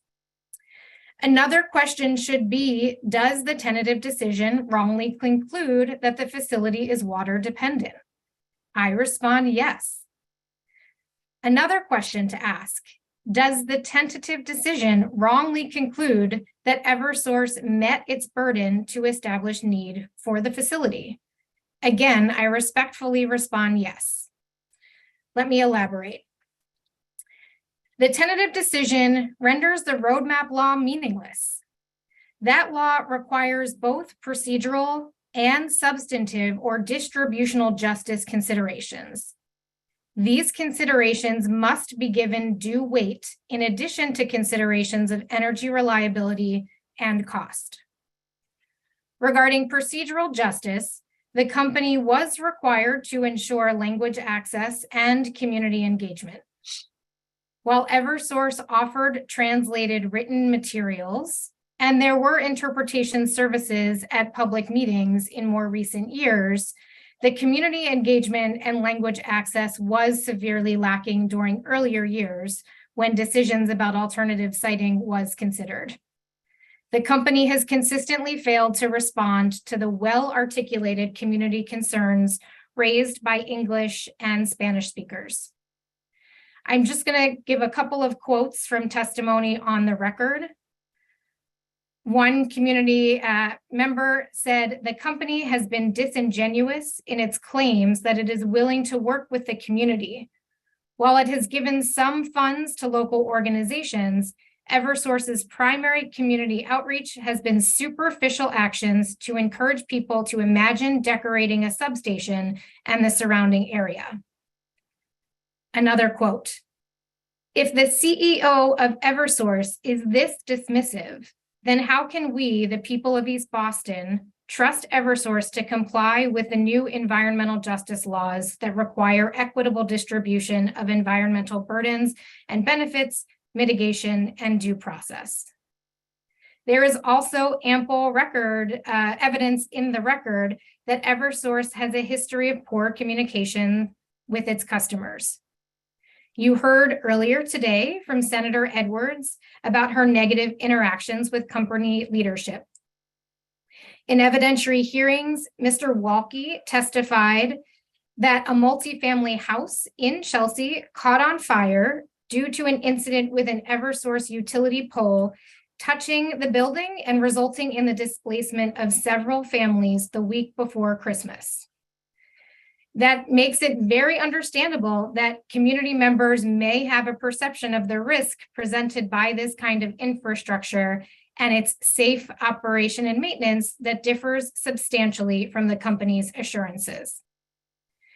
Mr. Walke further indicated that Chelsea homeowner repeatedly called Eversource asking the company to investigate that specific utility pole and transformer and did not receive any helpful response.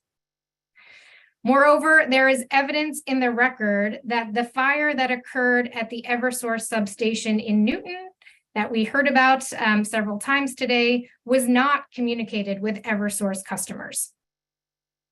With regard to the distributional justice consideration, Eversource and the tentative decision includes conclusory statements that the energy and environmental benefits clearly outweigh minimal impacts of the substation.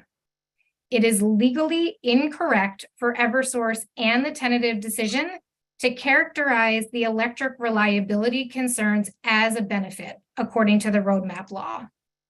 Even if the substation is needed to increase reliability because the company has been unable to implement non-wires alternatives, then the company and siting board must assess alternative locations that would result in the equitable distribution of energy and environmental benefits and burdens. Granting this certificate and allowing the substation on East Eagle Street effectively removes the opportunity to convert East Eagle Street into open space as planned by the City of Boston Open Space Plan. You have the power to deny the certificate and find that the use of the East Eagle parcel for the substation is an environmental burden. Open space is one of the clearly articulated items included in the statutory definition of environmental benefits.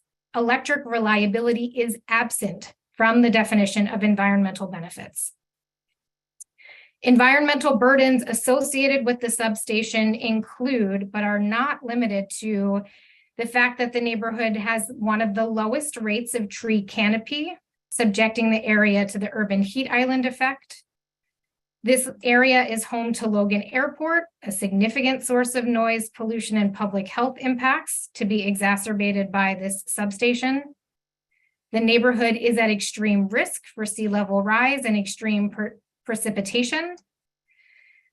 The substation is proposed to be located in close proximity to a dense residential neighborhood in a heavily industrial area, occupied by a high percentage of renters and low income and moderate income residents.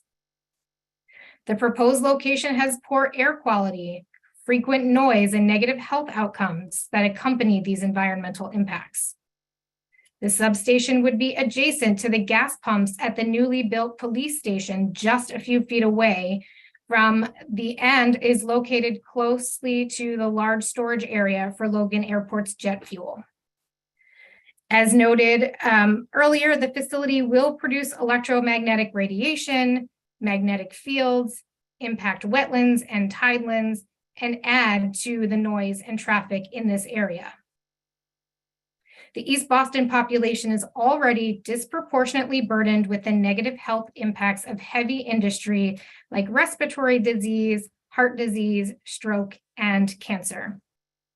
The substation presents a risk of fire, explosion, electrical arcing, equipment failure, and worker impacts based on very recent issues that occurred at the Newton substation in June of 22, Scotia Street in 2012, and Andrews Square in 2018. Other issues with Eversource transformers and substations have occurred in Boston in July 2022, in Lexington, and then in Waltham in October, just last month. The tentative decision states that soil remediation at the East Eagle Street site is a community benefits agreement term. These are costs that just include increased bills for Eversource ratepayers. Again, this is a benefit. This cannot be construed as a benefit. It is only a burden. While this is the third time that the siting board has reviewed the substation, it's the first time doing so and considering whether the substation is a non-water dependent use. I ask you to seek detailed answers about water dependency. The site is located in the Chelsea Creek designated port area on filled tidelands, which should be limited to only projects that have no other operational location capacity except for that location. Chapter 91 regulations require a comprehensive alternative site analysis. The company's own criteria for alternative sites included an East Boston location at a size greater than 0.4 acres, looking at a developable site, and one outside of filled tidelands. 2 alternative sites considered were smaller than the 0.4 acres. That is the case with the present location on East Eagle Street. Mass DEP's own assessment of whether the site is water dependent is based on the company's assertion that the facility is water dependent. Mass DEP's alleged determination fails to consider public benefits and detriments as required by its own regulation. CLF and Green Roots presented evidence in this case that the substation could be located inland. There is also evidence that Massport is the single most significant electricity customer. Yet the tentative decision concludes that alternative sites, including the Massport property, should not be revisited as that was discussed in the original proceeding. In that original proceeding, there is no evidence of full consideration of a substation on Massport property, nor is there testimony from Massport leadership about the feasibility of a substation on their property. There is not evidence in the record about whether alternative sites were considered for Suffolk Downs or whether the growth at Suffolk Downs can be served by the existing Revere substation. The alternatives discussion in the original proceeding were not comprehensive, which is required by law. Mass DEP testified in this proceeding that its public hearing notice from nearly a decade ago served as its determination that the facility is a water dependent use. Yet Mass DEP did not consider the public benefits and burdens as part of its alternatives analysis and never considered alternatives in light of the environmental justice principles now in state law. There is no way that the water dependency analysis would be the same if properly done now. The siting board must seriously question the insufficient alternative siting and water dependency analysis. The conclusory determination in the tentative decision about water dependency is not supported in the record. It does not meet the 3 required findings that the siting board must make as it stands in the shoes of Mass DEP. To license a project in Tidelands, Mass DEP, or here the siting board, must make 3 findings set forth in Chapter 91, Section 18. 1, the structures or fill serve a proper public purpose. 2, the purpose provides greater public benefit than public detriment to the rights of the tideland and the public's rights therein. 3, the determination is consistent with the policies of the Massachusetts Coastal Zone Management Program. Neither Mass DEP nor the siting board staff made these findings. Let's turn to need. While the CLF and Green Roots written comments on the tentative decision did not address each and every point, our lack of mention of need does not mean that we support the need analysis. Eversource's analysis presents an incomplete assessment of the need for the facility, which the tentative decision relies upon. Eversource ignores current peak demand evidence, and fails to measure and account for new technologies and policies that reduce or eliminate peak demand. Eversource attempts to discount the large role that Logan Airport plays in driving the need for the facility. It also claims that the substation was needed almost a decade ago in 2014. Yet, despite Eversource's claims over the years that the substation was needed, the claimed need has not materialized. The company argues that electrification will allegedly cause a rapid and sustained increase in electrical demand throughout the region, and specifically within Chelsea and East Boston. But the company has openly admitted in this proceeding that it has not yet completed detailed electrification impact assessments for the Chelsea East Boston load area. Eversource claimed during the evidentiary hearings that it commenced a process to prepare a long-range demand assessment to identify incremental electrification load. But aside from a high-level description of the process it has started, it has not provided information about when that development process will be completed, when those long-range assessments will begin, and how data from those assessments will be shared. Without accurate electrification assessments for East Boston, it is impossible for Eversource to quantify the effects of electrification on demand. Similarly, Eversource's assertions concerning the lack of alternatives to meet the claimed need are incomplete and not supported by evidence in this proceeding. Eversource stated that no alternatives would be sufficient to address the identified need, that there are no alternatives that could reliably serve the purpose of the substation. Yet the company concedes that it has not even evaluated electric vehicles as an energy storage opportunity. The board must find that Eversource has failed to establish the need for the facility. I further note that the recent SJC decision that has been brought up throughout this day reviewed the project change filing. It did not consider the siting board's alternative siting locations, the need, or the environmental justice requirements now applicable in this proceeding. Lastly, there is new evidence in this case compared to the original and project change filings about the flooding issues. This evidence differs from earlier evidence. The substation lies roughly 80 feet from the high water mark of Chelsea Creek. There are gaps in Eversource's flooding assessment, which are ignored in the tentative decision. These were described in credible testimony submitted by one of our witnesses, Dr. Marcos Luna. He cited to research conducted by the Greater Boston Research Advisory Group, or GBRAG, and noted a 5-year update released just this year. That research shows that higher projected sea level rise for Boston Harbor in the near term exists. And also there is much greater potential risk from worst case scenarios toward the end of the 21st century. Water inundation at the project site would not only damage the area's energy infrastructure, such flooding events may additionally lead to on-site electric fires and explosions.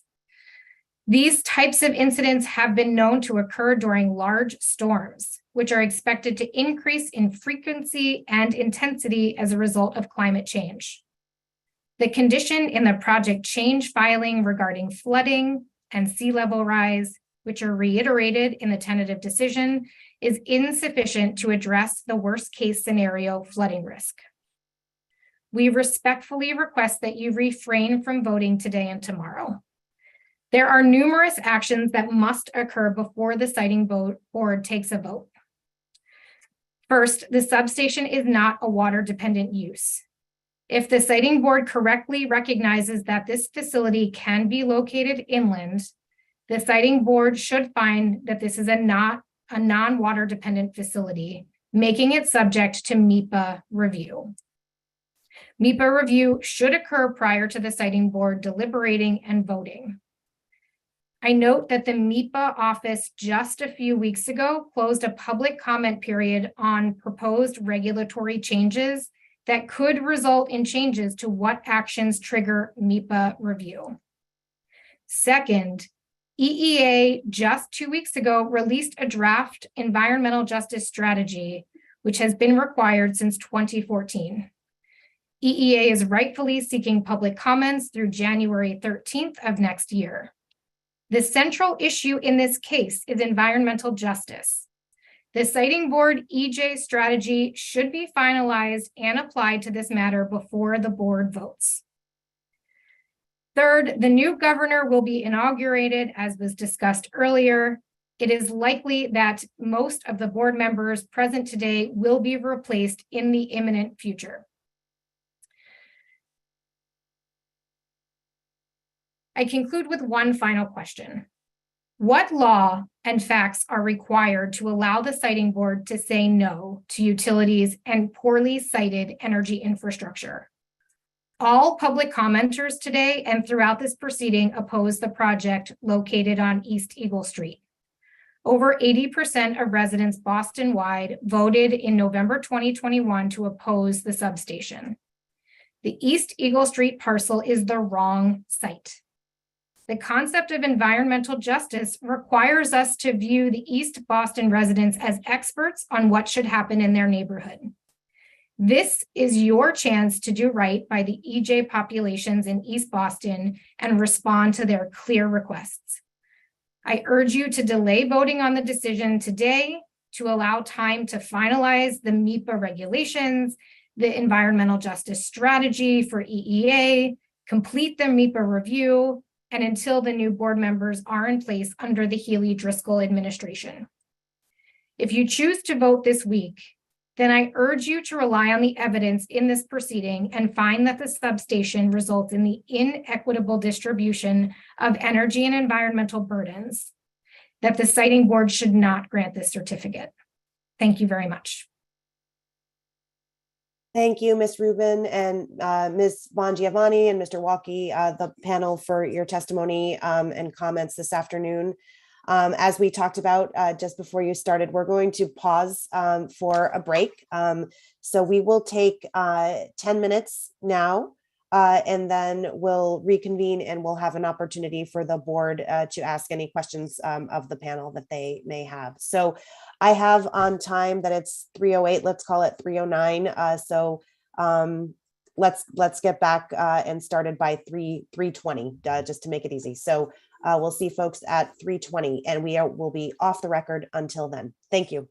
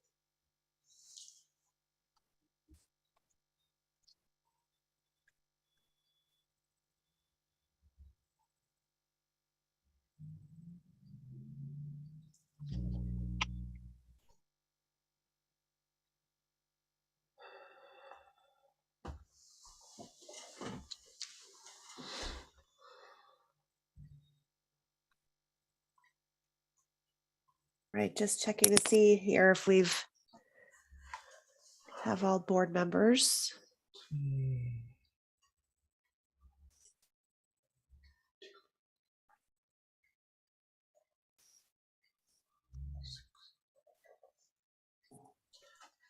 Not yet. Still need Patrick.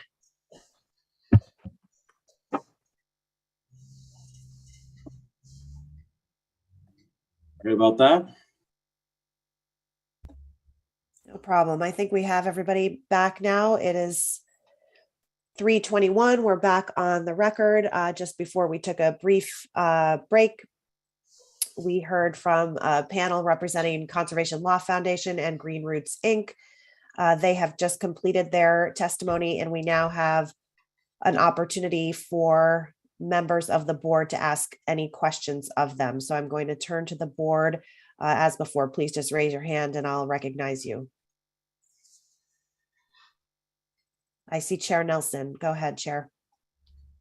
Ms. Rubin, you gave us a lot to think about. I'm going to try to focus in on one that I want to see if you could provide a little more clarification on, that I don't think I totally followed the legal point you were making. So you were saying that when we are looking at energy and environment compared to environmental burdens and doing the comparison under the new law, reliability should not count as a benefit. Could you expand a little bit on that, just so I have a better understanding of something I probably misquoted? Back to you. Thank you, Chair Nelson. Yeah, I think that's a great question. So I'm actually referencing the definition in statute, and I'm just pulling it up on my screen so that I have it in front of me.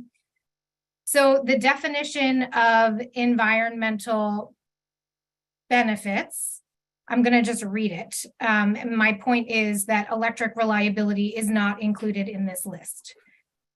Environmental benefits means the access to clean natural resources, including air, water resources, open space, constructed playgrounds, and other outdoor recreational facilities and venues, clean renewable energy sources, environmental enforcement, training and funding dispersed or administered by the Executive Office of Energy and Environmental Affairs. So that is the statutory definition. Included in that list is referenced open space, which if the substation is constructed, it would remove the opportunity for open space to be at the 338 East Eagle Street parcel. And nowhere in that statutory definition does electric reliability occur. So my point is that while the siting board does need to consider electric reliability, it has to be balanced with due consideration to what is the requirement under the roadmap law of environmental benefits and burdens. And again, reliability is not a statutory benefit. So when that law indicates that you have to have access to clean energy and renewables, are you saying that the reliability of that access is not important when considering the law? Or is it not something that should be considered? Access to clean renewable energy sources is absolutely important and contemplated by the law, but that can happen in East Boston regardless of whether the substation is constructed. And we pressed the Eversource witnesses on this issue and found that they did an incomplete analysis on the impacts of renewables on the need for the substation. So we don't think that the substation equates to renewable sources. Okay. Okay. Thank you for that. On the subject of flooding, that was addressed by the SJC decision. but I think you made a distinction that there was new information in the case that needs to be considered. Can you help me understand the difference between what was looked at in the SJC case versus what the new information here is? I can, and thank you for that question, Chair Nelson. So the SJC decision that just came out a couple of weeks ago was looking at the project change filing only, which was relying on flooding information from multiple years ago. Just a couple months ago, during the course of this proceeding, the Greater Boston Research Advisory Group, or GBRAG, issued an update to their study looking at impacts of flooding in the area of concern. And so what that research found is that previously the worst possible case for sea level rise around 2100 was projected at 10.5 feet, which would overtop the proposed substation site with a design flood elevation of 23 feet by 2 to 3 feet of water. So the revised projection shows a possibility of 15.6 feet of sea level rise by 2100, which is an increase of nearly 50%, because we now have a better understanding of the contribution of melting of the Antarctic ice sheet. So essentially, under this worst case scenario, the substation would be submerged under more than 8 feet of water. And we heard evidence in this proceeding that some of Eversource's substations are 100 years old or more. So certainly within the timeline contemplated by the flooding in this GBRAG report, which was just became available a few months ago. Thank you. And is that on the record? That is on the record, yes. Okay, great. All right. Thank you, Ms. Rubin. Thank you. Thank you. I see Commissioner Woodcock. Yes, thank you. Just to clarify the response to Chair Nelson, I heard that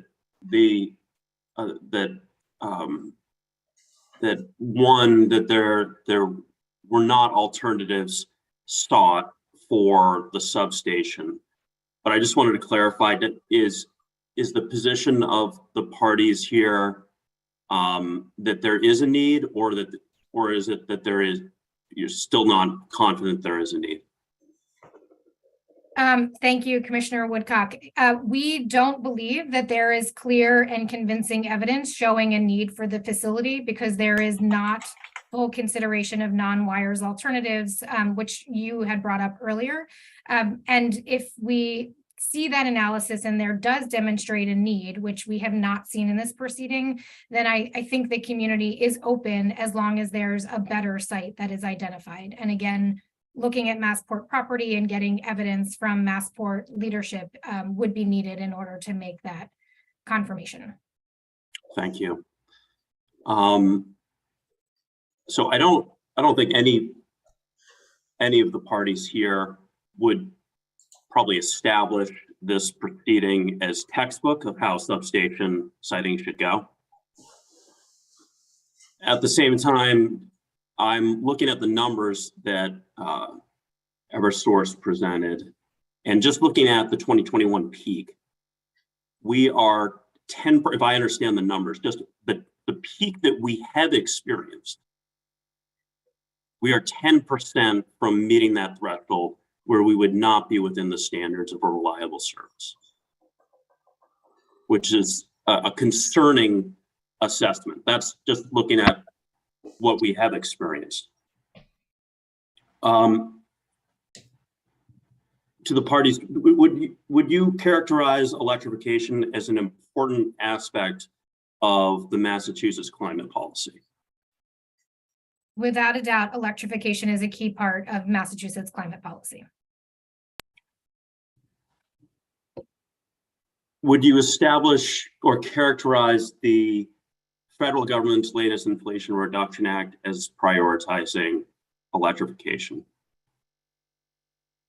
Yes, the Inflation Reduction Act gives a lot of incentives for electrification and doesn't do justice to what we need to address from a siting concern. Now, looking forward, if anything, these two aspects here of growing importance of electrification, growing importance of improved siting of this type of infrastructure. I think to these groups, I appreciate really, Mr. Walke, your involvement in this and the way you've conducted yourself. I do think that the EFSB has learned a lot from this one proceeding, but we'll have to do more. And I think the broader question is how we establish need to the point where parties accept it and assess alternatives. And I think that's going to be really critical for this state to meet its climate change goals and to cite this type of infrastructure. I think I'll stop there, but I think it would behoove us to kind of learn from this proceeding in a broader context and build on what I think the EFSB has done to improve the public process, but more fundamentally, how we look at alternatives and establish need and agree on the numbers. So just wanted to thank the parties on their input on that. And I do think it's an instructive moment for the EFSB and the Commonwealth. If I may just respond, that was very helpful, Commissioner Woodcock. I think, you know, we, CLF and Green Roots have been working in a number of ways to try to get the project proponents to engage with the community in advance of filing with a particular permitting agency. We were successful in integrating this requirement into the Massachusetts Environmental Policy Act process. I do think that's one way to try to prevent an almost 9-year series of litigious actions and back and forth. And my hope is that we all collectively learn. There is definitely a better way to do that. And certainly my hope is that this board doesn't treat this as a status quo proceeding, because we are in a very different place now than we were during the project change decision-making and the original proceeding decision-making.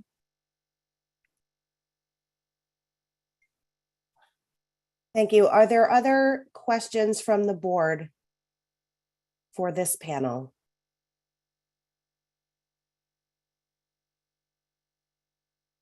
Not seeing any hands. Okay, well then I want to thank you all again for being here and your testimony today, and obviously your participation throughout this process. We will now turn to another intervener in this proceeding, the Boston Residents Group, represented by Francis O'Brien. Mr. O'Brien, would you like to address us today? Yes, hi, good afternoon, everybody.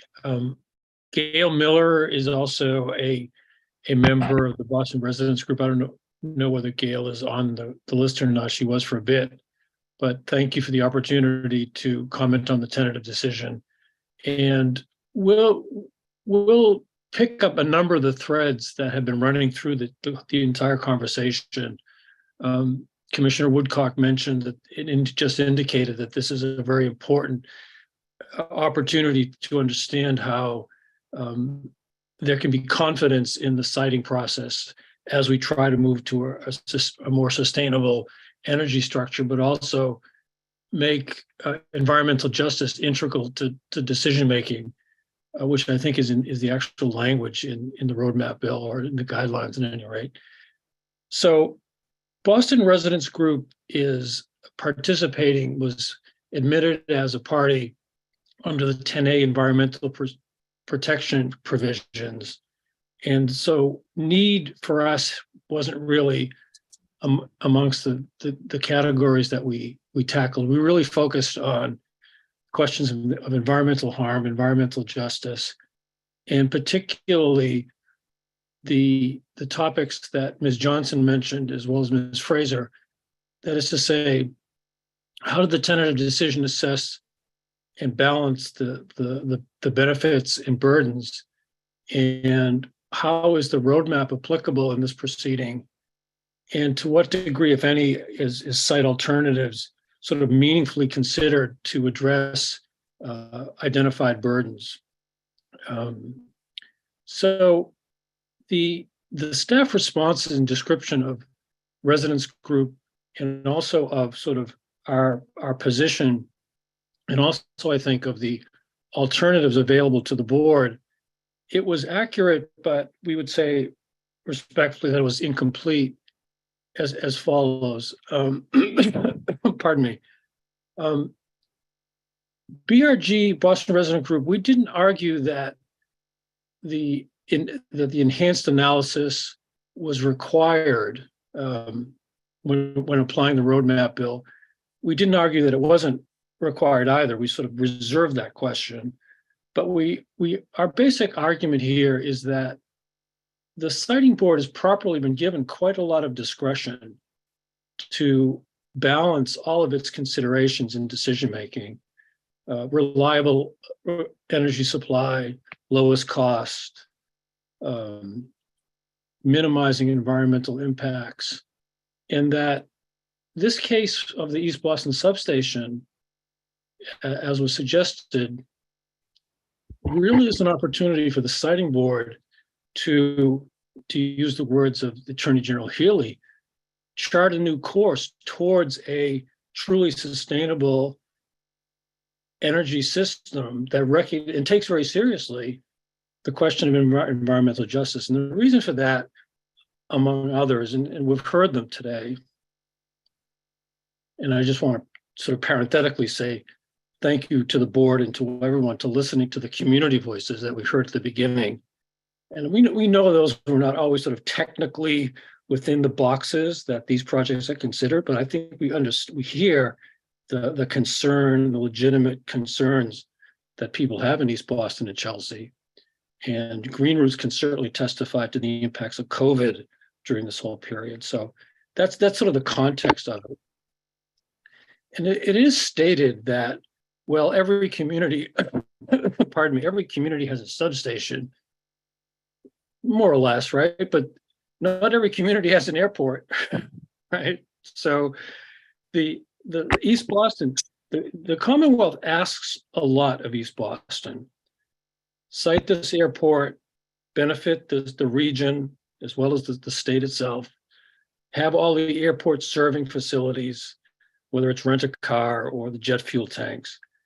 And there's a reasonable argument, I think, that this proposed substation, in the context of that already very high cumulative adverse impacts, which the board itself actually recognized in the certainly in the project, in the final decision of the project change proceeding, that East Boston is a community that's already overburdened. So I think that's a given.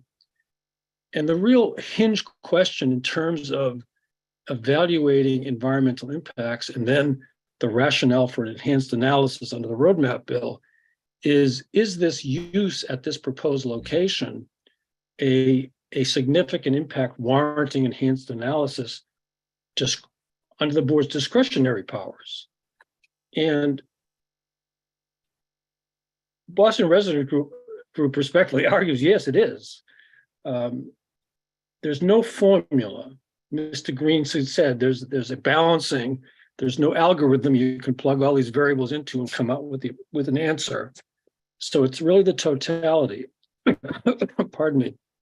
And the land use patterns are amongst the things that will be looked at in an enhanced environmental analysis. So our initial position, I'll talk about Chapter 91 briefly, but our initial position is, even if it's true that the MEPA thresholds are not triggered and that an enhanced analysis is not required, we respectfully urge the board to direct that an enhanced environmental analysis be undertaken. So that's sort of our part one. Turning to the Chapter 91, and obviously Stacy and CLF, they know this stuff really well, as I'm sure others on the board do as well. If the threshold question is this substation a water dependent use? Well, that question practically answers itself. The answer is no, because number one, the company originally proposed to put this substation on Prescott Street, which is, as Mr. Walkie mentioned, at least a half a mile or so from the Chelsea Creek.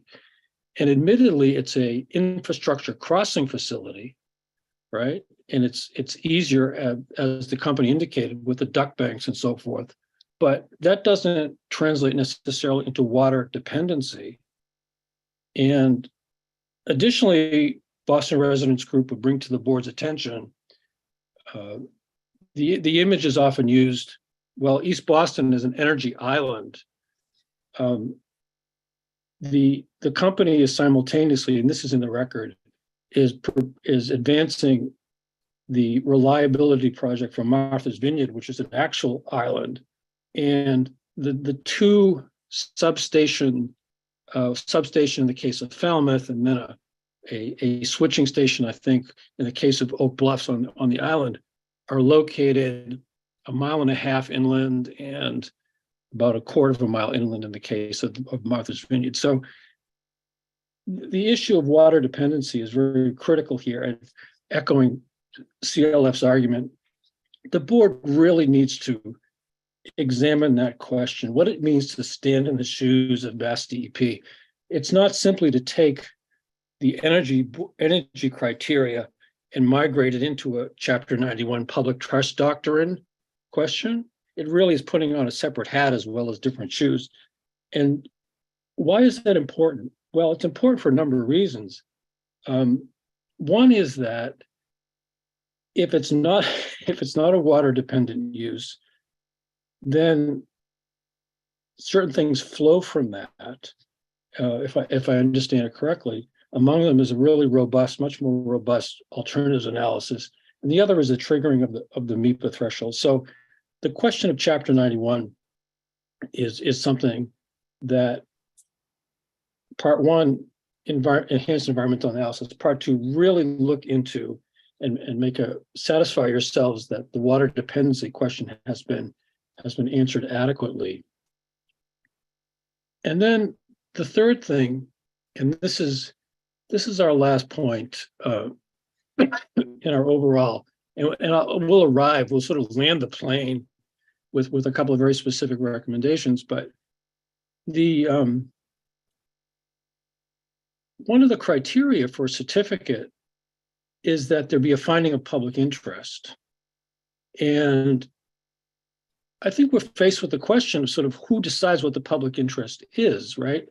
So clearly the siting board has a statutory authority, and I think quite appropriately actually, to put the interests of the Commonwealth and the residents at large, and not let, let's just call it parochial for the sake of discussion, concerns override larger public interests, right? So that's a valid concept here. But I think the weight of evidence is that in this particular case, in this East Boston case, East Boston Chelsea, that there's a real question of sort of who decides what the public interest is. And residents group, together with others, sort of led by Green Roots, led by people like John within Green Roots, and also we heard from Sandra, Ms. Najjar, and also Ms. Rodriguez, who's been super active and great on this thing too. And all the residents of East Boston and Chelsea have tried to put the measure on the ballot, at which 100,000 voters, which is our democratic process, said, we really, if it's needed, can you put it on Massport land? We've elected officials at the state and local level, some of whom you heard from earlier, through the democratic process, who are asking the board respectfully to take into account environmental justice in a really meaningful way. And we've participated in this proceeding, pardon me.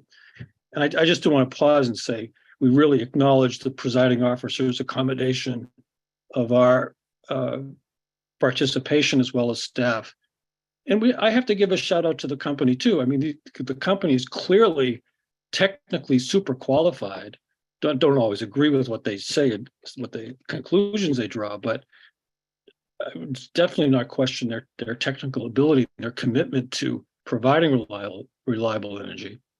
So having said all that, Boston Residents Group basically comes down as follows.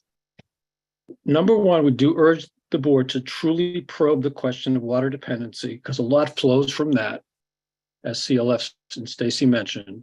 And number two, please do use your discretionary authority to direct that a enhanced environmental analysis be carried out for the project, pardon me, so that some of the questions that have been raised today can be meaningfully answered and the many, many residents can be satisfied that the board truly took the steps necessary to take their very heartfelt and I think very authentic and legitimate concerns seriously. And with that, I'll close. Thank you. Thank you, Mr. O'Brien. Any questions from members of the board? Madam Chair, if I may. Yes. Gail Miller is in the panel. She had raised her hand earlier in the morning. I wanted to see if she wanted to give her remarks now. Thank you. Yes, Ms. Miller.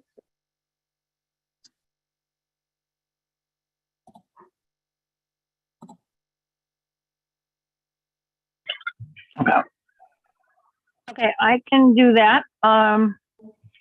I've sketched, I actually submitted a very brief statement, but I don't mind trying to lend a few more, probably nothing that everyone else has not said, but it's just an observation or two of my own. So, okay, so I've been a resident of East Boston for 41 years, and in that time I've participated in many impact generating issues, most notably ethanol trains being proposed to be brought into our community right on the Chelsea Creek. We successfully fought that through able-bodied lawyers who are in our presence right now and a strong community advocacy network. Environmental justice, I believe, are just buzzwords in today's society as it relates to East Boston. East Boston does not have to prove it is a community needing environmental protection. An airport, highways, fuel sources, salt piles are all profound impacts. And what we have are environmental agencies who never assess or review cumulative impacts. It is always on a per project basis. So hardly the cumulative impacts are never ever assessed. And so here we are today saying no significant impact. For instance, the airport projects alone are just that, always viewed singly and without impacts, which is quite profoundly preposterous. And so it appears to them that we never have any life-threatening and long-term impacts. With regard to risk, we now have the police station, gas tanks within view and within about 100 feet of this proposed substation. How insane is that? It's even closer than the 8,000 gallon fuel tank just on the creek. Did we ever consider it? I'm not so sure. So by attempting to curtail all permitting processes, now is further injustice in not allowing due process to be carried out by residents. You will have just discarded all the years and commitment thus far spent. How is it equitable? I ask you. Please note here, there should be no indication of acceptance of any community benefits, as was previously mentioned, as approval for this substation. It was thought that the community had to engage in this agreement as it relates to an obligation by Eversource to offer it. It is no quid pro quo for a substation, make no mistake about it. We've talked about Massport's large demand for this energy source, and it should be mandated that this board consider siting a substation there because of minimal impacts to an environmental justice community, which is what this siting process is all about, or should be. For them to say, for Massport to say there's no room, well, they just applied for another jet fuel storage tank. And by the way, there's a huge parcel of property along the Bird Island Flats. Have no idea what their future use is for that, but suffice it to say, there is, I think, continual space. But we're not promoting further growth there, mind you. We've already had enough. It's about time that that airport consider regionalization. And I know we're not on record speaking about Massport, but I think everybody has to take some responsibility if they want to exist within the confines of East Boston, and Massport is not exempt from doing its share. I really have no further comments except to ask you to reach into your collective conscience when you deliberate on this rush to end the entire process at this juncture. It is not lost on us that this company wants to play the rush on a political card, as Eversource's attorney accused interveners of knowing that Attorney General Healy was not supportive of this project. Thank you for the time. Thank you for listening to our concerns. Thank you, Ms. Miller. So at this point, happy to have the board ask any questions of our colleagues from the Boston Residents Group. So any questions from siting board members here?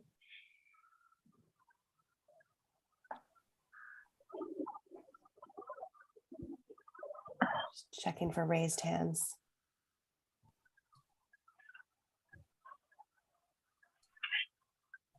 Okay, I'm not seeing any questions from the board, so thank you for that. At this point, I just want to confirm that there are not any other interveners present who have not spoken and wish to do so.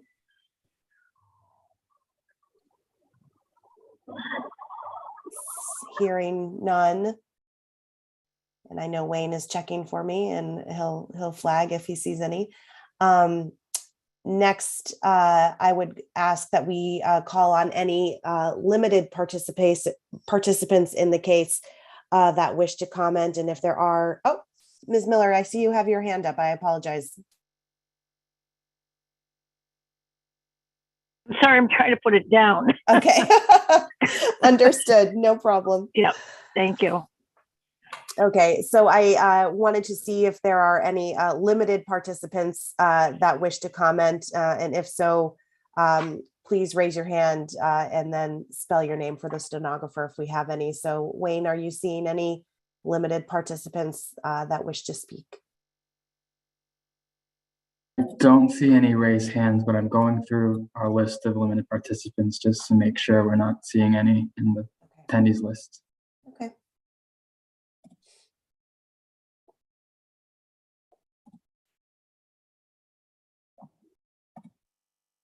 I do not see any, and nobody's has their hands raised as you'd requested. Okay.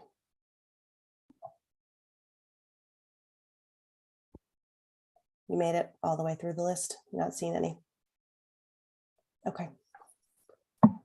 Okay, well, hearing none and no further requests for folks to comment, we can now proceed to deliberations on the tentative decision. In order to commence deliberations, we will need a motion to adopt the tentative decision, followed by a second, and then that will commence our ability to deliberate on the motion. So do I have a motion to adopt the tentative decision? Motion to adopt.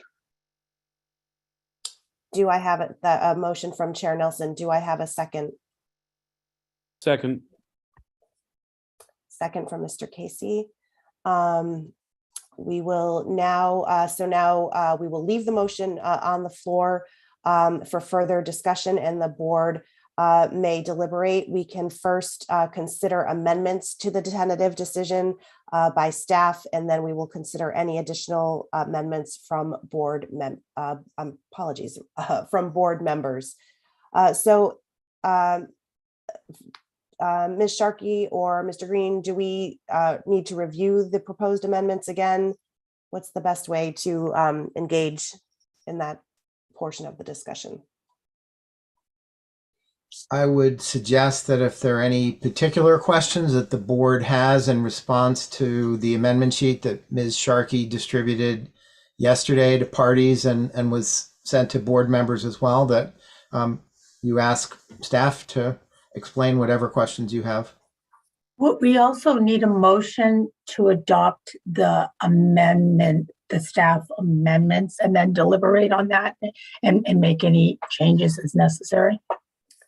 Thank you, Joan. So we need to, do we seek that motion now, or we wait to see if we start with that motion? I think that would make it easier, and then we could deliberate on those particular amendments and then vote. And the vote needs to be by roll call, please. Okay, thank you for that clarification. So we leave the main motion on the floor. We'll now take a motion on the staff amendments. Do we have a motion on the staff amendments? Yeah, most of these seem to be corrections. I motion to adopt the staff amendments. From Chair Nelson, do we have a second? A second. I didn't see who seconded. I'm sorry. Mr. Bonfiglio, thank you. Okay, any deliberations or discussion on the staff amendments?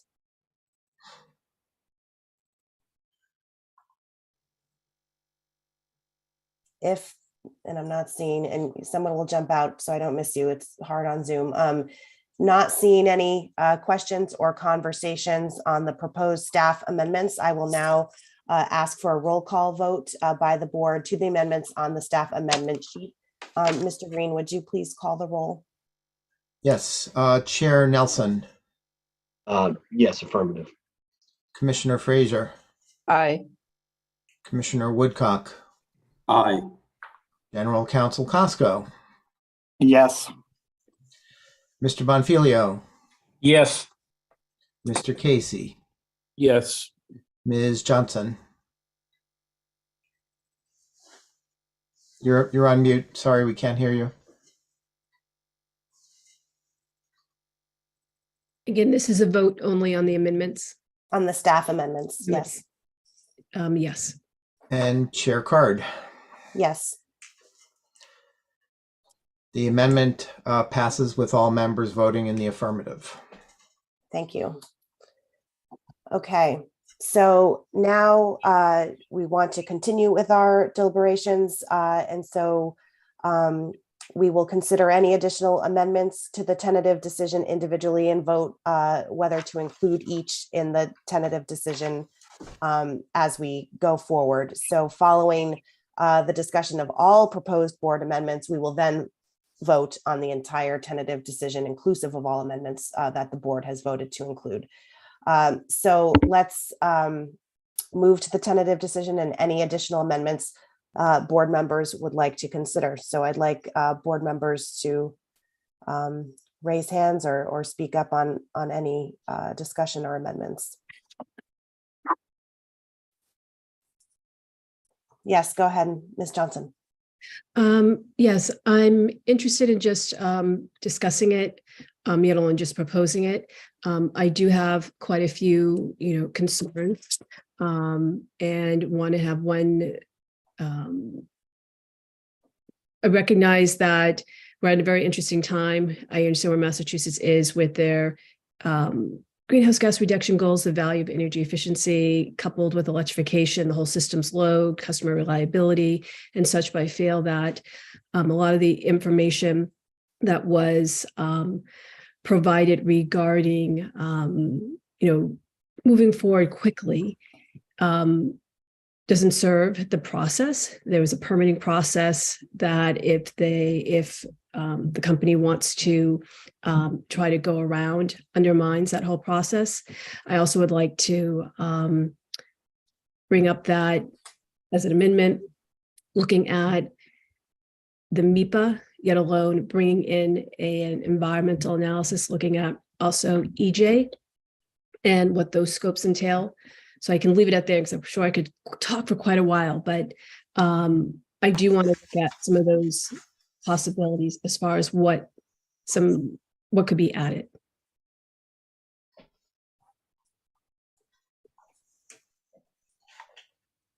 I just want to make sure I understand and perhaps staff can help, but I want to make sure, are you suggesting that you would be interested in crafting a motion related to MIPA review and or EJ review? For both, I think they both should be on the table, and not to say that, oh, if they do that, then we can move forward with just quickly with bypassing the permitting process. I'm not keen on that, but I do wanted to have it out there officially on record that I do want to have an environmental review. I would like it also to look at EJ.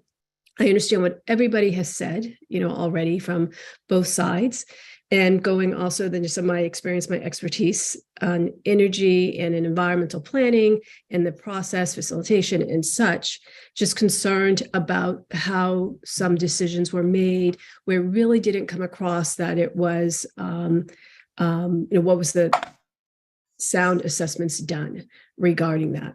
And I understand that if some say, oh, MEPA wasn't triggered, and I'm still a little baffled on why, and some with the DEP. So it is that given the high profileness of this project, given how long it's been going on, given that it has started, years ago to now, and there's been a change, that I would thought that the company, the board would say, what, let's just do a due diligence and do something that would help in public relations and engagement, and look at fully, an environmental analysis, look at the environmental justice aspect. And even regarding that type of review, I still have some other questions of like, who confirms, who provides that review, who confirms the scope of that work and such, so that it's layered. But I am concerned about what I've heard, reviewed, familiarized myself with based on the content that was of information provided, that it does need to have environmental justice for sure, and otherwise not able to support it, and would like to talk about to bring that issue up. Ms. Johnson, when you're do you see them as two separate issues, or do you think that's one study? Because I would imagine the group. It's not either or, but it's also just not like only one there. I'm open for that one, whichever one is stronger, I should have to say, because they're both they're critical, and I don't take it lightly. And so I'm open to how that could be perceived. Okay. So are you looking to reopen or reinvestigate the issues on environmental justice, or are you just looking to have an independent analysis done on the process here? That's a great question.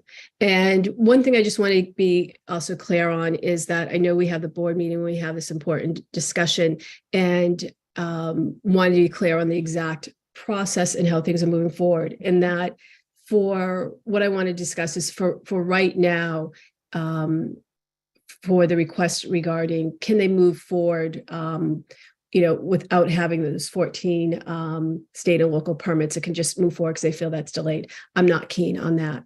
I am very interested, though, in having a proper, thorough, comprehensive energy equity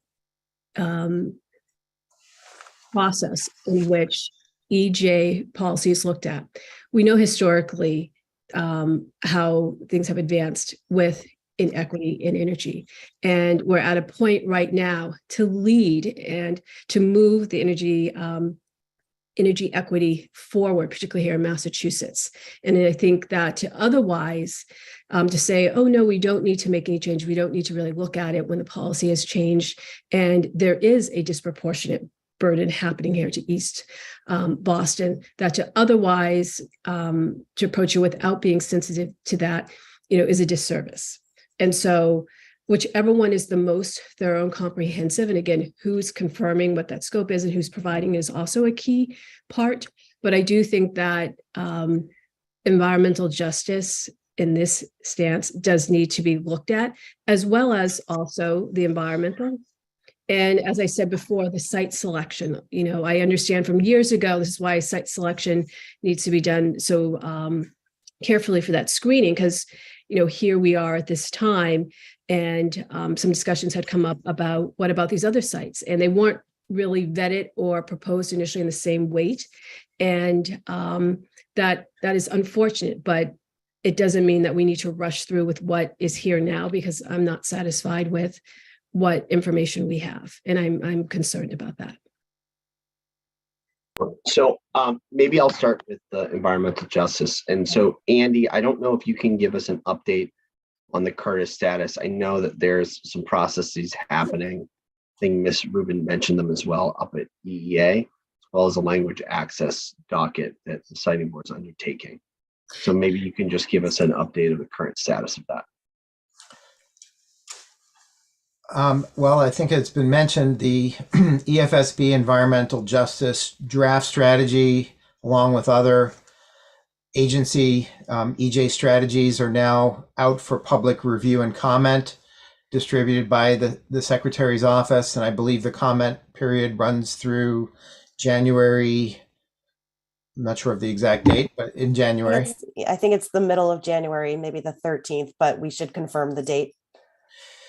And so that document is what it is. It's out for comment. I will just note, sort of insider perspective, that many of the features of our strategy, frankly, evolve from this very proceeding, because our approach to language access and outreach in an environmental justice community with quite a lot of limited English proficiency really took us to a new level in this case. And I know that for many folks in the community feels like a very hard fought battle, but a lot of what's in this strategy is actually inherent in what has happened in the process leading to today's meeting. So I wouldn't necessarily assume that ratification of that strategy necessarily implies a wholly different process than we've been through. So that's one point I just want to make. I can update. It's the website says that the comments are due January 27th. And just the one thing to also is, like, I'm glad, Andy, you brought that up. And, you know, public engagement and the efforts that you've made, it's wonderful. You know, it's great. But there are different parts also with looking at EJ versus just saying, okay, I'm asking that do a full assessment around the disproportionate burden that the community has, and then adding in this one project to it. Not so much like, oh, did we provide changes in languages? Did we engage, you know, just in that component area? So really looking at the disproportionate burden aspect of EJ versus just the engagement aspect and language for different documents. That's also needed too, but I'm going to focus then on the analysis around the community, their existing environmental burden, and having this effort done. That has caught my attention more so than the engagement pathways. But understood. I think I also heard you mention before your interest in additional review, or maybe even in the first instance, review by MEPA for this project. And I did want to comment on that part of what you had mentioned. Please. And correct me if I heard you incorrectly, but the siting board actually has no jurisdiction over MEPA. So even if the board voted to require MEPA review, we do not have the authority jurisdictionally to invoke that. I suppose the board could withhold its approval, sort of holding its breath type of approach, until MEPA conducts a process that was to this point not required. But we do not have jurisdiction as a board to impose a MEPA review requirement. That is up to MEPA. I hear you. I thought for MEPA with the EEA and some of the agencies that there was an involvement, I thought that did fall under something with the board.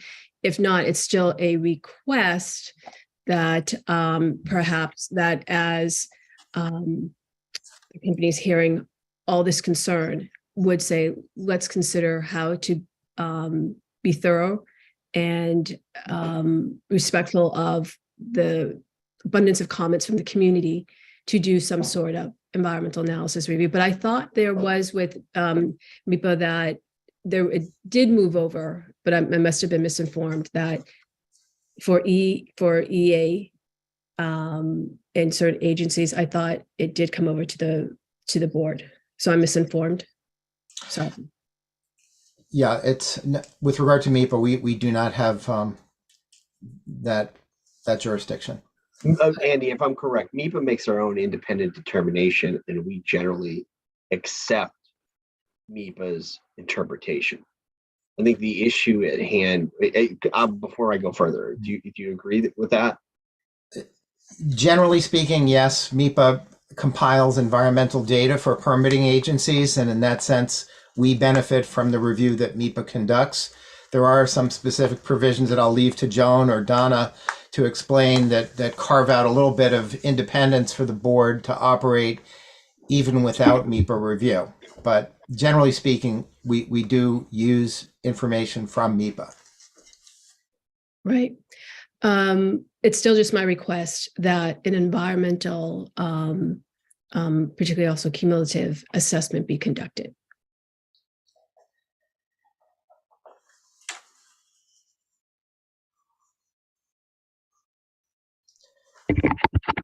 Are you thinking, I want to make sure, and I appreciate the comments in this conversation. Obviously, these are super important issues.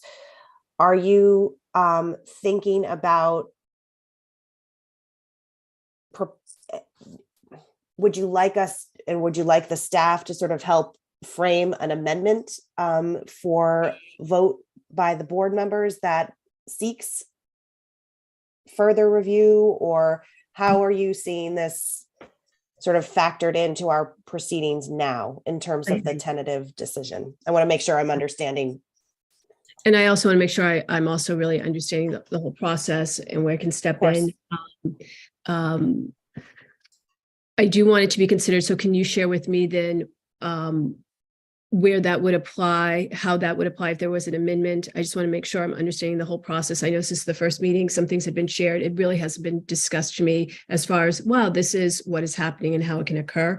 So we're doing this somewhat, real time, but I still want to make sure I have an understanding so I don't miss an opportunity. Of course, I'm going to ask the staff to help guide on the process, if that's okay. The one note I'll make that maybe Andy you could answer as well is the record's closed in the incident case, correct? The evidentiary record has closed. Okay. All right. And maybe you could update. Sorry to interrupt the secretary's question. Fine. So in order to, if the board wanted staff to go back and take more evidence, we'd need to reopen that record and then conduct further proceedings. So that would be a matter of not completing the vote today and go back and take more evidence. That I believe that's what Ms. Johnson is asking for. And that's kind of procedurally where we would be. Am I understanding? And I just want to be, and Joan, maybe but just to be clear, the process for today is if something, whatever modifications or amendments we choose to make, a motion has to be made, seconded, and voted on each individual item, like this, for example, right before we proceed through the main vote at the end. So it would require a vote. That is correct. I think right now it seems like we're just trying to figure out what the actual ask is here. And that's why I was trying to figure out what the ask was in order to say, okay, if you were asking for this, this is how it would proceed. I do want to just make a comment. In the Roadmap Act, when DEP was directed to adopt regulations developing cumulative impact analysis requirements for projects that exceed certain thresholds, they were given, and correct me if I'm wrong, attorneys, I think a year or a year and a half to work through the technical details of approaching that question. So while the concept of doing some type of environmental equity, impact analysis, cumulative impact analysis, there are a number of different terms that we've been using interchangeably. seems simple enough and straightforward. It is and can be a very vexing question for regulatory agencies, which is probably why DEP had the length of time that they do to develop their approach, as well as, obviously getting public input and vetting those regulations before implementing them.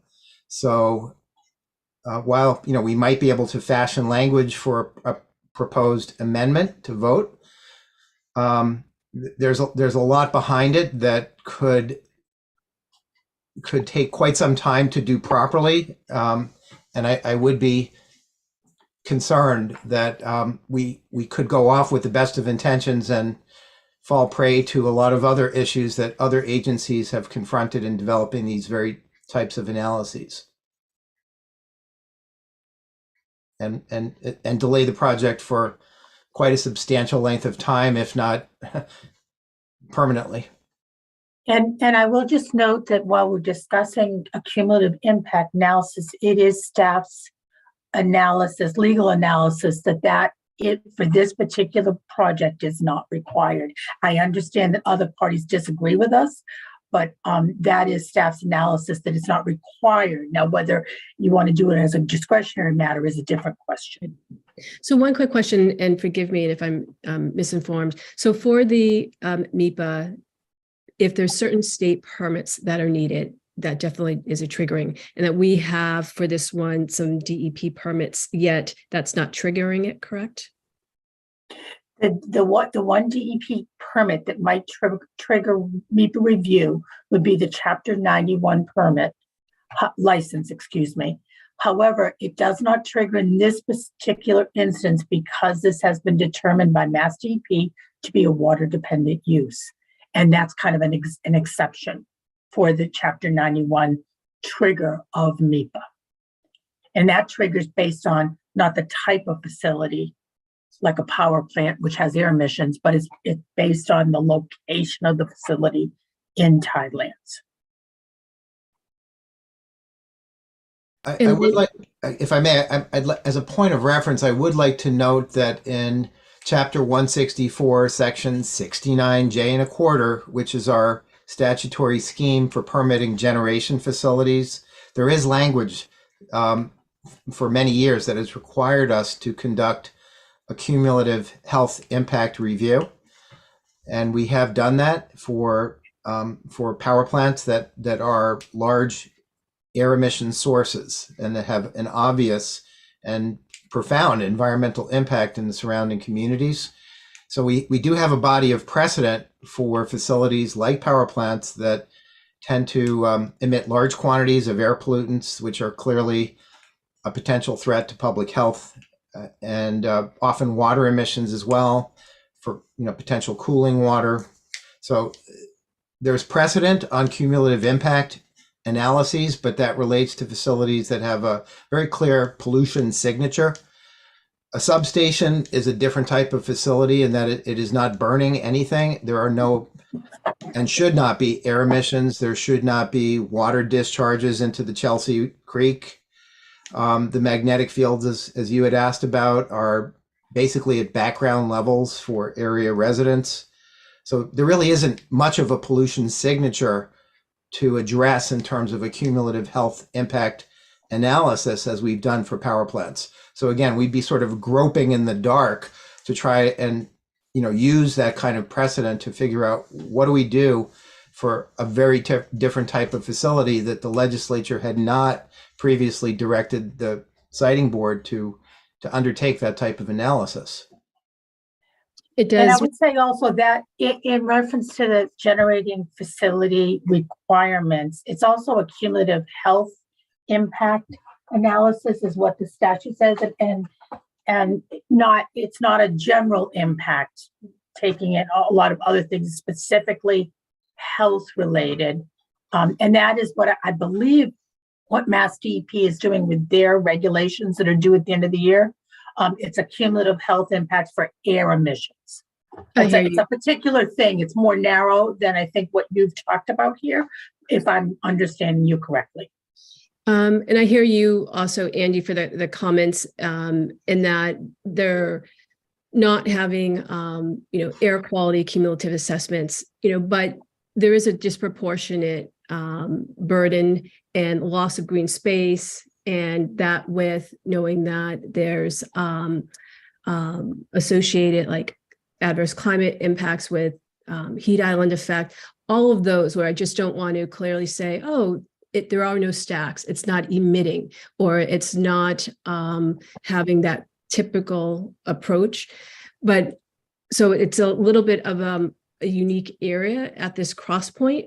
And because of that, want to consider how to account for that rather than not account for it, particularly because it then becomes more of an environmental health, public health issue. We know that it's a big part of, climate adaptation planning is planning to minimize that.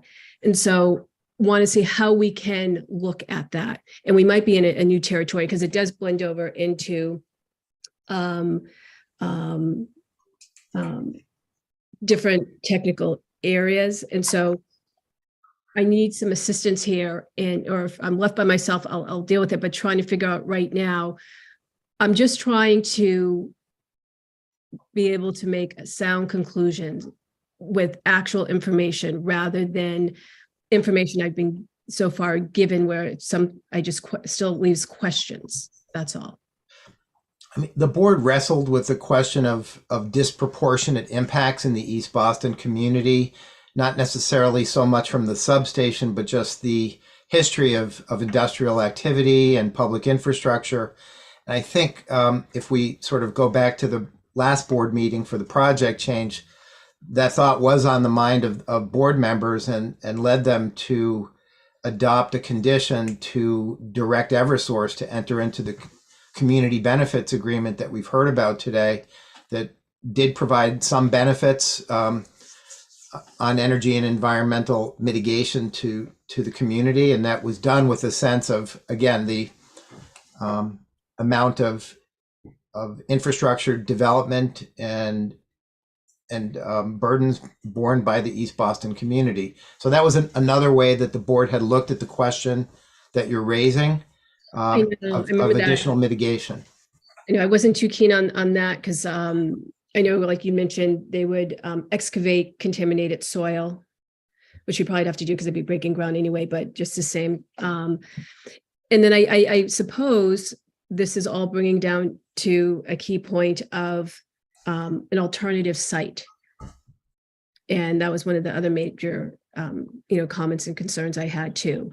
And so I know that I was not on the board before, even going back, 5-10 years ago when site selection was done under a very different pattern of environmental injustice and such. Now we're at this point, and we do have a community that is an EJ community, and how to move forward, given again all these factors. And I just feel that it's not just an easy decision, and I want to be mindful and have to at this point bring up not being able to make a decision quickly, say yes, let's approve all these permits and let them move forward. I am also bringing up the site selection process and how it's relevant now. And so while I'm sure people aren't happy about that, as we talk about, yes, what environmental work could be done, what could be done with the existing site, even if that was done, we looked at who's providing it, what's the scope, it does come down to a site selection analysis for, can that still be done for a different site? So it's not just isolated in that one area. What are the viable options that were looked at? Is there a full assessment done equally for those so we can confirm, yeah, this one does work? I know that there's the financial cost and that's valid, but there's also the burden and public health cost also. So wanted to look at site selection, but in a balanced way where that's a big concern also. Want to make sure, I want to make sure that other board members also have an opportunity to weigh in on these issues that you're raising, and I'm don't want to assume, but I'm Really wondering. stunned. No. If I saw Commissioner Woodcock's hand before, and then Chair Nelson, relative to this conversation, members, or something different altogether. I certainly would entertain any motion, Ms. Johnson. I did want to say that the standard that I would have for site location reopening, and some of this is, it's sort of an impossible position as a new member of the board, that you're coming in and hearing a lot of issues. From my perspective, the issue before us with the tentative decision is fairly narrow for us here. Now, it's certainly within our purview to reopen the record, do additional analytical work. From my perspective, having sat through the previous hearing and hearing where we are with need, I do think that the point of when we should have done that, if we should have, is at a prior point in time in this proceeding. So I would. I do hear you. I don't agree. Just the same, it is unfortunately wasn't done then. We're at this point now, and I know we may not agree on the need. I totally understand the system load, and I value energy resiliency. I value everything that we're doing for our decarbonization efforts and understand what that means also. But regardless of that, and all the time that has happened already, now have to rush quickly because of an urgent need without still addressing these issues. I'm not comfortable with that because it's critical. And I respect that, obviously. I just wanted to, I think the standard that I would apply to reopening the record at this point is a high one. And I certainly, I think you're raising some really important points that I think we discussed today are going to be imperative for future setting of critical electrical infrastructure. Applying that standard to this project where the need has been established, I think it's irreconcilable.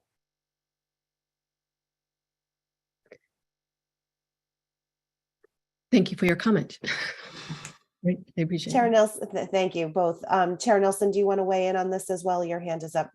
Yeah, I think, being a first-time board member, seeing the litany of options that have come before in the several other proceedings we've had in this case is something that I think legitimately in the project change, which I think was a very simple in nature proceeding, where we really tried to go above and beyond for the community outside of the scope of what a normal project change is. But in that docket, I would say that, it went to the SJC about reopening the record. And that was a really hard fought battle on a lot of different sides. And I think that to undo the decision that was made there is not something I would feel solid about. I think if we're talking about things that can improve improve the process moving forward, making an amendment about things we can do there, I'm definitely willing to engage with that. But I think in terms of reopening the record, I wouldn't be able to get there.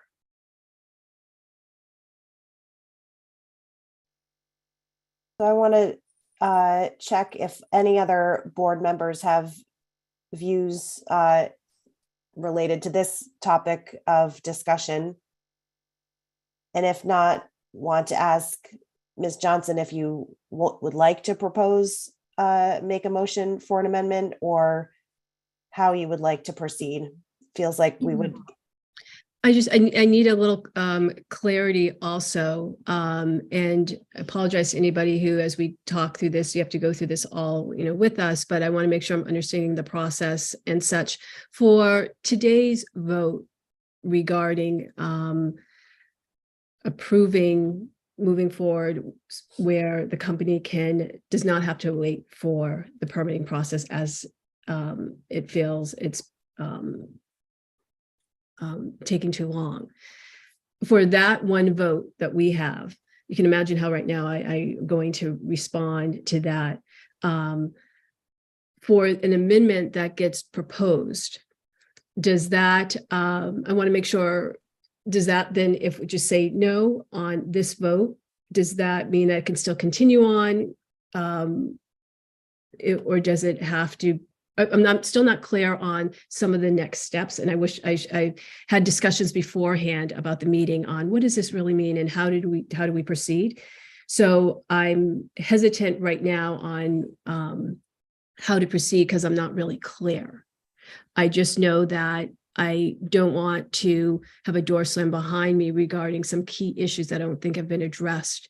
And so I just need to know where we are and what that actually means for what we vote on today in relation to some of these other issues, that if we then say, no, they cannot move ahead without the typical permit process, then that can allow a natural process for these issues maybe to be discussed in those permitting efforts or not, versus if I make a comment now that changes everything.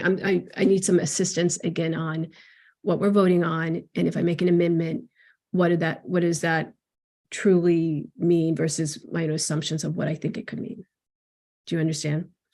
I think so. I see Commissioner Woodcock or Chair Nelson, are you offering to answer this question? Is that why your hands are up? And one thing I will say, because it's been brought up a few times, that I am new to the board. I'm not new to boards and process public hearings. And so I value this process and I don't take it lightly, as you can tell. And I enjoy this conversation, but I hear what the company said, I hear also what the community said, but more importantly, I've read the information, the information we got for this. And I still have these questions. And I, again, just want to make sure that bringing a mindfulness to it, because this is important, and that's all. I know, I appreciate that. And I'm going to turn to the chair and then Commissioner, but I do want to make clear, we all appreciate the spirit with which we are having this conversation and the collaborative nature in which we are doing it. That's what serving on a board, especially one as important as this, is all about. So I think we're working through this together, and that's what we are here to do. So we certainly, I certainly recognize and appreciate that very much, and I'm sure fellow board members feel the same. So we're right to be clear on the process and steps. Chair Nelson, do you want to talk? I'm sorry, I can't recall who. Yes, of course. I can't recall who had a hand up first, Chair Nelson or Commissioner Woodcock. I think I'll be really direct, and then Patrick, you can fill in any, or Joan, you can fill in anything on this. So you can, I think my understanding is you can propose an amendment and then we can separately vote on that amendment. Okay. That amendment would then either be incorporated into the decision and then we would vote on the decision. You could vote for an amendment and against the decision. That's okay. Okay. That's an option you have. And similarly, you could vote against the amendment and for the decision, right? So those are all in play. So I hope that answers your question. I think I just wanted to answer the procedural options that you kind of have. Okay, thank you. And I appreciate any other comments, interest from other people who have their hands up. So I'm not hearing you. Secretary Card. I had to do it once today. Forget to take myself off mute. I'm sorry.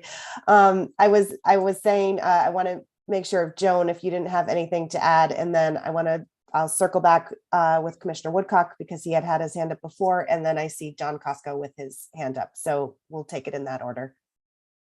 I just wanted to give just a little bit more of an answer to Ms. Johnson as far as the voting is concerned. If the board, to directly answer your question, if the board were to approve this facility with this tentative decision as amended by the staff amendments, then that would finish this proceeding. I think that's a question you had. And that would complete this proceeding. And anything further would be whether there's certain compliance conditions here and or whether there's an appeal, and it would go over to the courts. But I think that's the question that's part of the question you were asking. What happens at the end of this meeting? If the decision is approved, that will end this proceeding.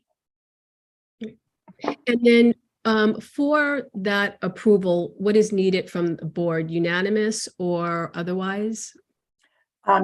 What's needed is a majority. Majority, okay. Of the folks who are here. So obviously we have one board member who's not here, which is Mass DEP. They've recused themselves because they're actually a party here. So they're not allowed to vote.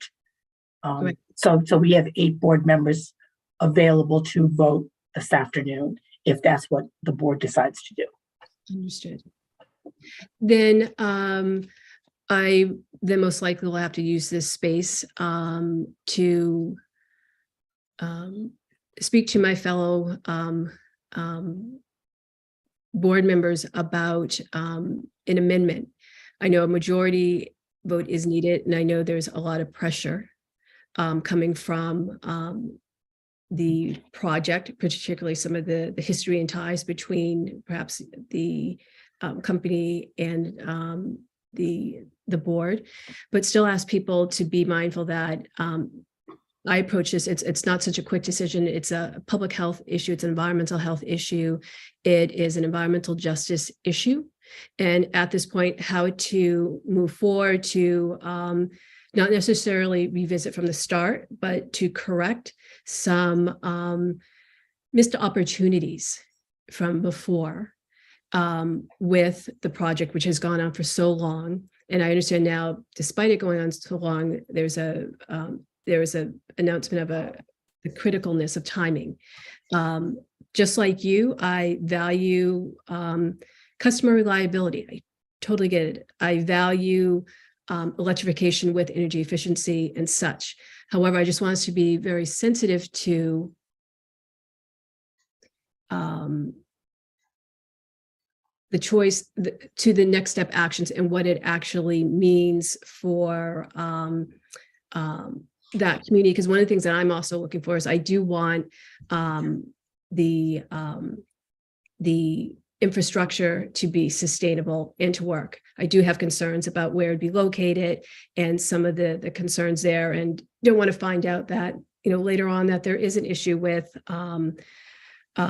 that creates a hazard. So I really just want to make sure that as we put in time and money, that the location is the actual best for having a fruitful and effective infrastructure.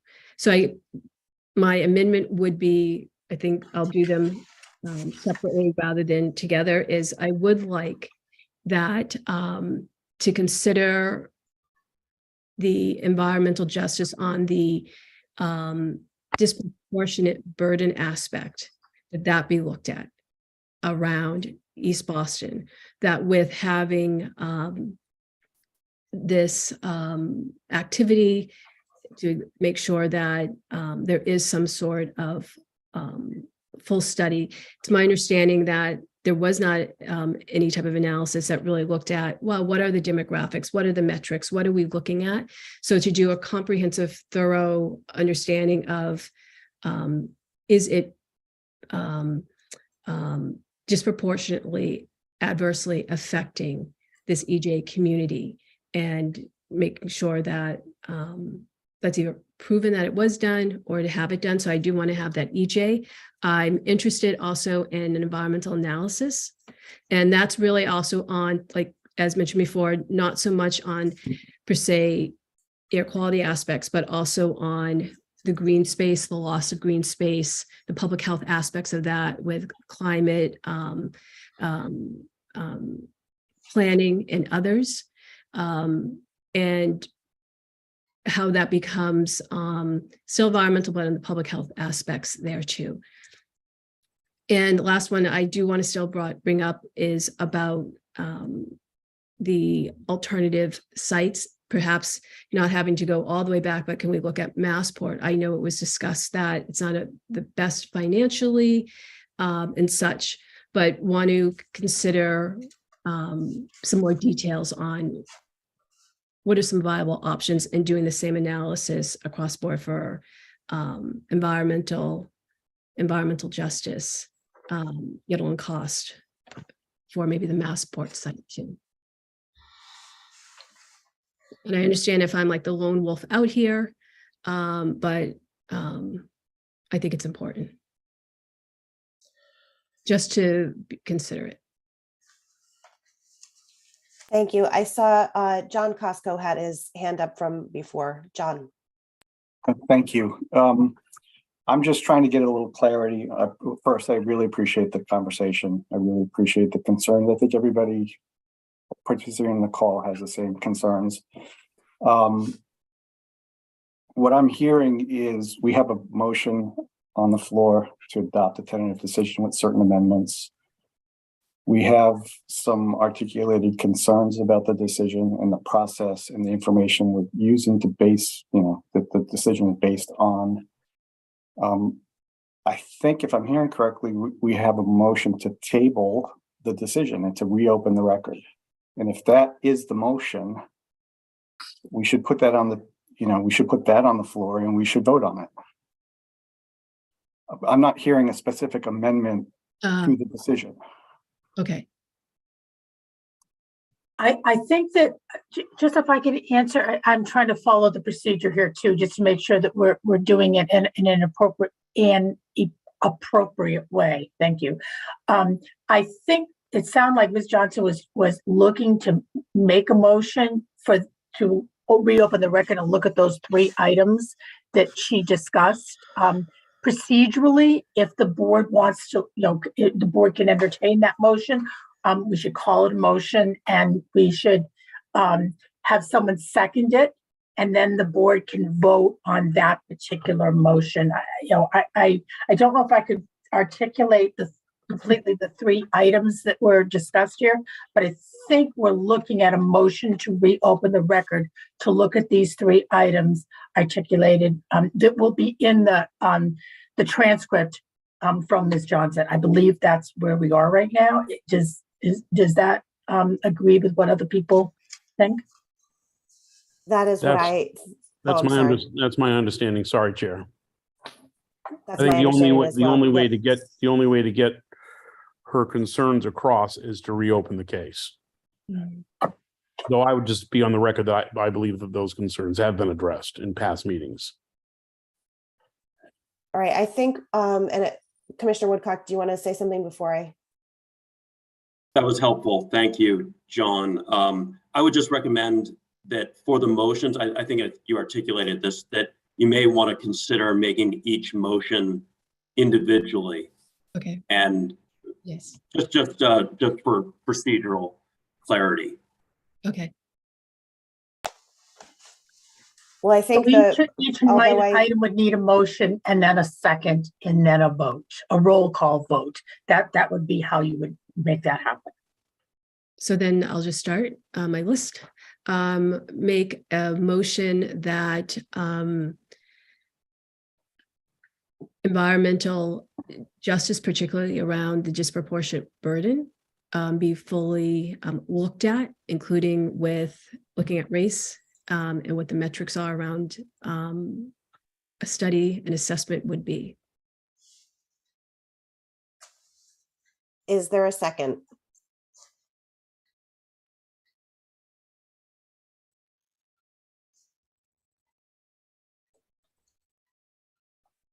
Seeing no second or hearing no second, Joan, does that motion fail and we move to the next motion? We should move to the next motion. Yes. My second motion, but I can imagine how it may go, is going to be regarding considering an environmental assessment that it looks at also the adverse impacts of loss of green space and the associated public health issues regarding that in an urban environment during this critical time of climate action planning. Thank you. I hear the motion. Do we have a second?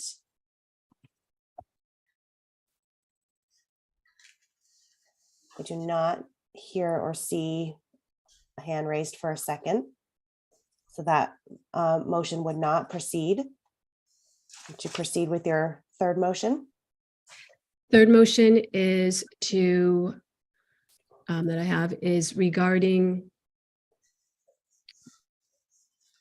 assessing the Massport as location as a viable alternate site, yet alone in comparison to the existing one, again, across environmental, EJ, and cost and other for a thorough comparison.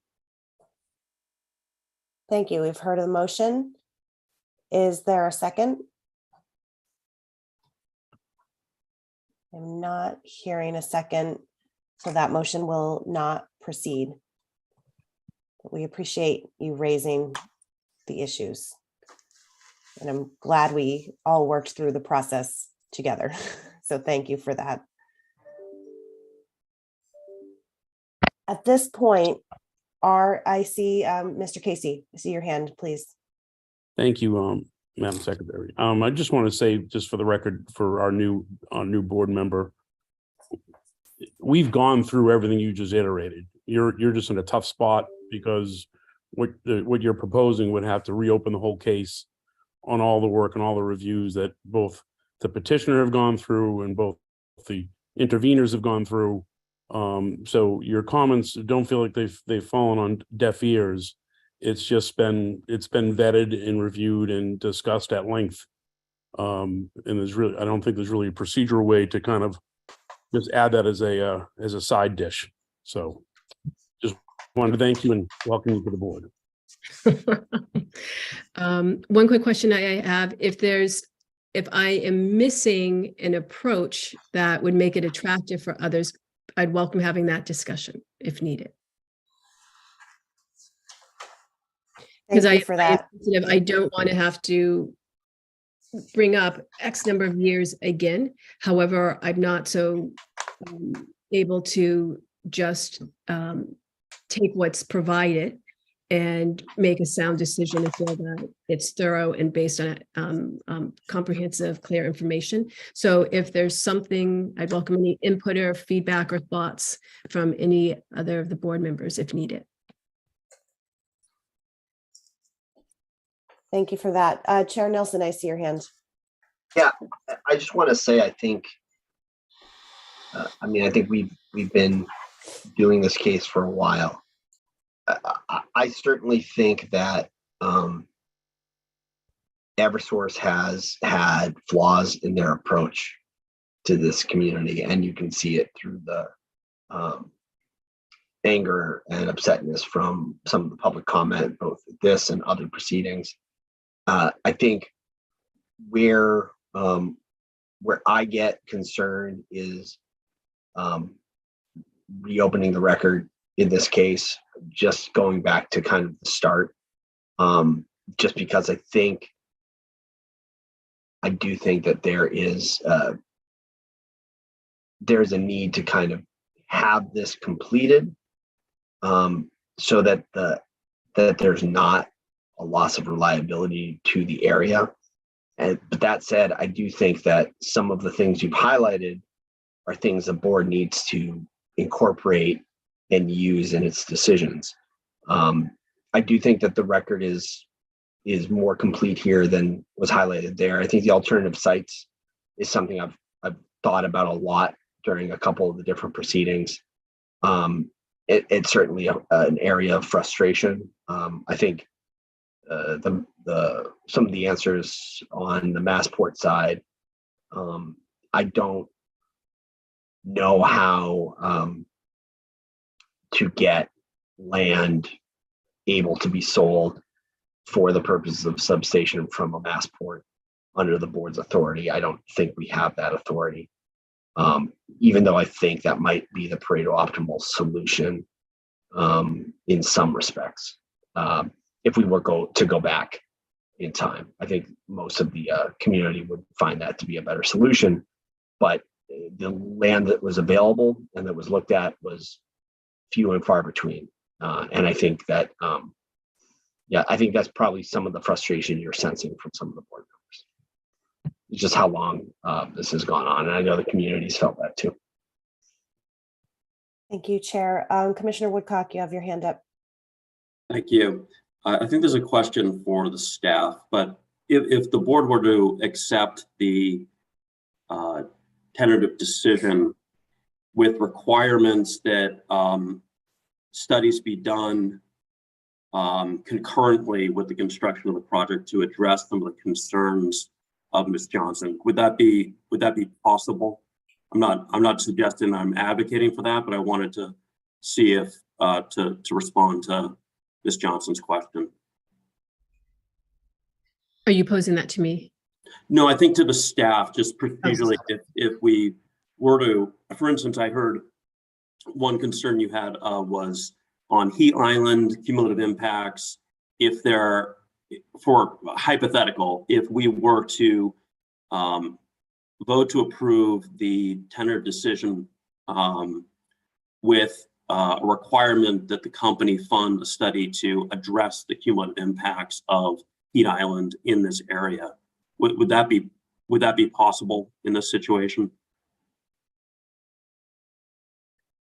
I have a question on that. And I thank you for being open to, what are some possibilities here.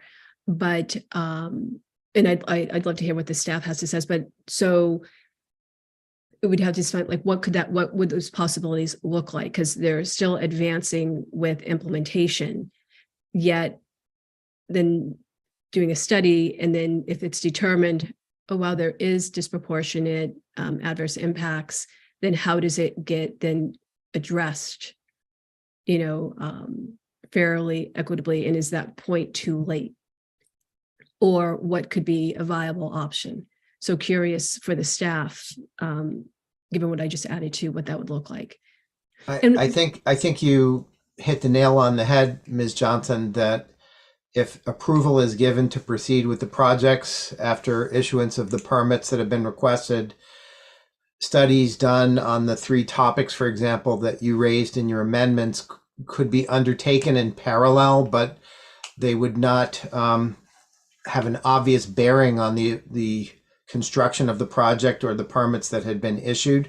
So it really almost comes across as being essentially a request to open an investigation that's separate from the project, almost like a rulemaking to look into methodologies for analyzing these types of issues, but it would not have a connection back to the project if it had already been approved, because then it's sort of a suspended approval that doesn't really take effect. One quick question I have. I understand how my past motion for an alternate site opens up the record, but I don't understand how for a comprehensive environmental justice approach, why or how that does. And so if I need to make a motion in a different manner where it's not opening the record, it's just moving forward, like we do need to have this as a condition before, is there anything that someone could share as far as here are some viable pathways? Because the request for environmental justice assessment is different than an alternative site assessment. That is a lot larger and definitely goes back and can undo other efforts done. But for the EJ one and the environmental, those ones still to me are a little bit less involving than the alternate site.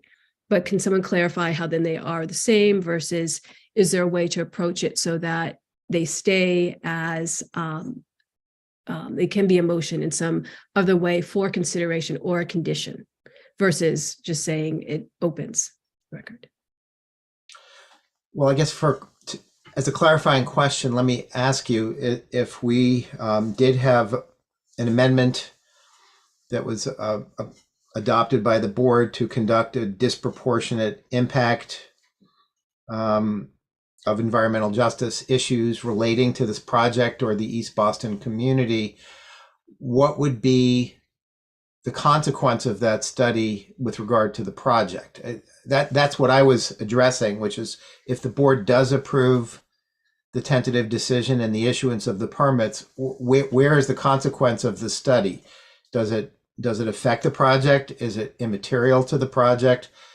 And if it's immaterial and has no effect on the project, then to me, it really is almost like a side study that's being done to explore new methodologies along the lines of thinking about a rulemaking procedure or a notice of inquiry where the board is looking into new things or conducting an analysis that to this point has not been required for this particular project. Right. Because one of the things I understand on the alternate sites, there was a site selection and screening done of whatever type, even if Massport wasn't fully on there. But my understanding, aside from the document at the end of the TD information about EJ, it really didn't do a thorough assessment or such. So I just was thinking, again, separating out, I understand for the alternate sites versus still on the EJ part and disproportionate burden, how that wasn't considered so thoroughly, and just wanted to make sure it could be, and it would then have to have weight to it. Like what is the outcome? What are the ramifications or such? And I don't want to keep going back and forth in a big circle or such, but I'm just trying to understand an approach or motion or such that can, that truly captures my concern about what truly was not done. Well, I think you did, suggest a motion and the board did not second it. So I'm not sure where we go with that at this point. I can only say that, based on the history of the proceeding, there have been assessments of alternative locations for a substation, 2 particular sites in East Boston, one by the McClellan Highway and one on Frankfurt Street. They were evaluated relative to the earlier site on the other side of the parcel and rejected by the board as being inferior. And there had been, prior to those particular sites, a more global assessment of a screening process starting with all of East Boston. And I would point out that that did include Logan Airport, and based on the criteria of the screening, whittled down to the sites that we've focused on in the last couple of iterations of the proceeding. So it has been done. Could it have been done differently? Of course.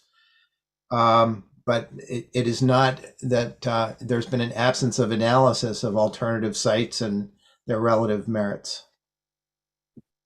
I would like to just cognizant of the time and where we are in the day. And so want to just, before we sort of figure out where we're landing here this afternoon and whether we need to continue discussion tomorrow, or if we're in a place where we feel like we want to take any action this evening. I do respectfully want to make sure that there aren't any other questions or thoughts from board members, and just really sort of get a read on where folks are on the tentative decision as it stands with the staff amendments, understanding that we're having a conversation based on some of the concerns that Ms. Johnson has raised as well.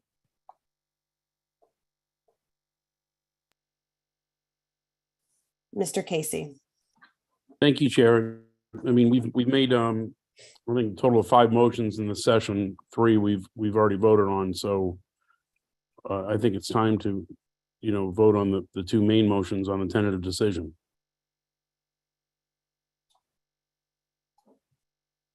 I agree. I'm sorry, I didn't hear. I heard and I agree, but I didn't hear who said it. I agree. Thank you. I see you now. So we have the 2 motions are the motion on the staff amendments, and then the motion on the main motion on the full tentative decision. You've already voted on the staff amendment. On the staff amendment. Thank you. So we Those have have the already main passed. motion. Just have the main motion, yes. Thank and you, it is- Joan. It has been seconded. It is available for vote. I want to understand if board members have any other conversation or proposals before we move to that place. I heard two folks say they're ready to vote. Does anybody have any further discussion? And I do want to thank you, Ms. Johnson, for raising these issues in the way that you have and eliciting this conversation from the board. I think it's been very important. I'm not seeing a path based on the conversations that we've had thus far to do anything more specific with an amendment to the tentative decision.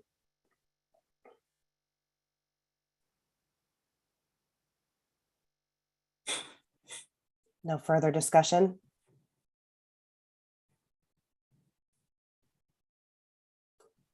Shall we proceed with the roll call on the main motion?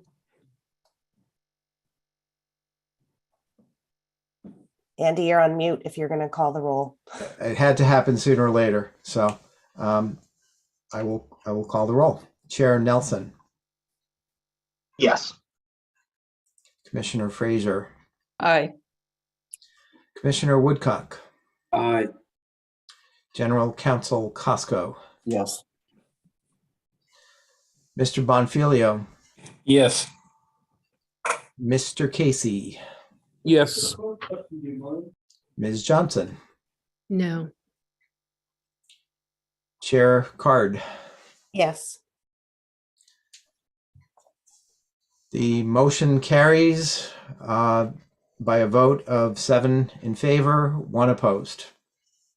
All right. Thank And you. And thank tentative you. Decision is approved with the staff amendments. Thank you for that. And thank you very much to the board, all of the parties, and particularly residents of East Boston and Chelsea and other places, that members of the community that provided public comment this morning. And again, the tone and spirit with which people brought conversation to the table today was excellent and very much appreciated. So appreciate that again. I think with that, we are ready for a motion to adjourn, assuming there's no other business before the board today. So moved. Seconded. Do we do a roll call to adjourn? We sure Randy? do. We sure do. All right. Please go ahead. I can hardly wait to hear the vote. Chair Nelson. Yes. Commissioner Frazier. Aye. Commissioner Woodcock. Aye. General Counsel Costco. Yes. Mr. Bonfilio. Yes. Mr. Casey. Yes. Ms. Johnson. Yes. And Chair Card. Yes. The motion carries unanimously. Thank you very much, everyone. Appreciate your time and service today. Have a good rest of the day. Thank you. And we are off the record. Thank you. Thank you. Thank you.